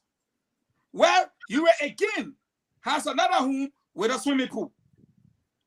When he got there to living just one day, he told his story. They said, oh, but yeah, happy right in the fence there again, making it 3. 3 swimming pools, death, all the same. And immediately after the death, Ure is said to have left the country. Are these deaths confirmed? We need an explanation from Mr. Ure as to why. So Fago, because this is, listen, I know nothing about this story. Thank you for bringing it up. You called me yesterday. We were based on our show. But again, you say we have Lele D. Manaho. Who is that person, Fago? It's supposed to be Leland and his brother. And they were in the studio. As you know, they got there at 8:30. So we need to contact studio to see. They're in the studio. I want you to tell me who's the person I'm bringing on. He's already there. I will bring him on. Leland is the father of the most recent pool death of Joyful, and Joyful mother is said to be in Cyprus studying. And Leland will tell you a story that breaks my heart. All right, so let's pause it for a minute now. So, folks, we got the father. Then we have the 2 phone numbers of the 2 boys that again died. No, but we don't want to. You confuse me now. Let's take the one first. Let's Then see we'll what they go want. to the. All right, so let me bring later. Let us, folks, again. This is something serious. I'm sorry, guys. I have to put one of you in the back just temporarily. All right. Thank you very much, Fadika. And let me bring in the guests on this podium. All right. Thank you very much. Thank you for joining us. We're so glad to have you, Leland. Leland. That's correct. Thank you very much. How you doing today, sir? I'm trying. Michael Dolan said, again, we are so sorry bringing you in on something like this. We are very, very sorry. Have our sympathy. Can you introduce yourself, who you are? Dwalo is crying. Dwalo is crying. He's wiping his eyes. Can you introduce yourself to us, to the audience and folks that listen to you, and give us a little story of what happened, please? Anyway, first of all, I want to say thanks to the Spoon family for inviting me to the show. But by the way, introduction, I'm Liam B. Vanahar, a student of the Nightmare University, reading social major, criminal justice manner, and not just a student but a graduate senior. But this all-star incident, I got a shocking news. It was on a Friday when I was on my way to campus. Yeah, on a KK, I received a phone call from Joyful Joy, the late auntie, in person of George Winners, if I'm correct. And she called me, she said, Liden, where are you? I said, I'm on my way to campus. She said, but it will be very urgent that you turn around and come back to mommy house. I said, but right now I cannot because I'm in the middle of the road, which is the Japanese freeway. She said, but it's very important. I said, but what is it? All of a sudden we're talking, then I just like hang up the phone. So it's still someone called back. She called me and said, it's me, Joy. I said, what happened? She said, something I want to tell you, but I just can't tell you on the phone. I said, then why is it you can't tell me on the phone? But when I get the time, I will call you. So immediately when I got the time, I reached out my mother's office. I recharged. That was how I called in my mother's office. I said, but you called me not too long while on my way to campus. And you said you want to tell me something, but you just can't tell me on the phone. I said, but what is it? Can you tell me now? She said, you were your mom? I said, yes. So, okay, no problem. I think I can tell you now. I said, what is it? That was how she made me understand that, oh, we lost Joyful Joy. Within that time, I got shocked. I ended the call. And I was how I confronted my mother on the issue. I said, oh, you will not believe what I'm hearing. She said, well, I said, George just called me and made me understand that Joyful Joy passed away. She said, how? I said, I don't know. So within that time, I was to pay my school fee. So she gave me the school fee. She said, you can pay your school fee. Show you okay. Because she heard me, I said, I'm okay. I think I'm much better. I can try my best. So that was how I went on campus. I talked to my friend. I said, oh, right now I'm bereaved. So can you please help me deposit my school fee? He said, no problem. And that was how I get on back to get to them. Because according to them, I should reach to the house. In Congo Town, that small town community. So I got on back. When I got on back, I was around the executive manager. She called me and said, where are you? I said, I'm on back heading towards the house. She said, no problem. But then when I reached to the house in Congo Town, then she said, oh no, you got to come to Catholic Hospital. I said, but I went to the house. She said, no. So then I got another bag again. I reached at the hospital. When I reached at the hospital, I got to the door. But before then, I understand the fact that they took the children out on the Thursday. So I received a shocking news on Friday by 10. So she said, come at JF Catholic. So when I reached at the hospital, I called her again. I said, I'm at the hospital entrance. She said, oh, make your way to the emergency area. So I don't know what the emergencies are. So I entered, I asked my friend, because I saw him, and I made the answer, I lost my daughter. And said, but then you can just go straight and then branch on the left. You can see the emergency area. So when I went there, I saw everybody sitting on there, something like on the garage or what. Everybody face look, kind of something. So I burst up in tears, So she came, hugged me, and like, it happened. I said, wow, what happened? She said, oh, you want to see your daughter's body? I said, yes. Where is Joyful? So she said, Joyful is lying down in the car. I said, if I can really recall my memory, it should be a gray Jeep. Yeah. So when I reached there, I was like, open the door. I stood a distance away and they opened the door. I saw my daughter lying down at the back of the car seat. Foam in her nose, in her mouth. So I burst up in tears. It can hide. So I started to cry. And that was how I turned my back. When I turned my back, it didn't stay long. Simo's car arrived. So I was like, but what's going on? My daughter died. Nobody asked me question where will the body be taken and whatever. So I just seen car. But I was kind of shocked out of what because my mom was there and I kept calling my mother because she got asked for excuse to come along with me. So she kept calling me. What's going on? I said, oh, as I speak to you now, they're about to take the body to the funeral home. She said, what? I said, who showed the funeral? I said, St. Moses. Because the car I saw St. Moses. But nobody did not tell me that, oh, Lee or Lee and Beef and all, your daughter died and then we'll be taking her to XYZ. No, the only thing I saw was that I can picture because which of course I was not in a reverend mind or even do a recording or whatever. I can stay for free.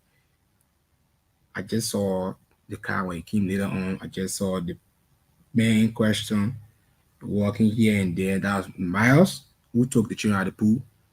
Why they were doing, I don't know. Yeah, because I'm not in the reverend mind. So they took the girl from the car, put her in the stretcher, and they put her on the Samosa car. All of a sudden, still on while it's still a little bit, the talk. That was how the car left.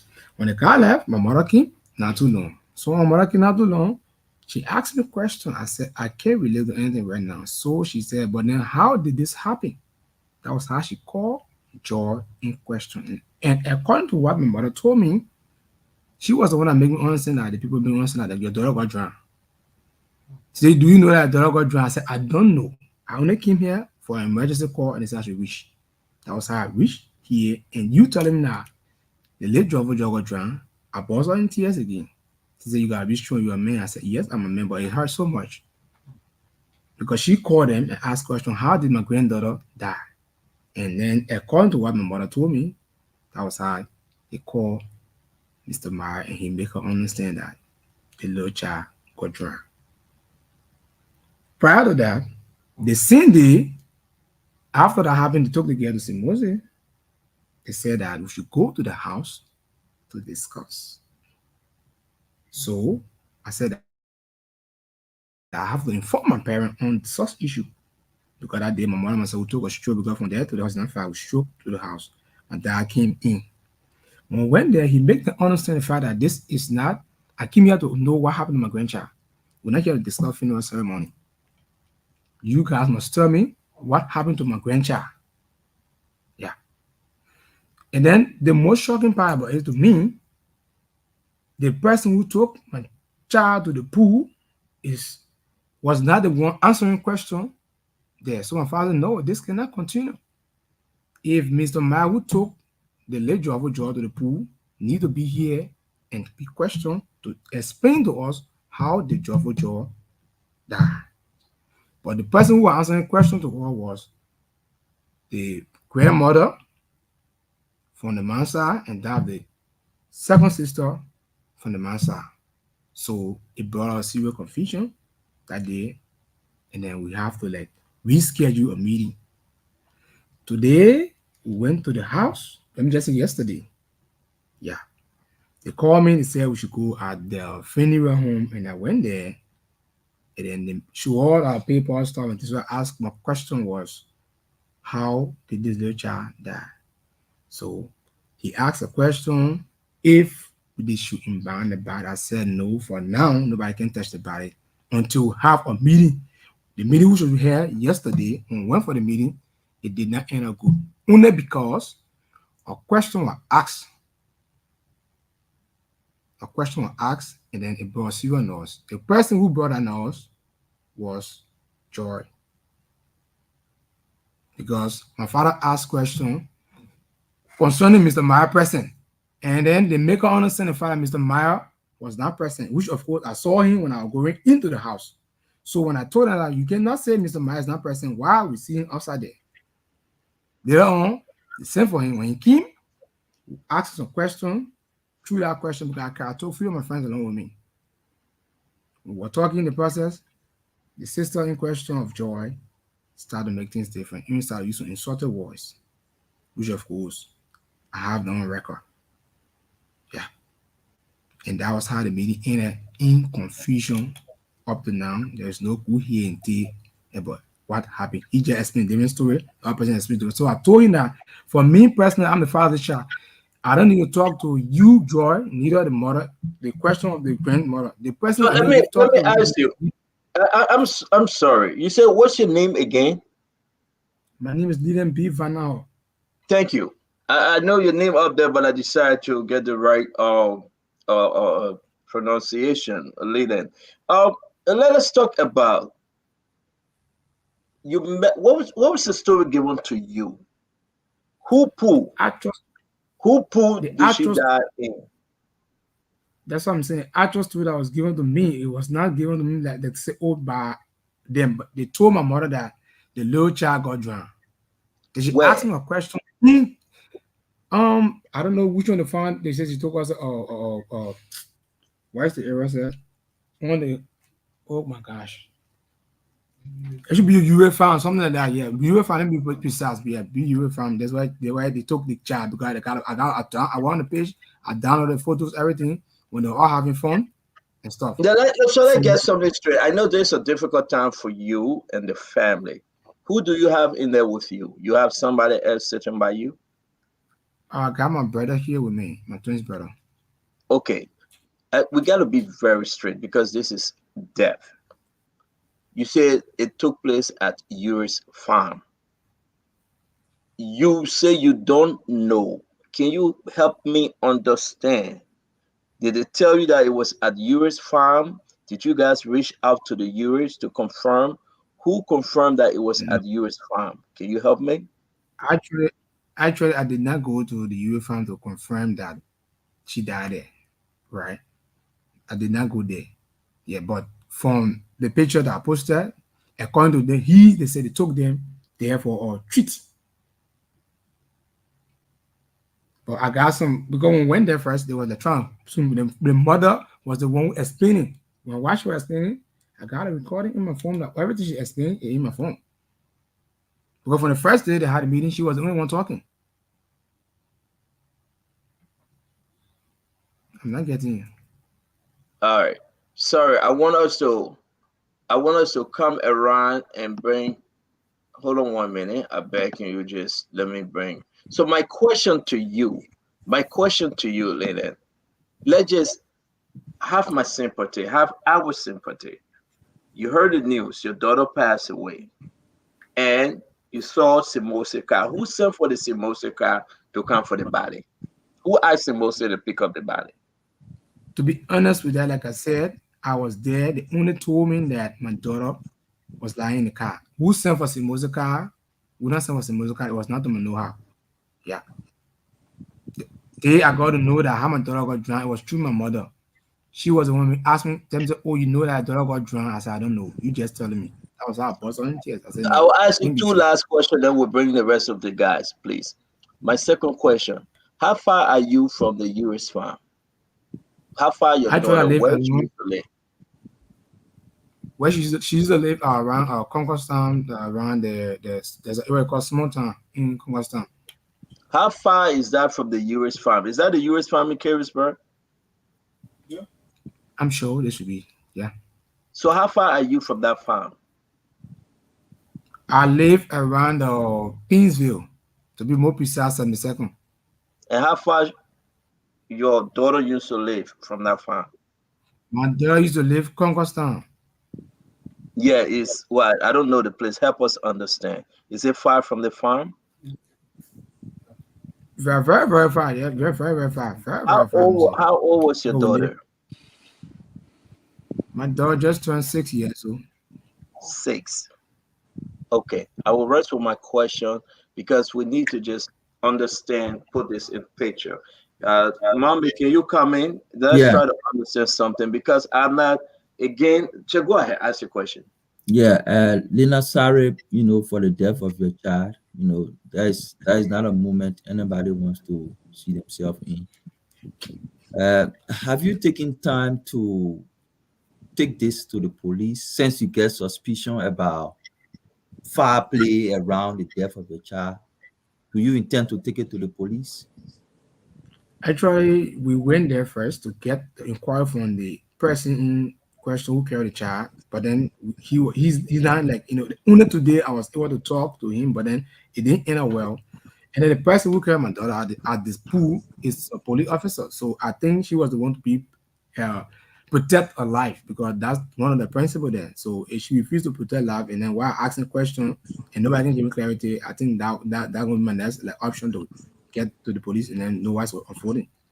The person who carried the child to the pool, was it near the person? They are couples, Blessing Myers and that Eugene Myers. Oh, Blessing Myers and Eugene Myers are a couple, and they took the child to the pool. They got married. Oh, okay. Do you know whether they have any relationship, or do they work for the Euros, or they have any relationship with them? Do you have any information? And I'm not asking you whether it is. I'm just asking whether you know that they have. No, I don't have no idea to that, to be honest.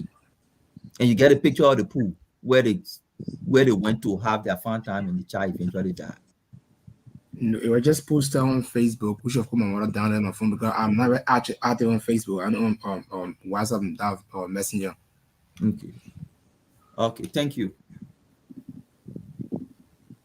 I think they should take it to the police immediately, rather than waiting to hear from the people who took them to the pool. They should go straight to the police and file a case that the police begin to investigate. Before I say, I don't want to, because we broke the story. Does anyone have a question? Then I can. Yeah, I want to ask. Yeah, I'm sure all of you look like you have questions, but no, I have. My thing is that let me say this: that Andrew, Mama, I beg you and Dr. Richardson can come in. So far, I broke the story. We have the 6-year-old father. Yeah, again, I'm so sorry, my dear friend, but it is important though. Yura is a household name. We got to be very careful. Okay, I'm asking you because you're the father. So allow me to ask just 2 more questions to set this thing straight. Your daughter was living with you? No, she was living with the grandmother. Living with the grandmother. How did she get into the care of the Myers? Come again? How did she get into the cares of the Myers? How did they take her away from her grandmother? Well, this is something that I already just can explain. I needed Maya to properly explain to them, because according to what they explained the first time, they said they took them out for a treat on the holiday. Okay, okay. Did Myers tell you that they went to the Uris farm? Myers did not speak to me on that. The only person, like I said from the beginning of my conversation, that was in front of this was George, and that for mother. Did anybody tell you? Yeah, but listen, did anybody tell you that they went to the Uris farm? No. I was not. So nobody said anything about Uri, that your daughter, they took her to the Uri farm? Nobody called me on the phone to tell me, oh, I'm taking your daughter out for a treat. Nobody. No, I'm not saying they call you and say they were taking your daughter there. I said right now, I'm asking you a direct question. Then listen, let me finish the question. It's very important, because we can do anything, but this is about the Uri, and we got to be very, very careful. The person that took your daughter, the person I explained to you, they say your daughter got drowned in the pool. Did anybody tell you that your daughter got drowned in Benda Uri pool in Carisburg? No. George did not explain that. Nothing. Do you know where your daughter died? Thank you. That's the question I really wanted. Yeah. Do you know where your daughter got drowned? Did they say? She got drowned in the pool.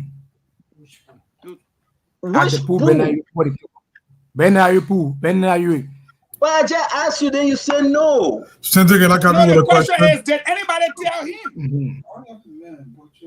But look, Fagon, I beg you, because you broke this story. I want to bring in Duadu, I want to bring in Fatima, I want to bring in Konneh Gray, Andre Mama, and Dr. Richardson. We just asked the brother, I know you're going through a lot. And maybe let me just pause, because I don't want us, I want to hear from you. Anybody in the family, anybody that know this story, did any of them tell you that, listen, we take this 6-year-old girl to bend that UFI and the girl die in the pool? Simple question. Did anybody tell you before or after? Just help us understand, Leland. Well, my name is Leon Tefanao. I happen to be the uncle of the leader.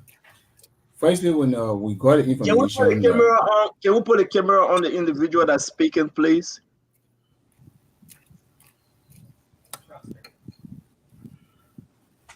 And Duado, after he answers, you can take it. You can take it away, Duado, please. Let's put the camera on the gentleman that's speaking. That's Leon, the brother, the twin brother of Leland. Okay. And he's the uncle to the victim. So my question remains the same. I want us to have a clear understanding as where to the little girl died. Yes. Okay. And how the UA got involved. Why the name UA coming up? That's all I want us to know. So, my brother, can somebody turn the camera to you? Or there nobody there? You fixing it. Okay. Thank you. Thank you very much, Diamond. Folks, yeah, we're not trying to. Stentor, can I say something? Yes, Honorable Fagon. You know, just now I disappeared from the screen mysteriously, and then I reappear mysteriously. You know, and sometimes these kind of big stories have a lot to tell, brother Stanton. And let me say this to you. Joe Jackson is waiting. The other two boys that died at US Pool. Mr. Amara is waiting. The father of the other little boy that died, again at the pool. These people are waiting for calls. These victims. And the reason why I'm raising this issue is this. How does UA get involved? We're not saying UA choked the girl or killed the girl. These people are dying in UA pool. Is somebody hearing me? They are dying in UA's pool, these kids. But Fagon, again, we have to be very careful. We have the parent, one of the parent of the deceased child. Stanton, I recognize that. Fagon, let me finish begging you. They must answer whether the pool is a Benda Ure Carrisburg farm pool. I understand that, Mr. Witherspoon. But what the interest is for the Liberian people, for which I provided all these victims, the names and everything, is not to indict Mr. Ure as the killer. But the children are dying in USS pools. But that Fagon, we have the people that in Liberia, the little child that died, father is on the show. I cannot say the die in Ure's pool if he cannot say. And when you ask the gentleman, said let's give them the chance. They will speak. So, Leon, can you help us understand? Have my sympathy, my brother Leon, but help us understand. What do you know about this story? Where did she die? Okay. On whose property? In whose pool? Help us understand, Leon. Well, we received a call on a Friday from one of the sisters that he needed to be at the house, and then we went there. That was hard.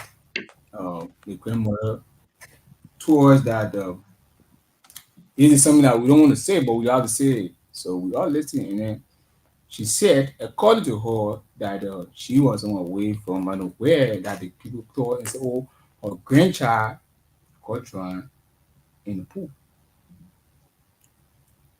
And then the question was where? She said it took them out for a treat at Carrisburg at the US farm. They went there. I got a recording my phone, so sad my phone went off.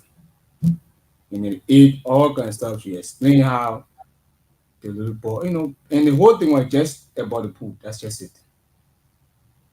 They went, they told her that, oh, she died. And then the thing is this, the little girl died on a Thursday. They called us on Friday to have us informed about her death.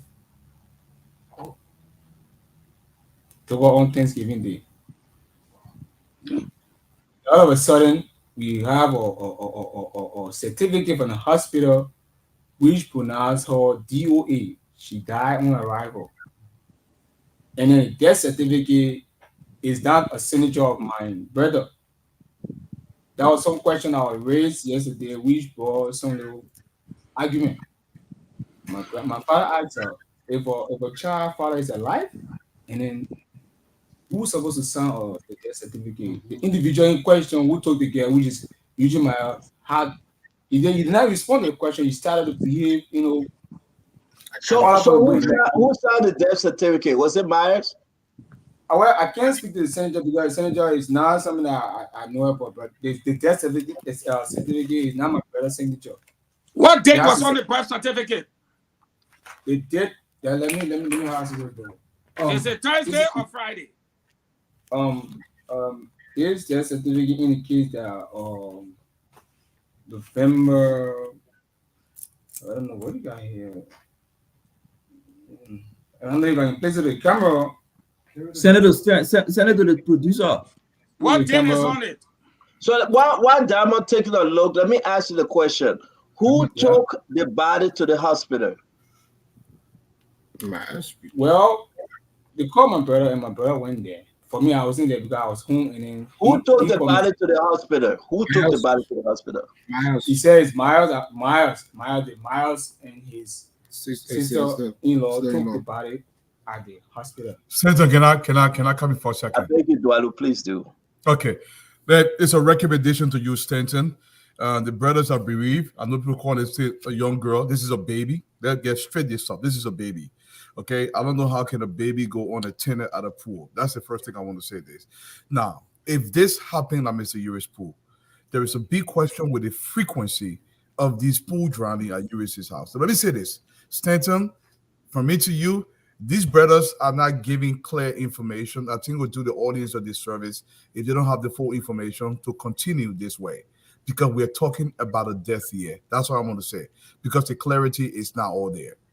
That's what I want to say there. I'm going to give it back to you.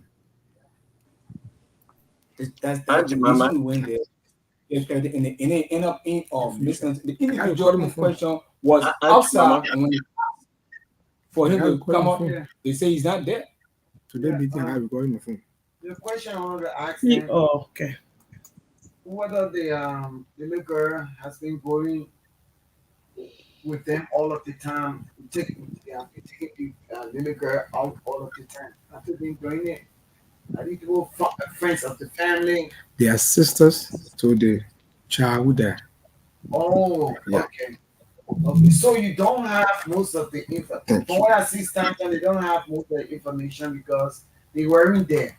So it's better for them to inquire. Yeah, we appreciate the get information. details of the information, and then they come back on the show, or we can see for the Myers or whatever. Yeah, the question is this. My point is this. But they don't have details. Miss Jimama, Let me ask say something? a question quick. Yeah, 1 minute, Colonel Gray. The We're not reason why waiting. we have journalists is because journalists goes to you and asks you to be able to get detail. We cannot conclude, just a minute, that they don't have. For example, they have in their hand a birth certificate. I'm giving you 2 examples straight. The birth certificate has a date on it. Thanksgiving Day was on a Thursday. These people did not learn of the death of the little girl until Friday. When this gentleman went to the hospital on a Friday, he saw his daughter's body in the back of a car.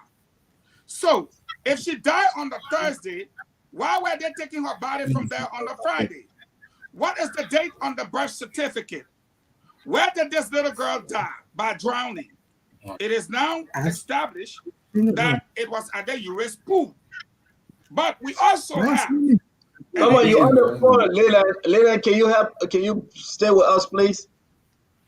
We have, as a matter of fact, Another So set my of question, Eugene, is where were these people when little child got drowned?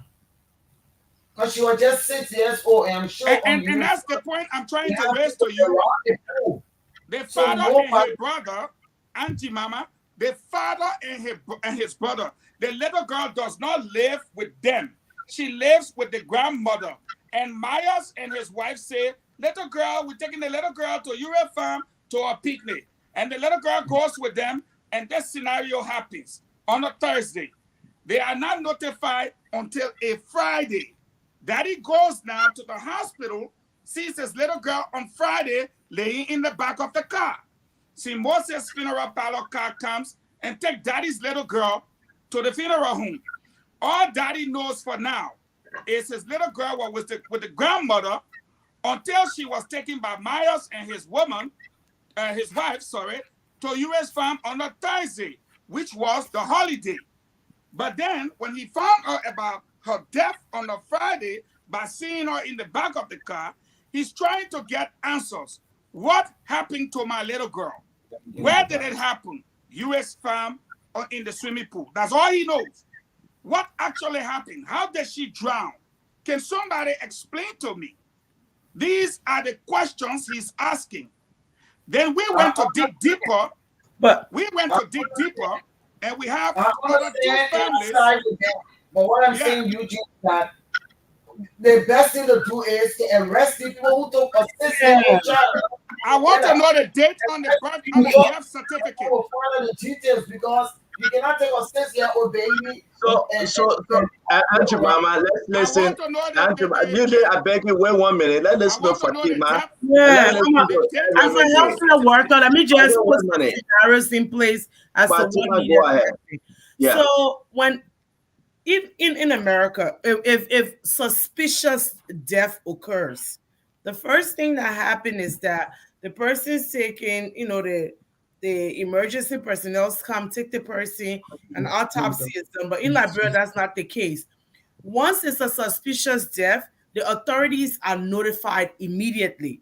Immediately, the child does not go to the funeral parlor. The authorities are notified immediately, and investigation starts because the parents, the biological parent, is unsure as to what happened. So the authorities were immediately supposed to be notified right there and then. And then from that moment on, nobody else, they will do the investigation and get back to the parents. The parents are not running around finding out what happened. That's the wrong way to go about it. This is a suspicious death. The child is too young to even understand to get in the pool by herself. A 6-year-old child cannot get in the pool in America by themselves without supervision. So the investigation starts with the adults who had the child leading to her death. The parents, they are going about it absolutely the wrong way. Let them go to the authorities first of all. Thank you, Fatima. Thank you, I'm saying that Auntie Mama, please. Yeah, they need to be arrested. So, Leland and Leon, are you familiar with the U.S. farm? No. Have you ever asked about the U.S. farm, whether it's a public area where people go for picnic, and if so, do they have the necessary security like lifeguard manning those pools? Have you heard anything of that? Did you care to ask? No, I have not asked on that. Okay. So, but do you have any reasonable suspicion that your child may have been killed someplace else? Come again? And they just made up that story. Do you have any reasonable suspicion that your child may have been killed someplace else, and they're just saying it happened in this place? Do you have any reasonable suspicion of what really happened to your child? No, actually no, because no one's giving me any story on that. I don't have idea on that. Because the person who took my child didn't have any information. It's just speculation. Everything is just speculation at this point. Remy Gray, you asked a very good question. Let me say this to the two brothers, to the father, Leland, and Fagon will finish this thing up, but let me say my own Auntie Mama. I was on a very serious note. I hope on this case of a little grace, I think that's the name. Joyful Grace. Joyful Joy. Joyful Joy. Thank you. I hope you guys go and ask more questions. Okay? I hope you can call the police. Call the Liberian National Police. Politicians are in the country all over. It's election time. For somebody to come and tell you and they are not straight and say, oh, I took this person to Stanton's farm, they got to be upfront. Who took the body? Who called for the transportation? Okay, where to pick up the body from? Okay, I'm listening to you, but seriously, if this have happened before, but in your condition, I would love to bring you back on the show, that you bring the Myers, that the police investigate. Liberian National Police need to, don't do it yourself, allow them to investigate, and they will come to the bottom of this story. Because something is not, to me, my own understanding, something is not adding up. The only big picture is that the little girl died, which of course is a terrible thing. I have my niece in this place who was 1 year old. She got drowned in the pool. And, that's very painful. That's very hurtful. I know what it means, But again, I will say this to you. I hope you can call the Liberian National Police. Let them investigate. And I hope you can have the rest of the story. You cannot do it alone. Your family cannot do it alone. Then we'll bring you back on the show. Then we can have a plain, clear picture.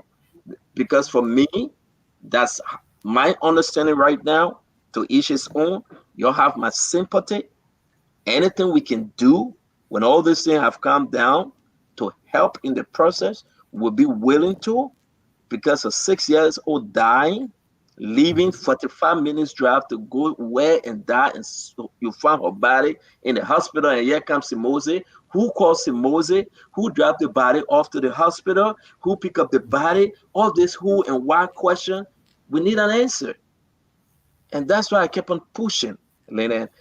Reach back out to Fagon or the network. We'll bring you back on. But something is not adding up. And have my sympathy, you and your brother and the entire family. If I don't take the rest of the story home, we here. All right, thank you, Leon. Again, have my sympathy. Let me assure you that your daughter's death will not be in vain, and here is why. Just a couple of issues. I know people looking at you. How come you don't know this? How come you don't know who did this? First and foremost, let me say to you and your brother, you were not there. The little girl died on Thanksgiving Day. That was the day they were at the pool. You were never notified until Friday. And that's why I ask you people, what is the date on the death certificate? I ask you, right? And up to now, we don't know what the date is. Have you found the date on the death certificate? Is there a date on that death certificate? If there is, I would like to see and know the date on the death certificate. Have you guys found the date on the death certificate? Now, he said it's 6:12 p.m. 6 p.m. 6 p.m. You see? So, the little girl death certificate says she died on the 2nd, which was on a Thursday. December 20th, 6:12 p.m. No, I said this is November 2nd, 2023. 2023. You see it? At 6 p.m., that's in the evening in Liberia, almost like still daylight. Nobody tells this father that your daughter has died. The death certificate is right there, witness number 1. Instead, from 6 p.m., no one notifies him. No one tells him anything.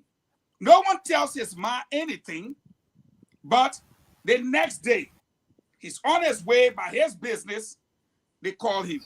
He goes to the hospital. He sees. Let's understand. I served in Liberia for 3.5 years, Stanton. UAPU has a lifeguard. There are 2 there all the time. And the time she's pronounced dead at 6 p.m., it means that she got drowned before 6 p.m. and taken to the hospital. So it's broad daylight. People are still swimming. around 5 and 4. You can't die 6 p.m. and be swimming. So you either die 4 or 5 p.m. at a crowded holiday like that. Secondly, death certificate is signed by somebody that these two parents do not know. They just see scribble. It's finished. Thirdly, the person who took the girl to the pool is a law enforcement officer who happens to be a police officer and knows that when a person dies like that, they should be pronounced dead at a hospital, like you see on the death certificate. Parents should be notified. He, police officer, have made all these errors. I doubt it. Now, last but not the least, the similar incident occurred Congotown Bagro in U.S. fence with 2 other little boys, 7 and 9 respectively.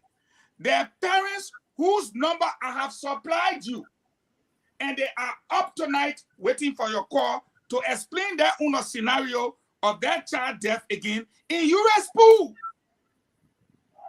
Then you have the other group at the 12 houses who also die in U.S. pool. Why is all the children dying in U.S. pool? I know U.S. is a politician. We are not accusing him. We didn't say he killed the children. But why are these little children dying in U.S. pool? Is our question.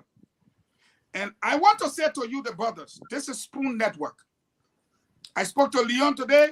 I said, don't let them bury your daughter without an autopsy.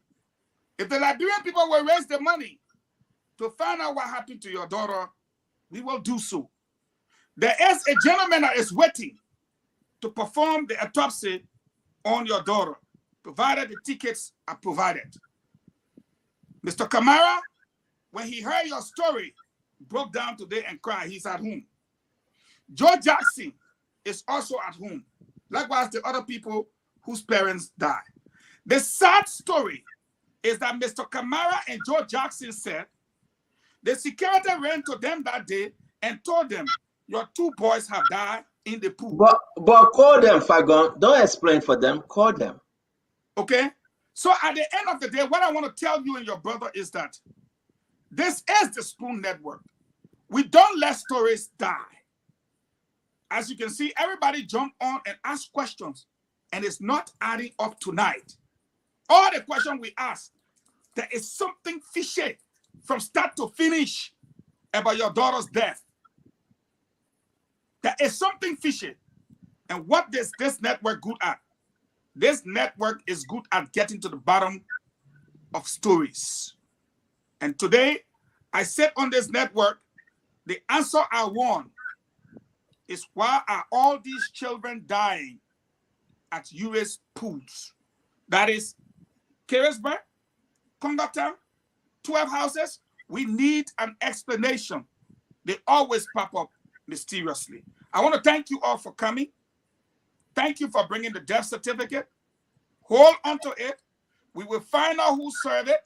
We will also find out why a police officer did not notify the parent of the death of his little girl. We will also find out why Simose was picked, who picked Simose. All of these things, this is Spoon Network. We'll get to work and we'll help you out. Thank you very much. We want to say thank you, Leland. Thank you, Leon. We hope you guys can come back, seriously. And trust me, we're going to dig, okay, as to where the little child died, who took her there, who removed the body and took the body to the hospital. These are the things I want to know. So again, we'll be happy, so happy to bring you guys back. Have our deepest condolences. Please, you're sorry, man. This thing can hurt.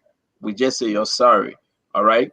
But hope to have you guys back. And Fagon will be in touch with you guys. Thank you very much.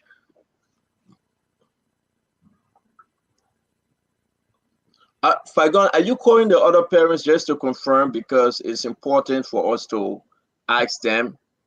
We're not hearing you, Fagon. You are muted, Fagon. I would like for them to call them from studio because it will be clearer. So did you send it to Dama? Yes, I sent those names to Dama. Same thing I sent to you. Dama has it.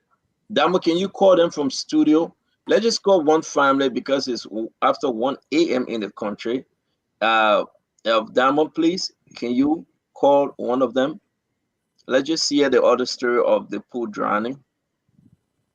Joe Jackson is dead. I really just Dualu. Yeah, it's something. Just I think they should go to the. Why they didn't go to the police?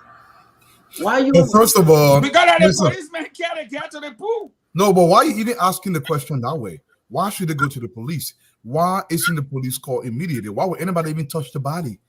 That's a crime in itself.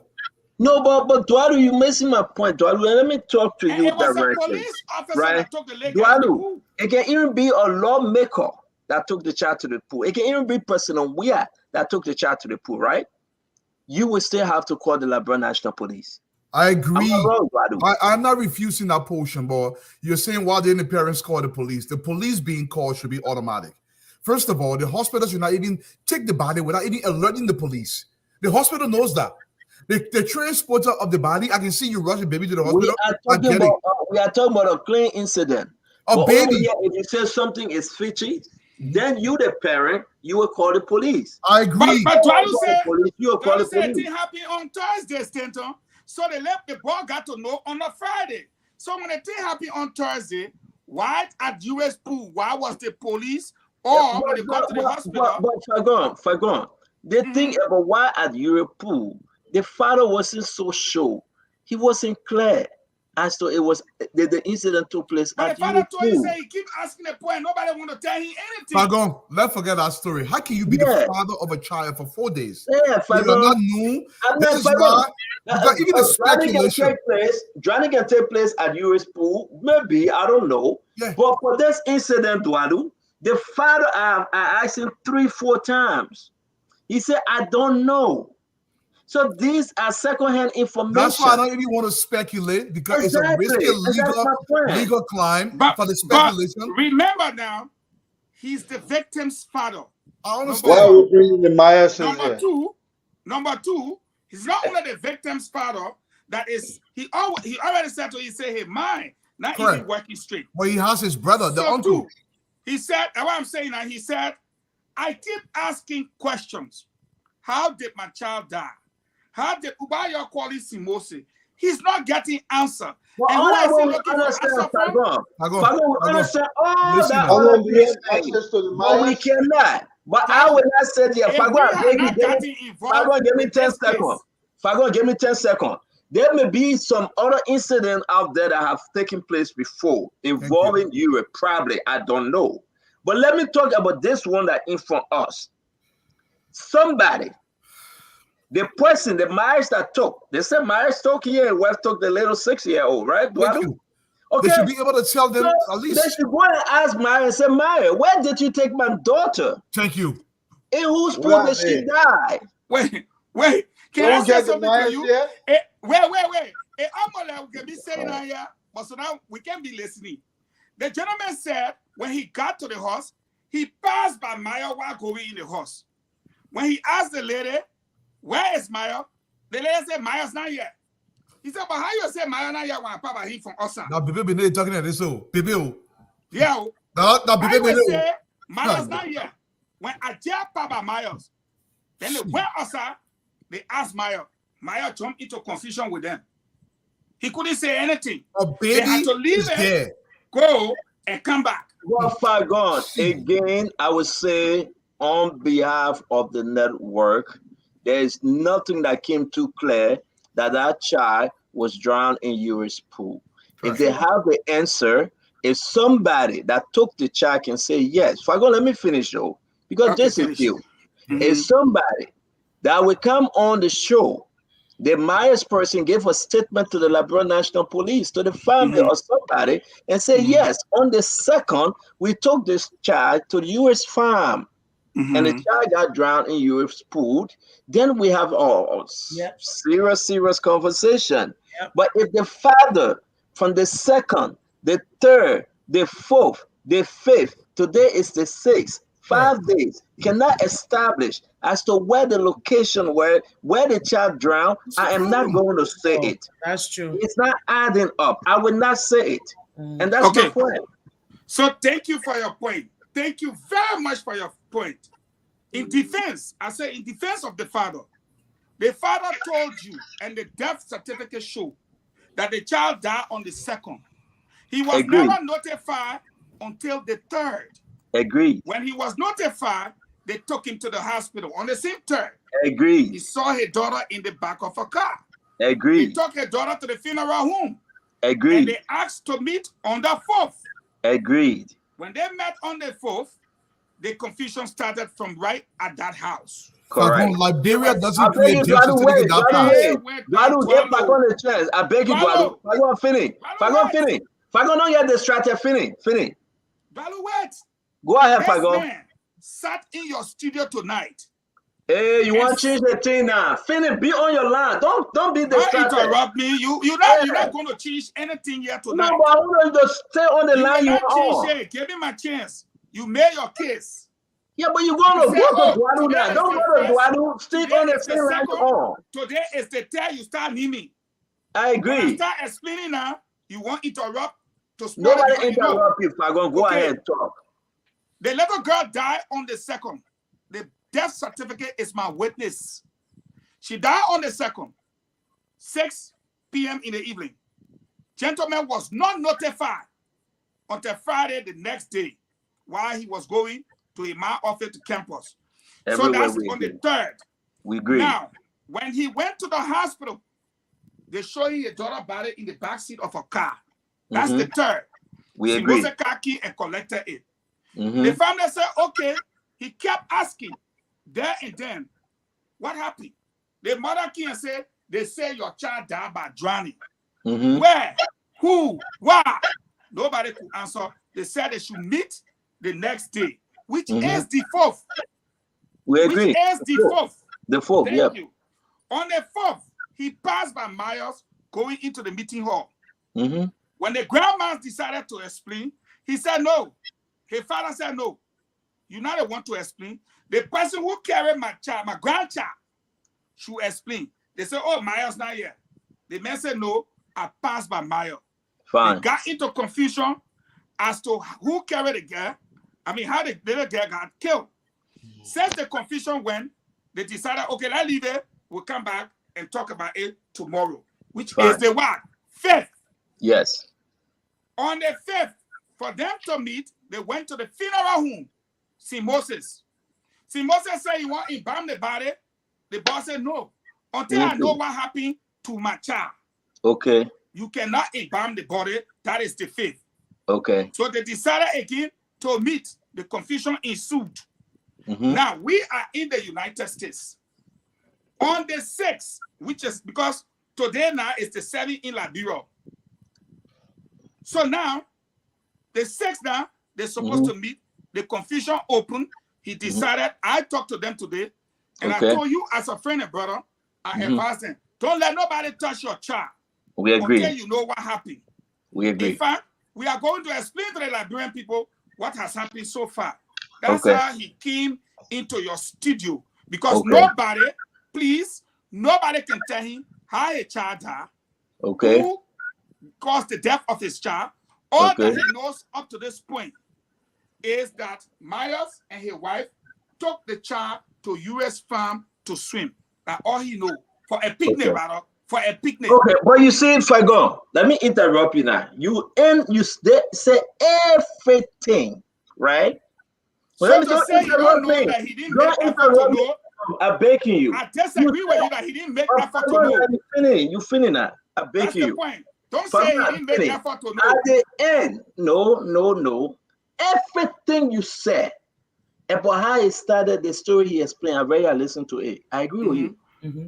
But what involved the US and the Eurofund, I disagree with you. Yeah, it's unsubstantiated. Let me tell you this. Everything you said. Unsubstantiated. I beg you that people hear me and hear me well. I'm in sympathy of this family. The second they get died, may her soul rest in peace. Amen, or little child.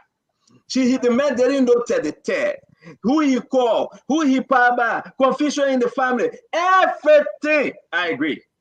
But there is nothing concrete enough to say that child died at the US farm and they remove the body from the urine pool. And that's the only question the uncle and the father, they are not too sure of. Yeah. That's why, I beg you, Fagon, give me another 30 seconds. That's why you hear me talking. I'm waiting for you to finish. Yeah, because you're shaking your head. You're shaking your head. I know why I'm shaking my head. And listen, let me say this. It may have happened before, or people say it happened. Well, I don't know. But my fellow Liberians, we should be very careful. If the family come back tomorrow and say Mr. March and his wife said to us that it took our daughter, drove for 45 minutes on the US farm, and it happened there, then we have a story, a first-hand story. But as of today, I totally, again, forgive me, but Fagon, I am not in a position to say it took place at the US farm. I am not in a position to say they get drowned in the US pool, because those that came on the show cannot say it 100% with a certainty. And therefore, I will wait. They will go to the Liberian National Police and they will come back on the show when they have the story straightened up. My sympathy to them. Arrest Fagon. Okay. Thank you, three, for waiting. Let me take on Stanton. It will not be more than 1 minute. Stanton, I know you very well. When you want to get to the bottom of a story, nothing can stop you. Maybe I don't know you like my ABC, but I think I know you like my SOSO, which is better. Here is something I'll say to you tonight. You went in the middle. You put up the same posture about the guy. You don't want to come straight. When you told where did your daughter die? And he came up straight and said, at the US farm in the pool. During this very interview, is right on this tape. That's what he was told. This man was not at the site. This man don't know nothing that happened to that pool. Now, we are talking about swimming pool. You are more concerned whether it's at the pool, US pool. You keep saying US pool. Okay, there's a dead girl. They say she died by drowning. The death certificate say it. Stanton wants to know. The Stanton with us I know. S-O-S-O, G-O-K-O, L-O-L-O. Stanton will want to know, where did this little girl drown? Now, if we want to forgive US pool, Eugene Fagon came up with another family that lost 2 boys at US pool again in Congo Town. They are willing, the victims, their phone numbers are scrapped. Now your fault. I was talking to you, we're right on the set. They blew me out. Bloop. They blew me out again the second time. Bloop. Brother, my concern, I don't fight for myself. But the Stanton I know. So long as death certificate said drowning, so long as they don't get died by drowning, Stanton will want to know where that little girl died. Whether in the Atlantic Ocean or in the lagoon. That one. I thank you for that. Secondly, let me say this. Is it true that other families have experienced similar fate and have buried their children from the US pool? Yes, sir. Did I give you their names and number? Yes, sir. Is the incident corroborated by everybody? Yes, sir. Why is the press sleeping on this one? But Fagon, thank you. No, let me finish. There is a God. There is a God. And I say it 3 times. There is a God. I will not leave this story.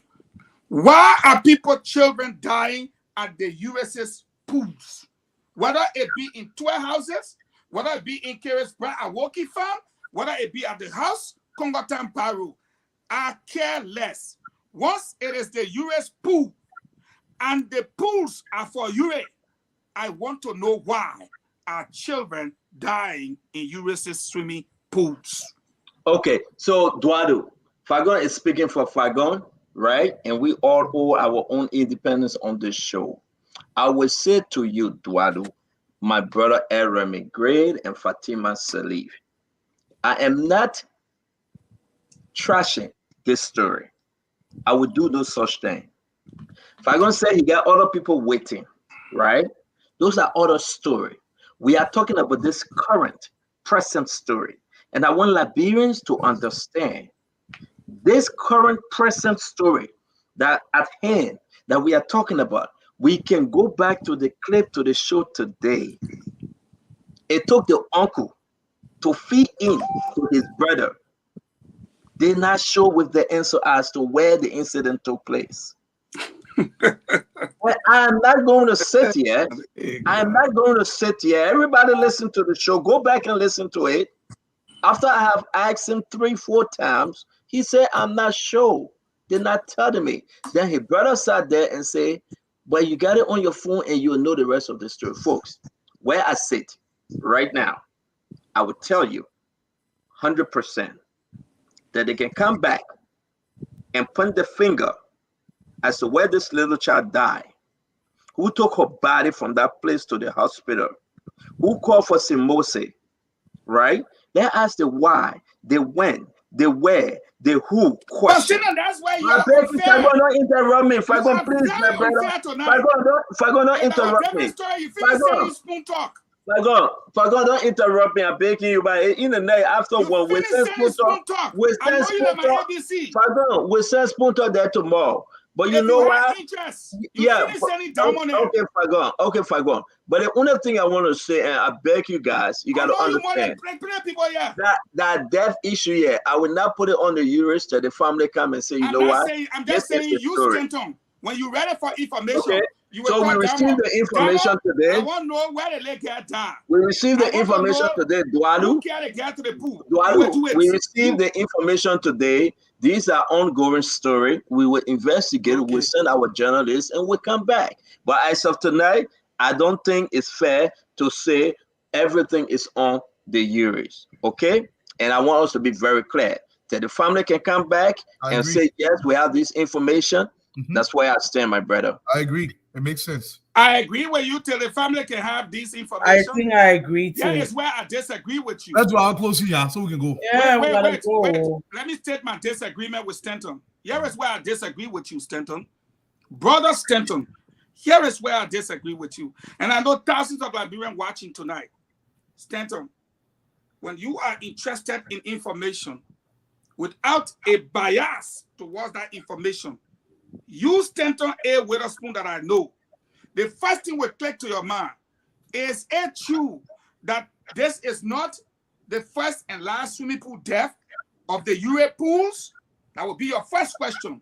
It won't be my first question. It will not be my first question. Wait, let me finish. No, don't do that. It will not be my first question. Fagon, you know the reason why. Duadu, you know the reason why.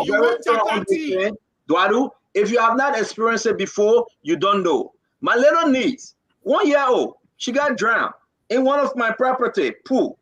Everybody know that story. But you see, you personalizing this.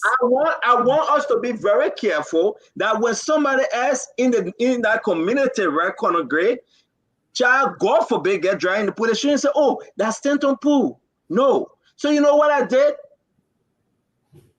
All the other property, I put safeguard around the pool.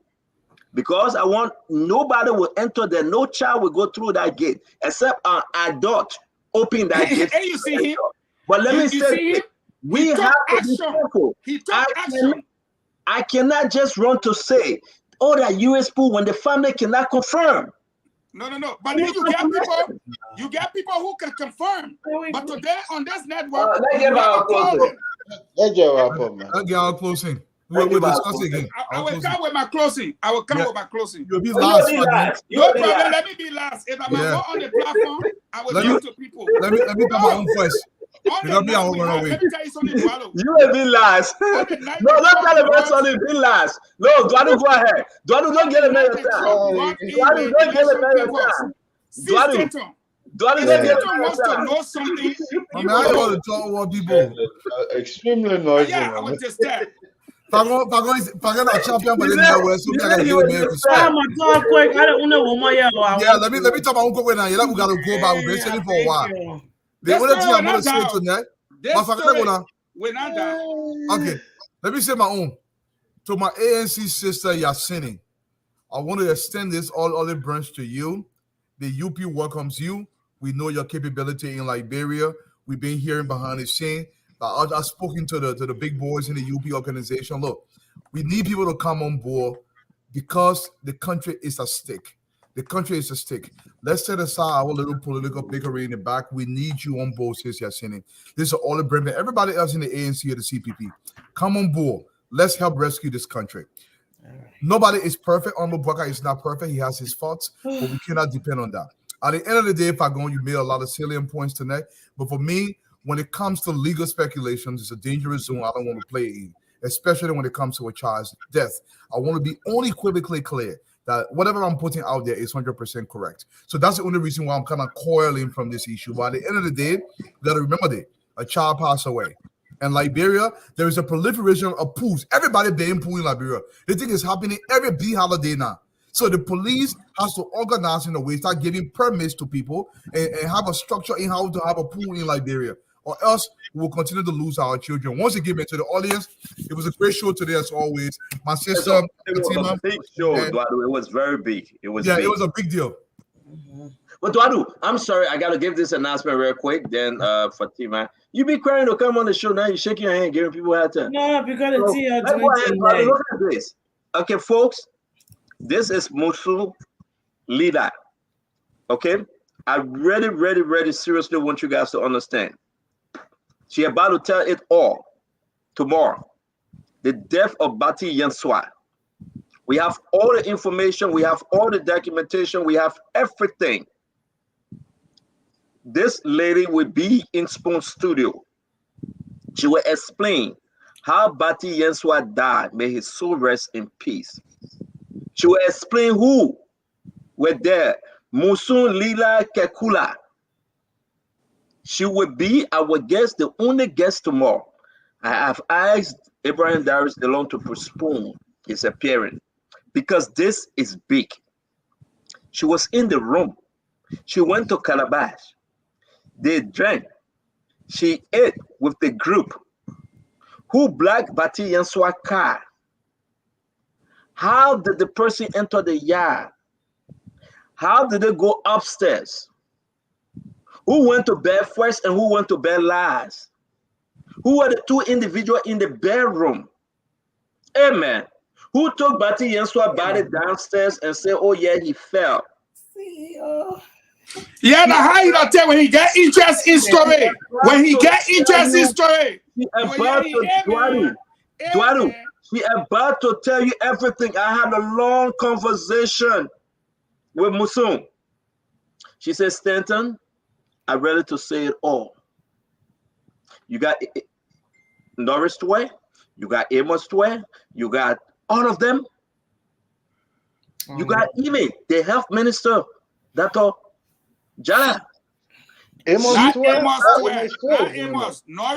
Norris Tway. Sorry, my people. Samuel Tway, Norris Tway. Thank you. And she got this information to share with you tomorrow because it will hit you, and it will hit you so hard. People been waiting for her to explain her story. The only person that were in that room, the only person that saw those individuals, the only person that she will tell you who took his computer, who took his keys, who got into the car, who went with the body. She's the only person that knows the story of Bati Yanswa death. 3 o'clock in the morning while sleeping, I woke up and I looked at my phone. The information I received, the photos, the bedroom picture, the living room picture, in and out of the house, the CC camera, everything. I got it. We invite you to listen to Musun Kekula tomorrow as she appeared and tell you the true story. What even led to the death of Albert Peter and Gifty Lamar? He was still alive when he went to the hospital. Why did I ask her to leave the room and just to come and tell her, say, oh, Bati died. But he was alive. You need to join us tomorrow. You will hear, and this will appear on CNN, because we have some evil people in our country that killing people because of others' report. May God bless you as we meet tomorrow. That's my closing. Let's now go to my sister Fatima and Aaron Mingri and the rest of them. For real, I'm so mad. I mean, there's something wrong with you. All right, can I go now, please? What you say? What I gonna say? What you say? You Y'all talk leave about my brother Fatima Fatima immigrant alone. the rest of them. I mean, Oh yeah, Fatima, Iran, and you the rest of them. All right, so let me go. I just hope they get ready to tell us, not like that guy who came with that half spider story. Didn't want to say anything. Amen. No. I Anyway, can call her right now and she can confirm that she coming tomorrow. Say you ask that question, I will call her right now. No, She will it's very confirm that late. she's The coming. guy is resting. Why you want to call somebody? It's No, late. leave her. I mean, I hope she's safe, my man. all right. So, see you. Should I go? I really don't care. You can leave. See? Anyway, my people, today we had some of our heavy haters who endorsed us. The show was hot. The show was humid. And the rescue train is just moving. I mean, honestly, Dwedo, you know me, I'm all for uniting for the cause. But there are some souls that even Jesus did not win. Prophet Muhammad came, he tried. There are some souls that he did not win. Some people just decided that there was no God and they were still on that path. So right now, I think our whole job and our duty should be to educate the 1.5 million people that honorable Konneh said will be in these elections. Let's try to educate them, because I saw the other day I love my sisters in the ANC. I've worked with them. I really like them. The only person I actually see talking nice is Muna, but the rest of them, I heard some of them were saying that, oh, they will, if they wanted to, they will go in Liberia and encourage everybody to just write a vote on the ballot and say CPP on both, and give them a bunch of invalid votes. So at this point, we are thinking about winning. We are thinking about ensuring that Liberia is rescued. So we welcome everybody. I mean, seriously, but we need to just educate our people. We don't want no distract me. I'm not for distractions and distractors. I want us to educate our people. Namuno America na na oba. Obe wan so take bi. Mesia me na va oba for na we. Nyom of Eugene fa na we ni ape aboya. Ke na for na we. Wo Konneh he. Wo vote here ke kai. Konneh. Yo Konneh I beg you. Wo Konneh wo vote ke Joseph Boakai akwa. Kai kwa be na mo abo elo nya. Wo Konneh he na mono e mo abo elo nya. Ama kemmo mo no ani je ani ko be na ma eremi gre me be aloke abe awabo be na wala alo me afowe awanye anyina fewe abe afo anyina la a gbulon gbasa jamalo ke alo me afowe he na mono wo vote wo Konneh we makama kwa wo vote ke kai kwa aka o my ka so that's my people. Thank you very much. We appreciate each and every one. JKK, number one on the ballot. Number one on the ballot. See ya. Hey, let's go over. Joseph Bagada, when I get a breaking news for the people tomorrow. So keep them planning. Anyway, you go ahead. You know, I wanted to tell you, it's just that when I by the way, the order that published sent me to the tribunal was what promoted Mr. Samukai to Brigadier General. So he's a one-star general, actually. That same order So published. you hired him? No, he's hired me. Oh, he hired you. Okay. I'm one step from becoming a one-star. So the thing about it, so I want you to put yourself in Samukai's shoes. I know the CDC have their own games. They wanted to use this as a distraction. And boy, did they succeed? I don't think so, but to some extent. But Samukai made his case tonight, and I marvel him. Because when you're in this kind of situation, they will use everything to blackmail you. And I think he was under pressure to even appear over there, but he had to accept given his situation. But I don't want people to blame him. There is no way Samukai will go and say. Great. Let me just interject. I like the fact that he took the responsibility, though. He admitted. Honorable Grace speaking, you want to start the show again? I only have one thing he going to say, man. And my brother Samukai was very astute to the point. But when it comes to Amara Konneh, I wanted to ask him about all this road network. I know Amara had raised some funds through the European Union, through China, and all of these other Eastern European countries that were helping us to actually pave our roads. And they left something pretty in place, but I didn't get the chance to ask him. And I think the we administration is taking too much credit for something they didn't even do. And so I wanted to and then now I was reserve in New York, the Bank of New York that they pleaded. I wanted to ask him the status of that as well. But when it comes to maybe we have reason to tie Mr. Yuri to this issue, but Fango, in my opinion, I think we'll wait to see more facts. We're not here to get at people, in my opinion, but I think we should just take it easy how we raise issues, so we don't ruin the credibility of the network. I think we've done well so far, but to speculate on certain things, and it will put a dent onto the future when we have the real story and the truth. And so maybe the Maya should come in and answer a question: what happened to the lay girl? I mean, to the child. Go ahead, my brother. Well, thank you very much. First of all, I don't even know why we call in leader here to explain. It's this kind of same thing that happened on the network when the guy who was the NSA investigator assigned to the scene came here to talk. Instead of it being our duty to get information from him, on this network, we sought to put him down. Oh, the information you gave him, we don't even know. It doesn't seem credible. It doesn't seem this.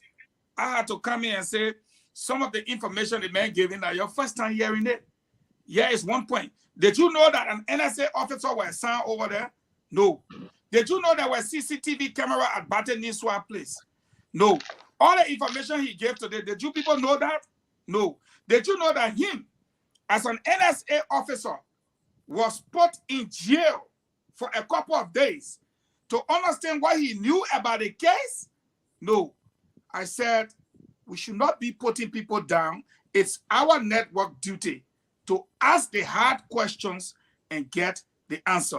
So I'm not against anybody asking the hard question here tonight. On the issue of this, and nobody will sway me. I'm not here to indict Yuri. I'm not here to say Yuri choke anybody. I just know for a fact that these two brothers, I spoke to them today. And one of the brother is the father of the child. No doubt in my mind. At the end of the day, how did I know this? The brother didn't call me. An eyewitness who was on the scene at US Farm gave me this story. I did due diligence by telling Stanton. When I went to go double check from the eyewitness account, I got to find out that the story was what? True. So there was an eyewitness there. Now, the father has shown up. The father gave his account. And he made it clear on this network that my daughter died on a Thursday. I did not know until a Friday. But who told me? They just called me and told me your daughter XYZ. I don't want to go into more detail. In an event to follow up this story, I started to dig behind other pool deaths involving Yuri's pool. You are looking at Mr. Yuri. All of you on the network looking at Mr. Yuri and his personality. You people are wrong. I'm looking at Yuri's pool, not Yuri. All of these deaths occur at Yuri pool. In the death of Joe Jackson and Mr. Kamara's sons, the two boys. That day, the security informed them that Yuri was at his house, but had left. The children mysteriously showed up dead, but Yuri never called them. Yuri never interacted with them. They only heard that Yuri left the country. In the case of this little girl that died, they only heard that Yuri too left the country again. The same with 12 houses. So, as a person on this network, I'm like, okay, why always Yuri pools? P-O-O-L-S. Not necessarily Yuri, but Yuri pools. Why? So I started finding the families, and the families are willing to tell their stories, which all of their stories seem to be the same. As a good citizen, it's on us to know. But they have recordings. They have just sent me. Yeah, right. Yeah. They were sent voice recordings. They said, and I quote, and I'm closing on this, of the grandmother explanation concerning what happened. But I wanted to hear from Mr. and Mistress Myers, which was yesterday when it all ended in confusion. So they have a recording of what the grandmother explained. Are we concerned about the name welfare burning our urine? Then we are concerned about little children dying in US pools. Pools, meaning not one, not two, but three. And that is my concern. Having said that, I have always said on this network that these elections are finished. Oh, but you know what? We finished with the other one. Stanton, don't interrupt me. You don't keep it, don't interrupt me. I have here a letter that says, Honorable Joseph Newman Bwaka, stand-up bearer, United Party, UP, Monrovia, Liberia. And it comes from the grassroots development movement, which is the guy they call Appeton. Everyone Appeton. According to reports, 300,000 was offered to Appeton. He turned it down and said he would do this in the interest of his country. So he wrote a letter to Honorable Bwaka today, and the letter said the stand-up bearer, vice stand-up bearer, and members of the grassroots development movement invite you, the vice stand-up bearer, officers and partisans, to our endorsement ceremony of the Unity Party to be held on Tuesday, which is today in Liberia, November 7, 2023. This event will take place at our headquarters, located at Oldest Congo Town, opposite the ministerial complex at 1 p.m. I want to say to all of you listening to me, wear your clothes, man. Go out there tomorrow. Fill that whole place. Seize control of Congo Town so that the world can know that Liberians have spoken. Minister Fagon, why are you asking the people to go? It means that Joseph Bwaka have 43%. Appeton has come on board with 2.20%, that 45%. Then Losoni have come with 1.9 plus that 2.0, that 47%. Then we go to Gonglo Tiawon with 1.44, that 48%.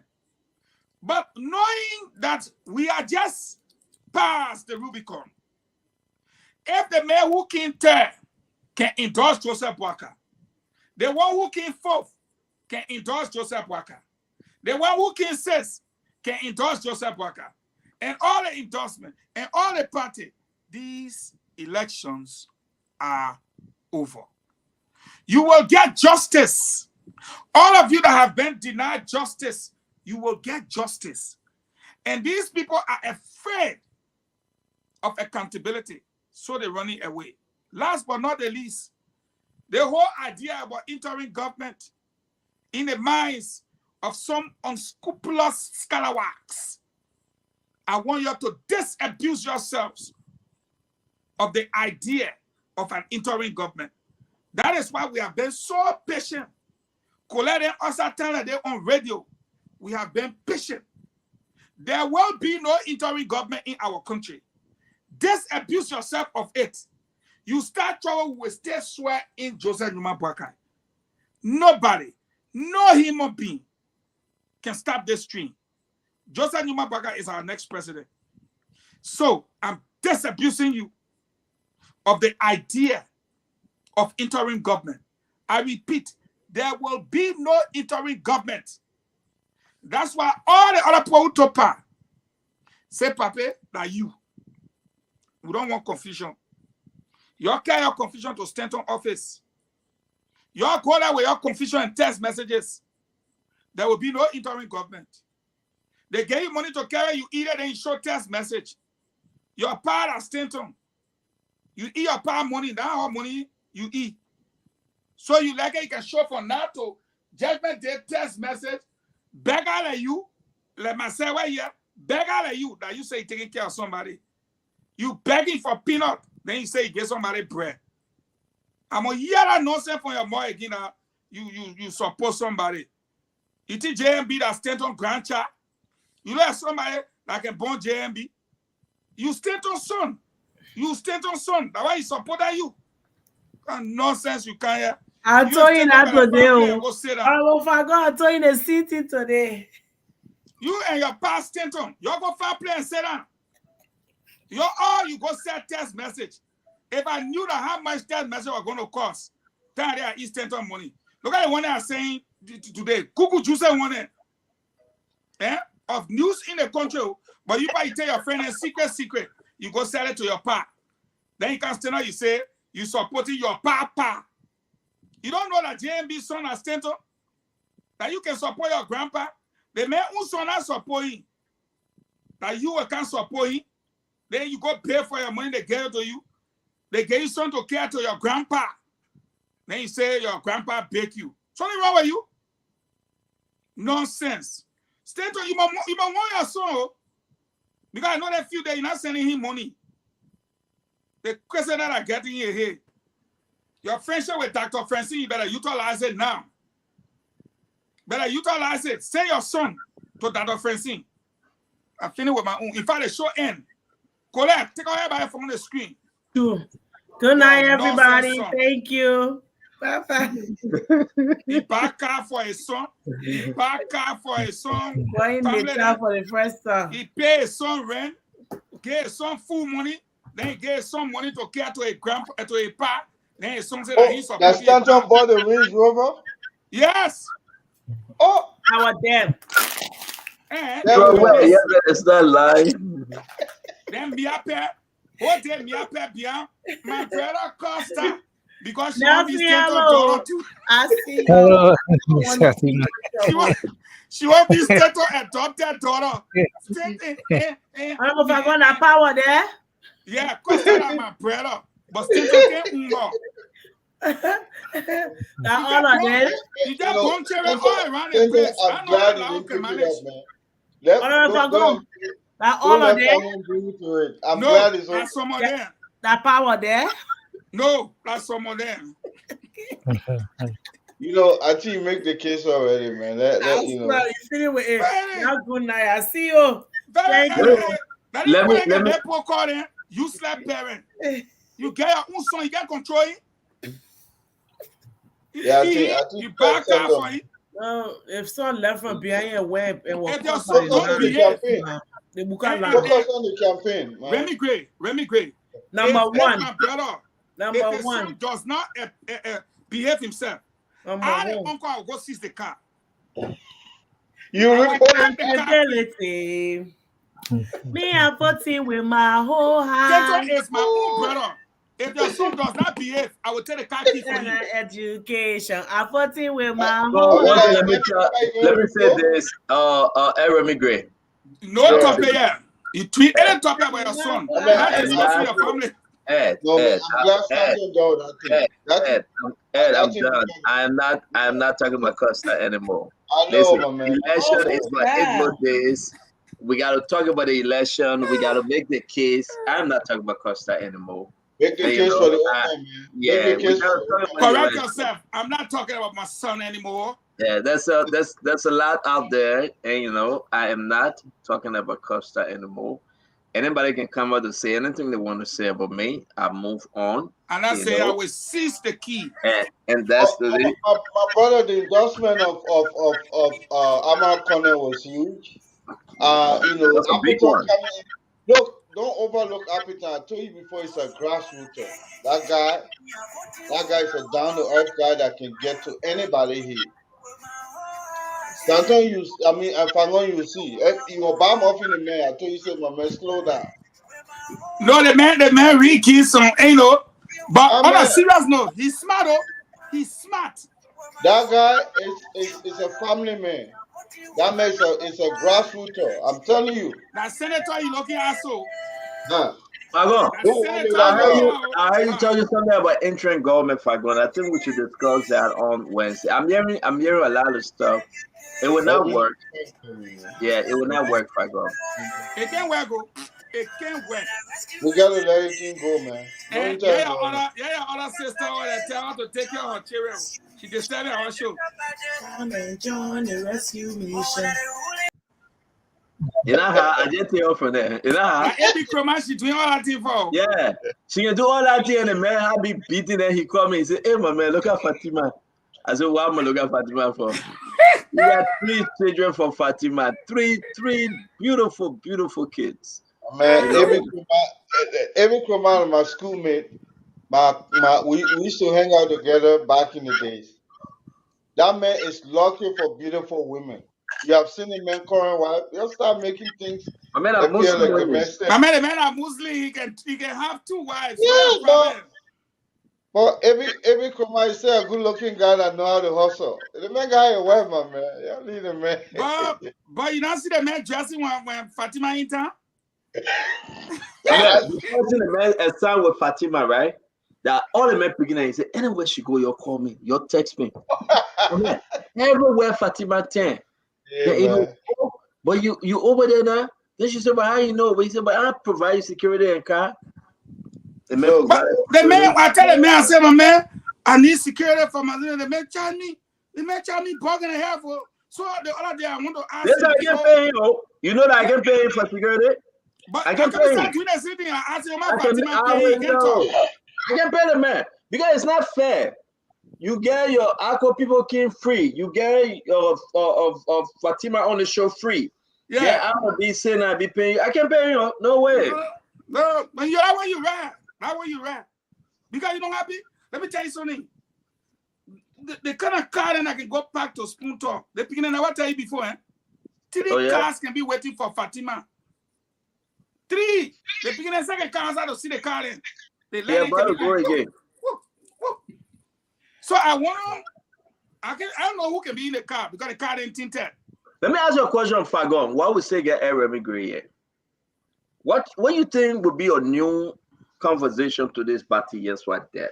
If Musu come on tomorrow, when she come on tomorrow, what's going to happen is that, by the way, 3 or 4 persons have corroborated what I explained to the world. That me and Maggie were working that morning when they called King. Maggie was terrified. Maggie was like, me, he walking, and Blackie was holding her phone. So Blackie ran from way behind. Really coming, breathing. Someone turn around, you know, the person is yelling, Chief. So we turn around. He breathing. I got called. Somebody want to tell you they say, but they need to die. Maggie had jumped. I must say had jumped.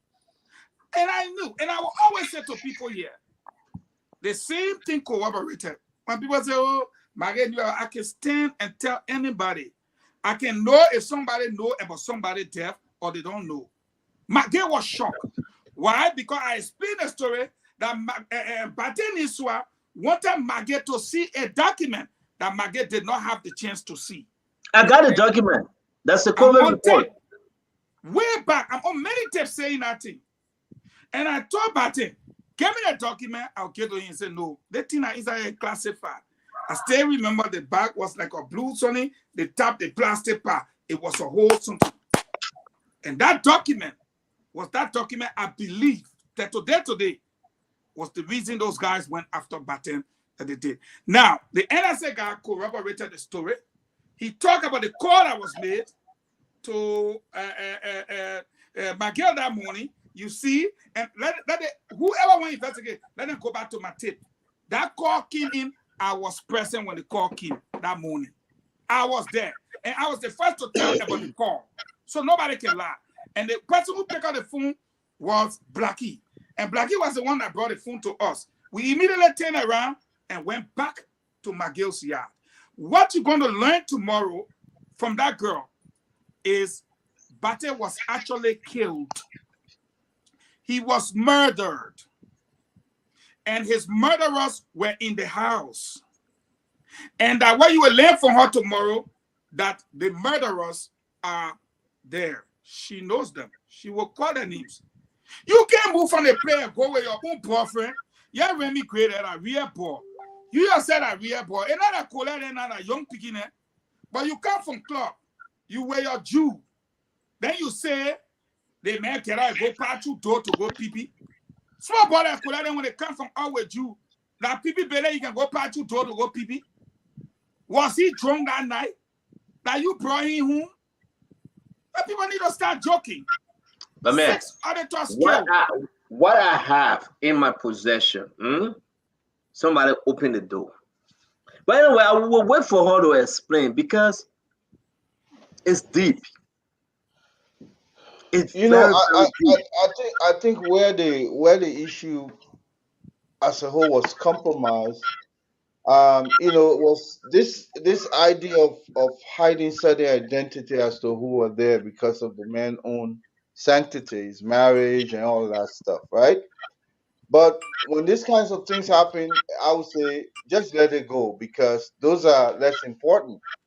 But just by appearing on Spoon tomorrow, you understand, will clear the air of so many other false allegations that have been made against individuals. And we'll get the real story from the horse's mouth. And I think there's nothing more credible than what will come from that lady because she was on the scene. She was the expert that was on the scene that saw Man, everything. the thing that I have in my possession, right, Konneh Gray, let me say this, because she said I'm allowed to say it. She will appear tomorrow. I spoke to her. She's safe. She's not in Liberia. Just start asking whether she's okay. The woman's Thank God safe. she's not there. She's not Thank in God. Liberia. I don't know where she is, but she's not in Liberia, but she's safe. She's fine. She called me. I asked her all these questions. She said, yes, Tenta, I'm ready to talk. Okay? But I will say this. It's deep. It's deep. But man, for people to go after you to kill you, the connection of people, for what? For what? I will read just a little bit, a tiny little bit. For those of our folks that here with us, just small. Let me read everything. Fagon. Hey, Fagon. Fagon, she let you know. She said, I'm gonna share the thing with you. Because you know that all been begging for the interview, right? But you mess up, man. So I think I can share it with you. Yeah, you gotta mess up, guy. Man is Pangoma, man. Oh man, That man been talking. Right now, I get all the the recording, the photos from the pool, the photos of the little girl, the photos on UFM. They're playing with a donkey, and I'm giving you nothing. That give me. Disclosure, though. But listen, I love disclosure. When people gather at me at the church where Fangon visited with me, they say, "Hey man, your plea go find Fangon and bring him back." You know, it says. You see the children playing with a donkey? I mean, you said, let me read the co-conspirators, right? You see the right? children playing with a donkey on Woki Farm? Let me read the co-conspirator. You see the children enter the swimming pool? You see them to the swimming pool? But then Fagon, thank God he playing with me, eh? He playing Fagon, with me. Fagon, thank God they get this information now. We will have a story. You playing with Fagon? Let me read a co-conspirator to that party Yenswa death. Okay, Remy Gray. It's very important. I will share this. You want us to share it. Honorable Samuel D. Twelve, Minister of Finance, Republic of Liberia, co-conspirator.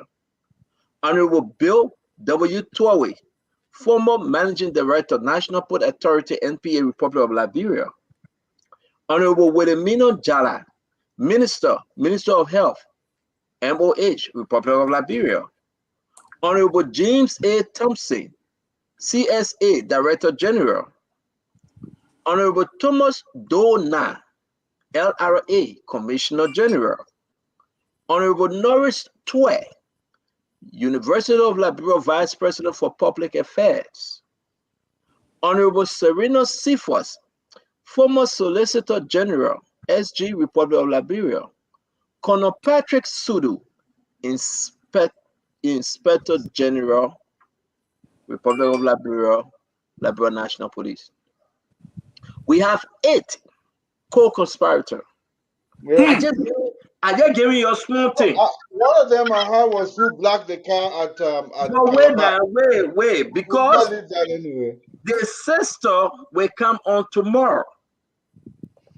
Sister Musum that I've been talking to all through this time, she says, Stanton, be patient. I just want to teach you, for you to call them, for them to listen.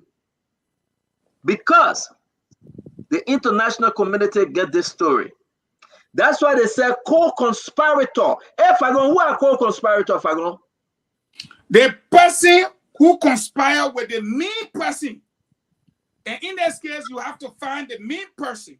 The mean person will be the person who is after Bate Niswa's death. Who wants Bate And I will call the names again. Y'all go, y'all tell them. Say, I call their names, right? Y'all tell them to come listen to Musum tomorrow. Co-conspirators. Co-conspirators. Honorable Samuel D. Twe, Minister of Finance. Who called me again? So you have three people reading there, you're calling them. Deputy Nakora Fagon. Okay, don't call me. Hold on here. Honorable Bill W. Twawe, former Managing Director, National Port Authority. The Honorable Wilhelmino Jara. I'm very surprised that my Honorable Wilhelmino Jara is here as co-conspirator. Oh, her name was there. Remember the story that night?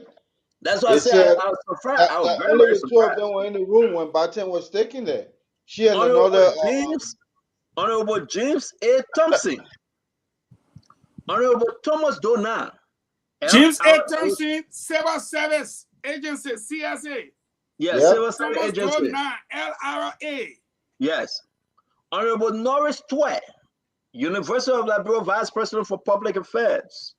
The Honorable Serena Cephas, former Solicitor General, and Honorable Colonel Patrick Sudu, Inspector General, Liberia National Police. This story will be told tomorrow. I think we're leaving one man behind. There was another doctor in the office there. My man, In the the other people hospital. that I beg you don't call people then. There's certain reason why I'm calling certain names. I'm calling co-conspirator name. Misappropriation and misapplication of some fund ranging from the COVID-19 to another account, the consolidated account. If I go that the COVID-19 audit report, we already get it. Oh, sit down there. Doing this audit, period and event after. Amen. Amen. Party Yenswa back and forth, and most time the conversation didn't someplace. And when I asked, but I thought that to Jala, that to Wilhelmino Jala, Minister of Health. Amen. Going for that phone, the people that open their own account. Oh, am I explaining the story? Or I just gotta wait for tomorrow, right? Yeah, wait for tomorrow. It's $30 million small money. 30 million. No, it's 48 point something million, not 30. No, that just stimulus package on there. Okay. That had to do with the incident management team. Bye. I used to say that in the meeting for Samara Mole College to come talk Tabata. And just imagine, right? Just imagine, right? Oh. Yeah. Imagine how they walk back to Yinswa to the Calabash, the Calabash. You don't see nothing here. Bro, that country, that the same thing I'm talking to, they are getting fair with you tonight. And the issue, who's the guy? Tikon. Who Tikon? Tikon Williams. Yeah. You know, Dr. Williams is my good man. I will call all of their name, then they will come tomorrow. Yes, yeah, I will call their name. Dr. Williams, my good friend. The woman coming to explain this thing because it is important for Bati Yenswa to have a restful and peaceful time in the next world. She have to explain. She said, I waited ever so long. Yes, sir. And I cannot sleep. She said, whenever I close my eye, I see people over me. I'm tossing to and fro. I cannot sleep. Yeah. The other report have uncovered, misapply a lot of COVID funds. Amen. Yeah. You don't even know. I got everything here. Hey, y'all leave me alone, man. I beg you, y'all don't worry about y'all. The issue is like very bad for our country. And I'm so happy that Muslim coming tomorrow. She coming tomorrow. She coming to talk about Bati Yenswa death, the connection of Bati Yenswa and Abo Peter and Gifty Lama. Why they kill all of them? Why they kill? Yeah. Because you cannot kill one and leave the other. You cannot kill one and leave the other. So therefore, they put it in a cabal. And all of them was on the death list. The allegation that they went ahead. Amen. Amen. Amen. This is not good. This is very, very bad. So the guy who killed a senior police officer and better police officer. No wonder that the senior way, Konneh Gray, Let me see a picture. Send a picture of me. And I said nothing to you tonight. You will go sit down to your place. You better go look for your son, like brother. Say you getting crazy. Business. Send a picture of me. Let me see it. My man, their kids not dying on their network. Their kids not dying right on the page that I said we get it more soon. Let me send the name to you, okay? Right on the page and share it. Tell everybody to join us tomorrow. You got it already? Not yet. Why are you calling people and know people online? Yeah, to distract people. I don't like that. Seriously. You call me one more time, yeah, I'll block you. That person not correct. That person has sedition calling you. The person want to make sure. That person has sedition calling you. So many investigations will go on. The guy who penis the tie to the motorbike on that farm and drag him, the woman who they beat almost to death, the other one who stole the chicken, all these investigations will be carried out. Cruelty must stop in that country. Listen to what the person said. I will call the person name. Spoon. I think Fago need to be disciplined on this platform. He talked more than he is allowed. He need to stop interrupting.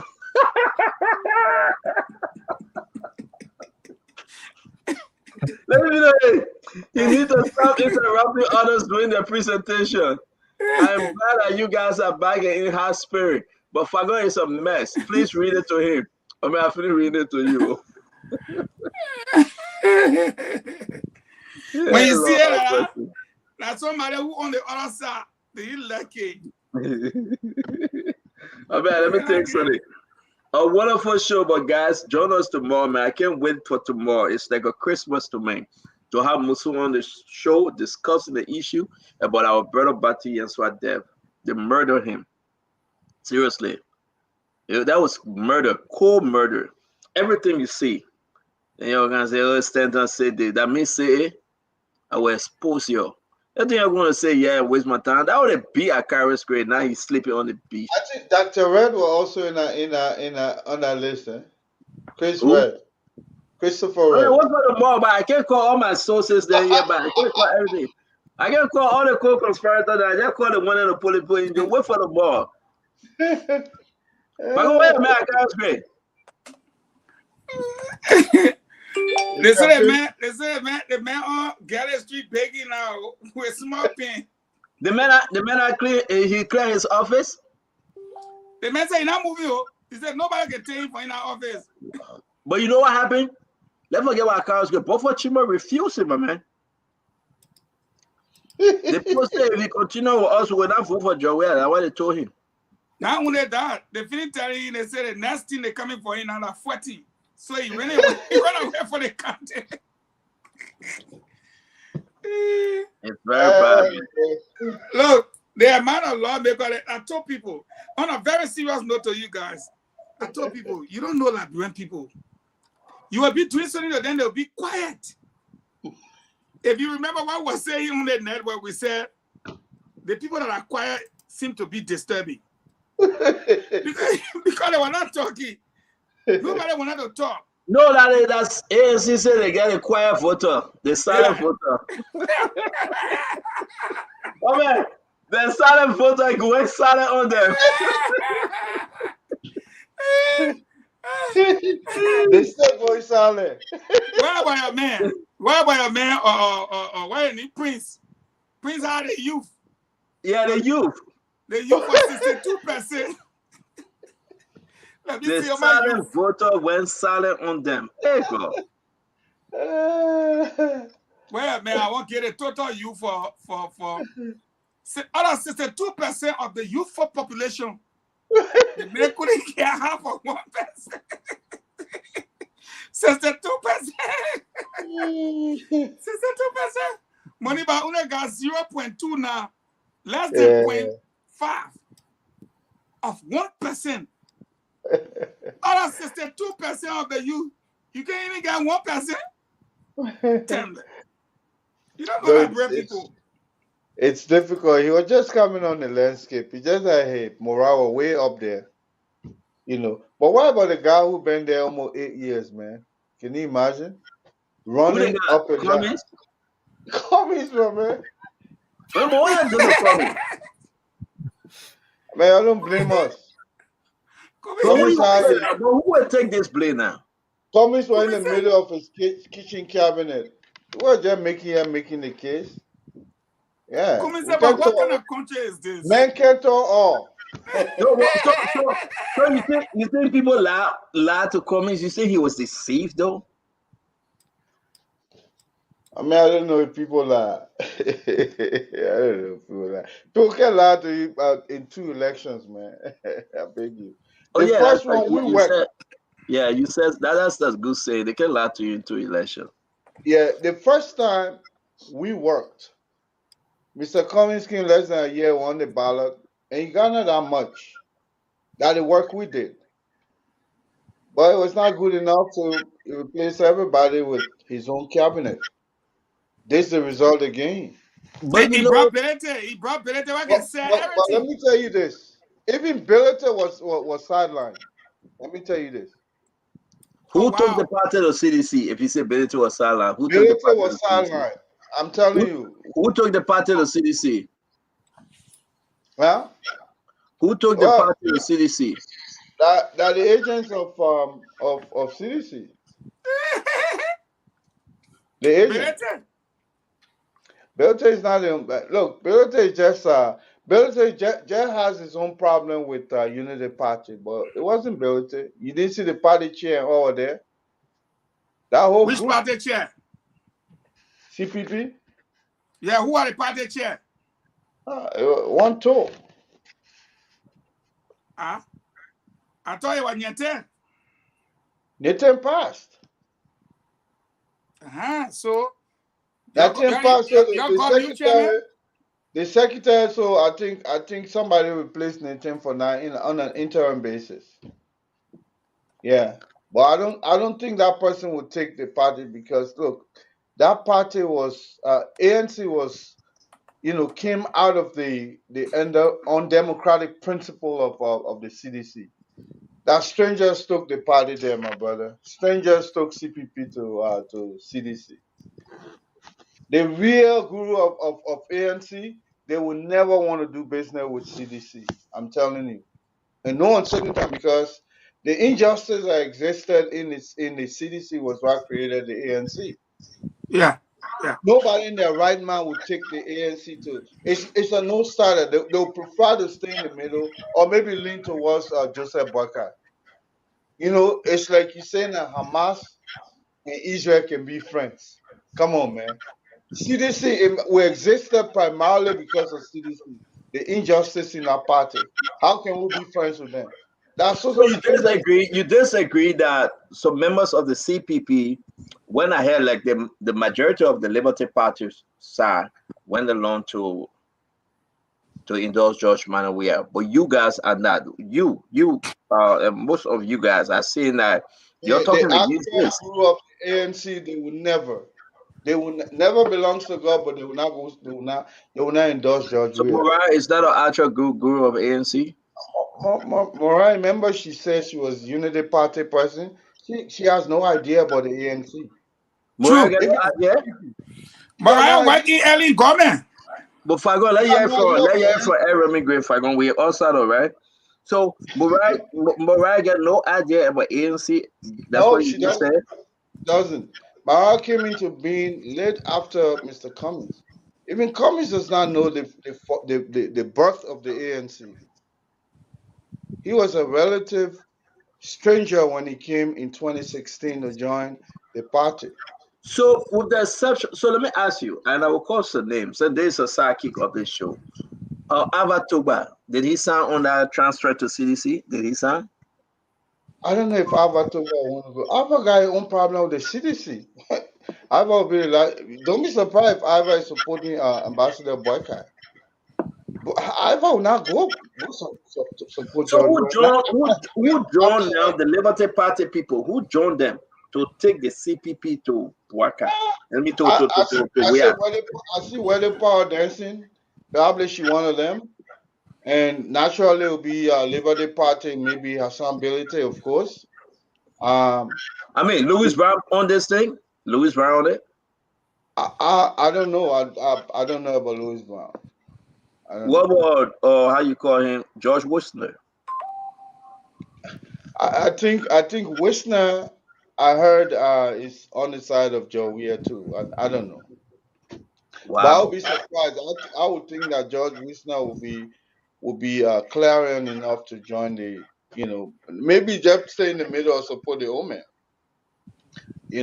But I don't know. I don't know about Wisner. But with this arrangement, though, you seem not to be too happy with, the position Mr. Cummings took, and now you think you're going to have a very serious 2029 effect on him, right? I don't know how he plan to go after 2029, but I don't see much wiggle room there for him because number one, we are coming. You don't see much wiggle room for Mr. Cummings 2029? No, sincerely, look, I'm telling you that we are going to start reviving the ANC before it dies a natural death. If it's not even in on life support right now, you understand? So That is my question to you: that CPP now, if it's done though, there's no more CPP now, right? Oh no, CPP cannot run again because they are relegated. They have less than 2%. Okay, The you're rule right. says if you have less than 2%, you can contest until after So the Musability Liberty Party on one side now, then the ANC on another side. Who's the ANC? Who the ANC chairman now? Well, right now, what they have, we'll have to go back and revive the ANC because it's out of registration because instead of they merged and came up with the CPP. They merged and came up with the CPP. So right now, you have to go back and re-register the ANC as a viable political party. And I don't know if we want to go with the same leadership because if not, we'll just die. We'll just die naturally now. Right now, we want life support. If we allow Cummings to go a third time, I think we're dead now for real. So we have to be able to revive that party back. What I heard from some of your colleagues they said that people from CPP planted CDC pool washers in those places, representing CPP, but they were all seditious. That's why actually. My brother, I think the people that took they firstly, between him and myself, I don't want to discuss something, but the kind of budget they presented to Cummings and what they were spending per week is staggering. I'm telling you. I heard they presented $3 million budget. Is that true? Just about that. 3.5. 3 million. You know why I'm quiet? When you see me quiet, it means Gray is presenting facts here tonight. If there is any attempt to bring Cummings back, it's dead upon arrival. Done, man. 2 attempts and Cummings failed miserably. And on those 2 attempts, Cummings refused to endorse a candidate. Is suffering from indecision. The third thing here is the law will affect Cummings. It will also affect the CPP. So thankfully, we don't know if ANC must continue as a party. The CPP is dead now. The remnants of ANC will have to move away, regroup, recalibrate, reorganize, and know that the marriage they went to failed. start looking for a new political leader, preferably me. Okay. Remember, 3 million, that's a lot of money, man. Who get 3 million? That money Kumis can raise. Kumis got friends. But the truth of the matter is, you and I behind the curtain with That lose money, ain't that money. Oh, the man said Louis Rana ain't the money, oh. What did Mel say? Look at the You said Louis Rana ain't the 3 million? Oh, man. How do you go from retired Let me call one suffering? name. Well, I beg you, let us know. Yeah, go ahead. My brother, I don't know. I will not preview the No, whole- don't go back to the Louis Brown issue because I think it was Louis Brown, George Whistler. They were But they were heading the the campaign logistics. people. They were the campaign people. Yeah. Including one LOS Mongo, I think. I don't know if anybody know that name. Some guy from somewhere From there. California. Yeah. Yeah. Some LOS Mongo guy. Those are the guys that were giving, Cummings all the political coaching. People don't even know them, in the community. Wow. How you win election with people who don't even know you? You go in the landscape there. Nobody knows you in the ghetto there, and then you go there, you go campaign. Go in a ghetto, and then people don't know me. All the time now, men in the corner there, that were my men there. When I was there, when the ghost locked it up, I used to go show up, free my man. I ain't get no money, let him go. Those people know me. Down to even the Terminal Island box. I used to go there. But my thing is that you said Louis Brown, Joe Whistler, they ate the campaign money, and that's why Cummings get 1%. They have fees? Wow, Pago. Let me say this to you. In Stanton, I went to school with Edward Hoffman. He's in Texas. Now 1 year, 2 year, 3 year, 4 year, 5 year. All our youth days, from elementary straight to junior high, straight to high school, we played basketball together on the same team. We graduated from the same school, St. Dominic's. And when Hoffman contacted me about the ANC years back, at that time the leader was Kwame Clement. The guy who was running things around was Samukai. Yep. They racked that party to Kumis because, according to Kwame Clement, he had a job. According to them, Kwame Clement had a job, and he was looking for somebody to take over the party. That is how they racked the party to Kumis. Either in what they call a place in Maryland. It happened in Maryland, where the party was sold exactly. The name starts with E. Yemukane racked that party.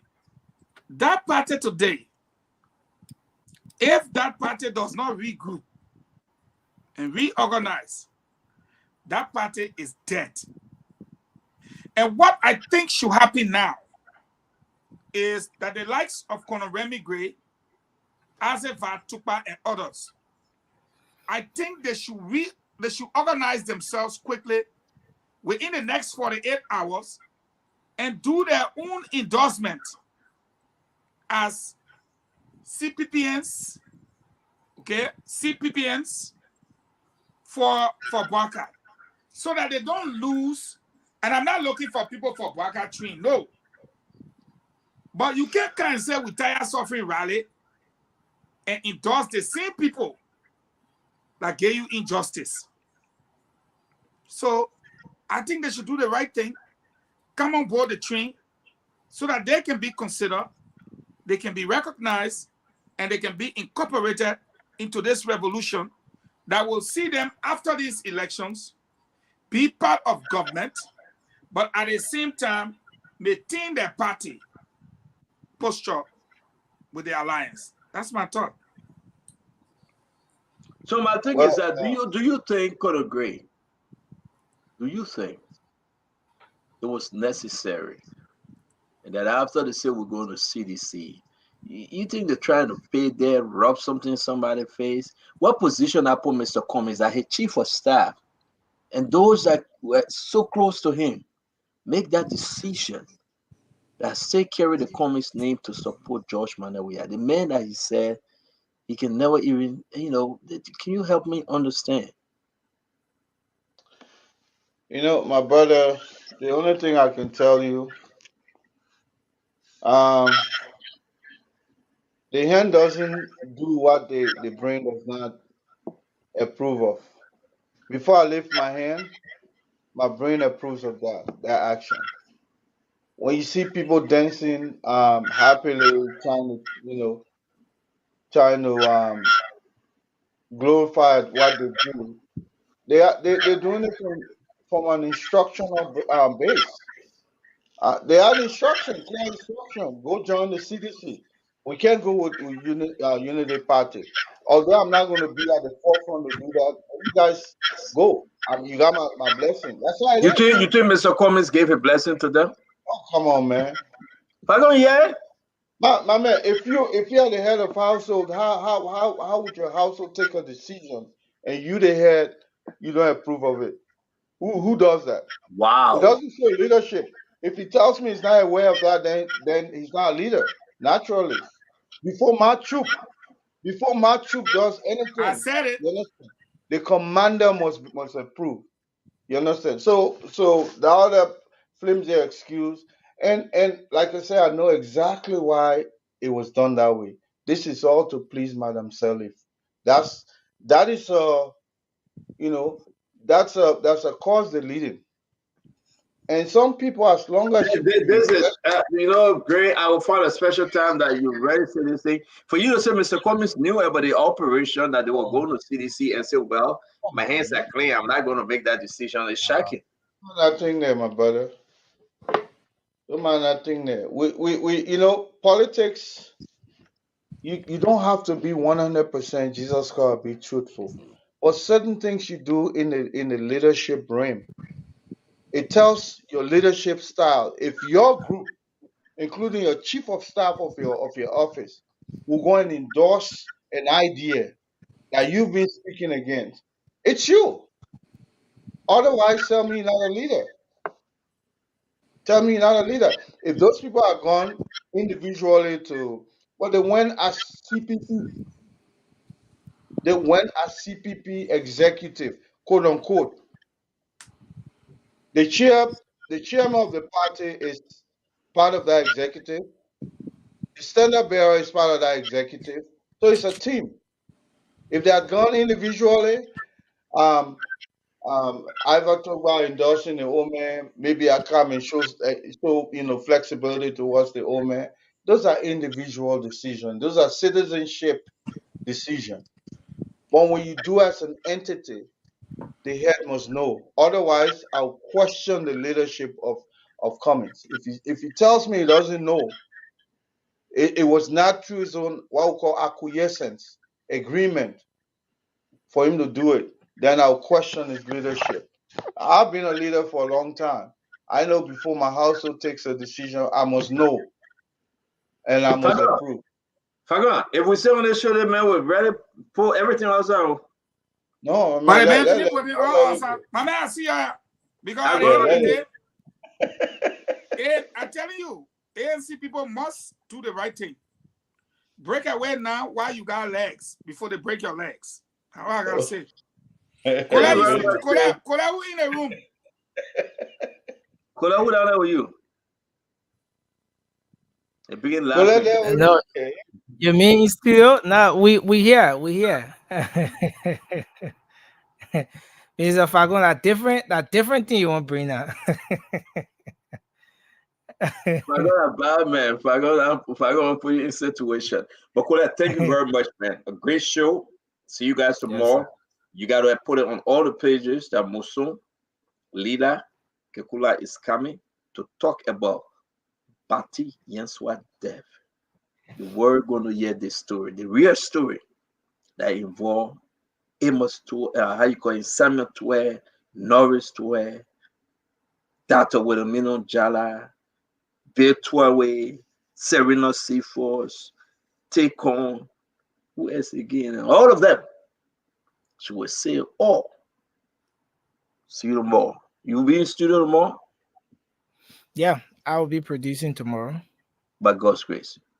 Yeah. And have a good night. I understand because of the time. I think we 8:30.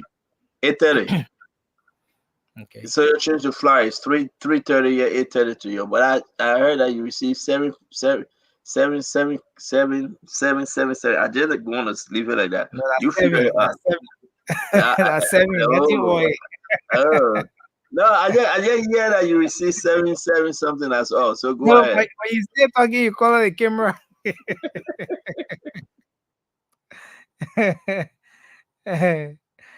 Yeah, everything of course.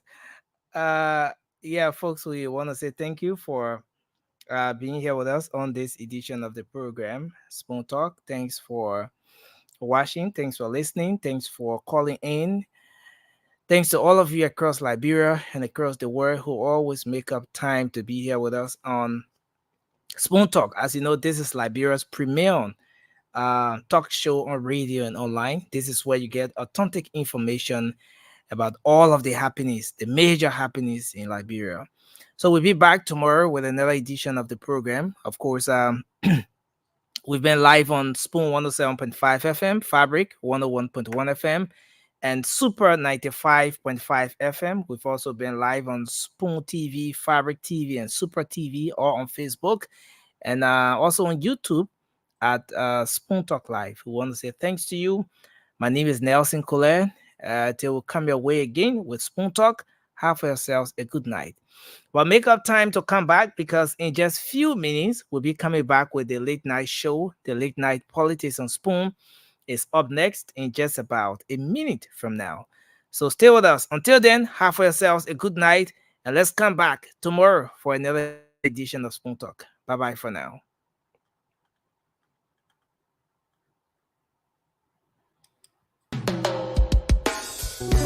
Yes, I, a special one from the CEO, stand coming with the spoon. And your boy, Friday the Southern Band, charges on the beat. On the spoon to get your information. On the spoon to be part of our discussion. Spoon, spoon, spoon television. Spoon, spoon, spoon. Spoon gonna tell you what is happening in Liberia. Spoon gonna tell you what is happening in Monrovia. Spoon gonna tell you what is happening in Africa. Just to spoon you will know. If the children crying for starvation, just to spoon. You want to get a news update, my brother, to spoon. You want to know what is happening, Moravia, to spoon. Politicians want to make their decision, just to spoon. You want to know what happening in the ministry, to spoon.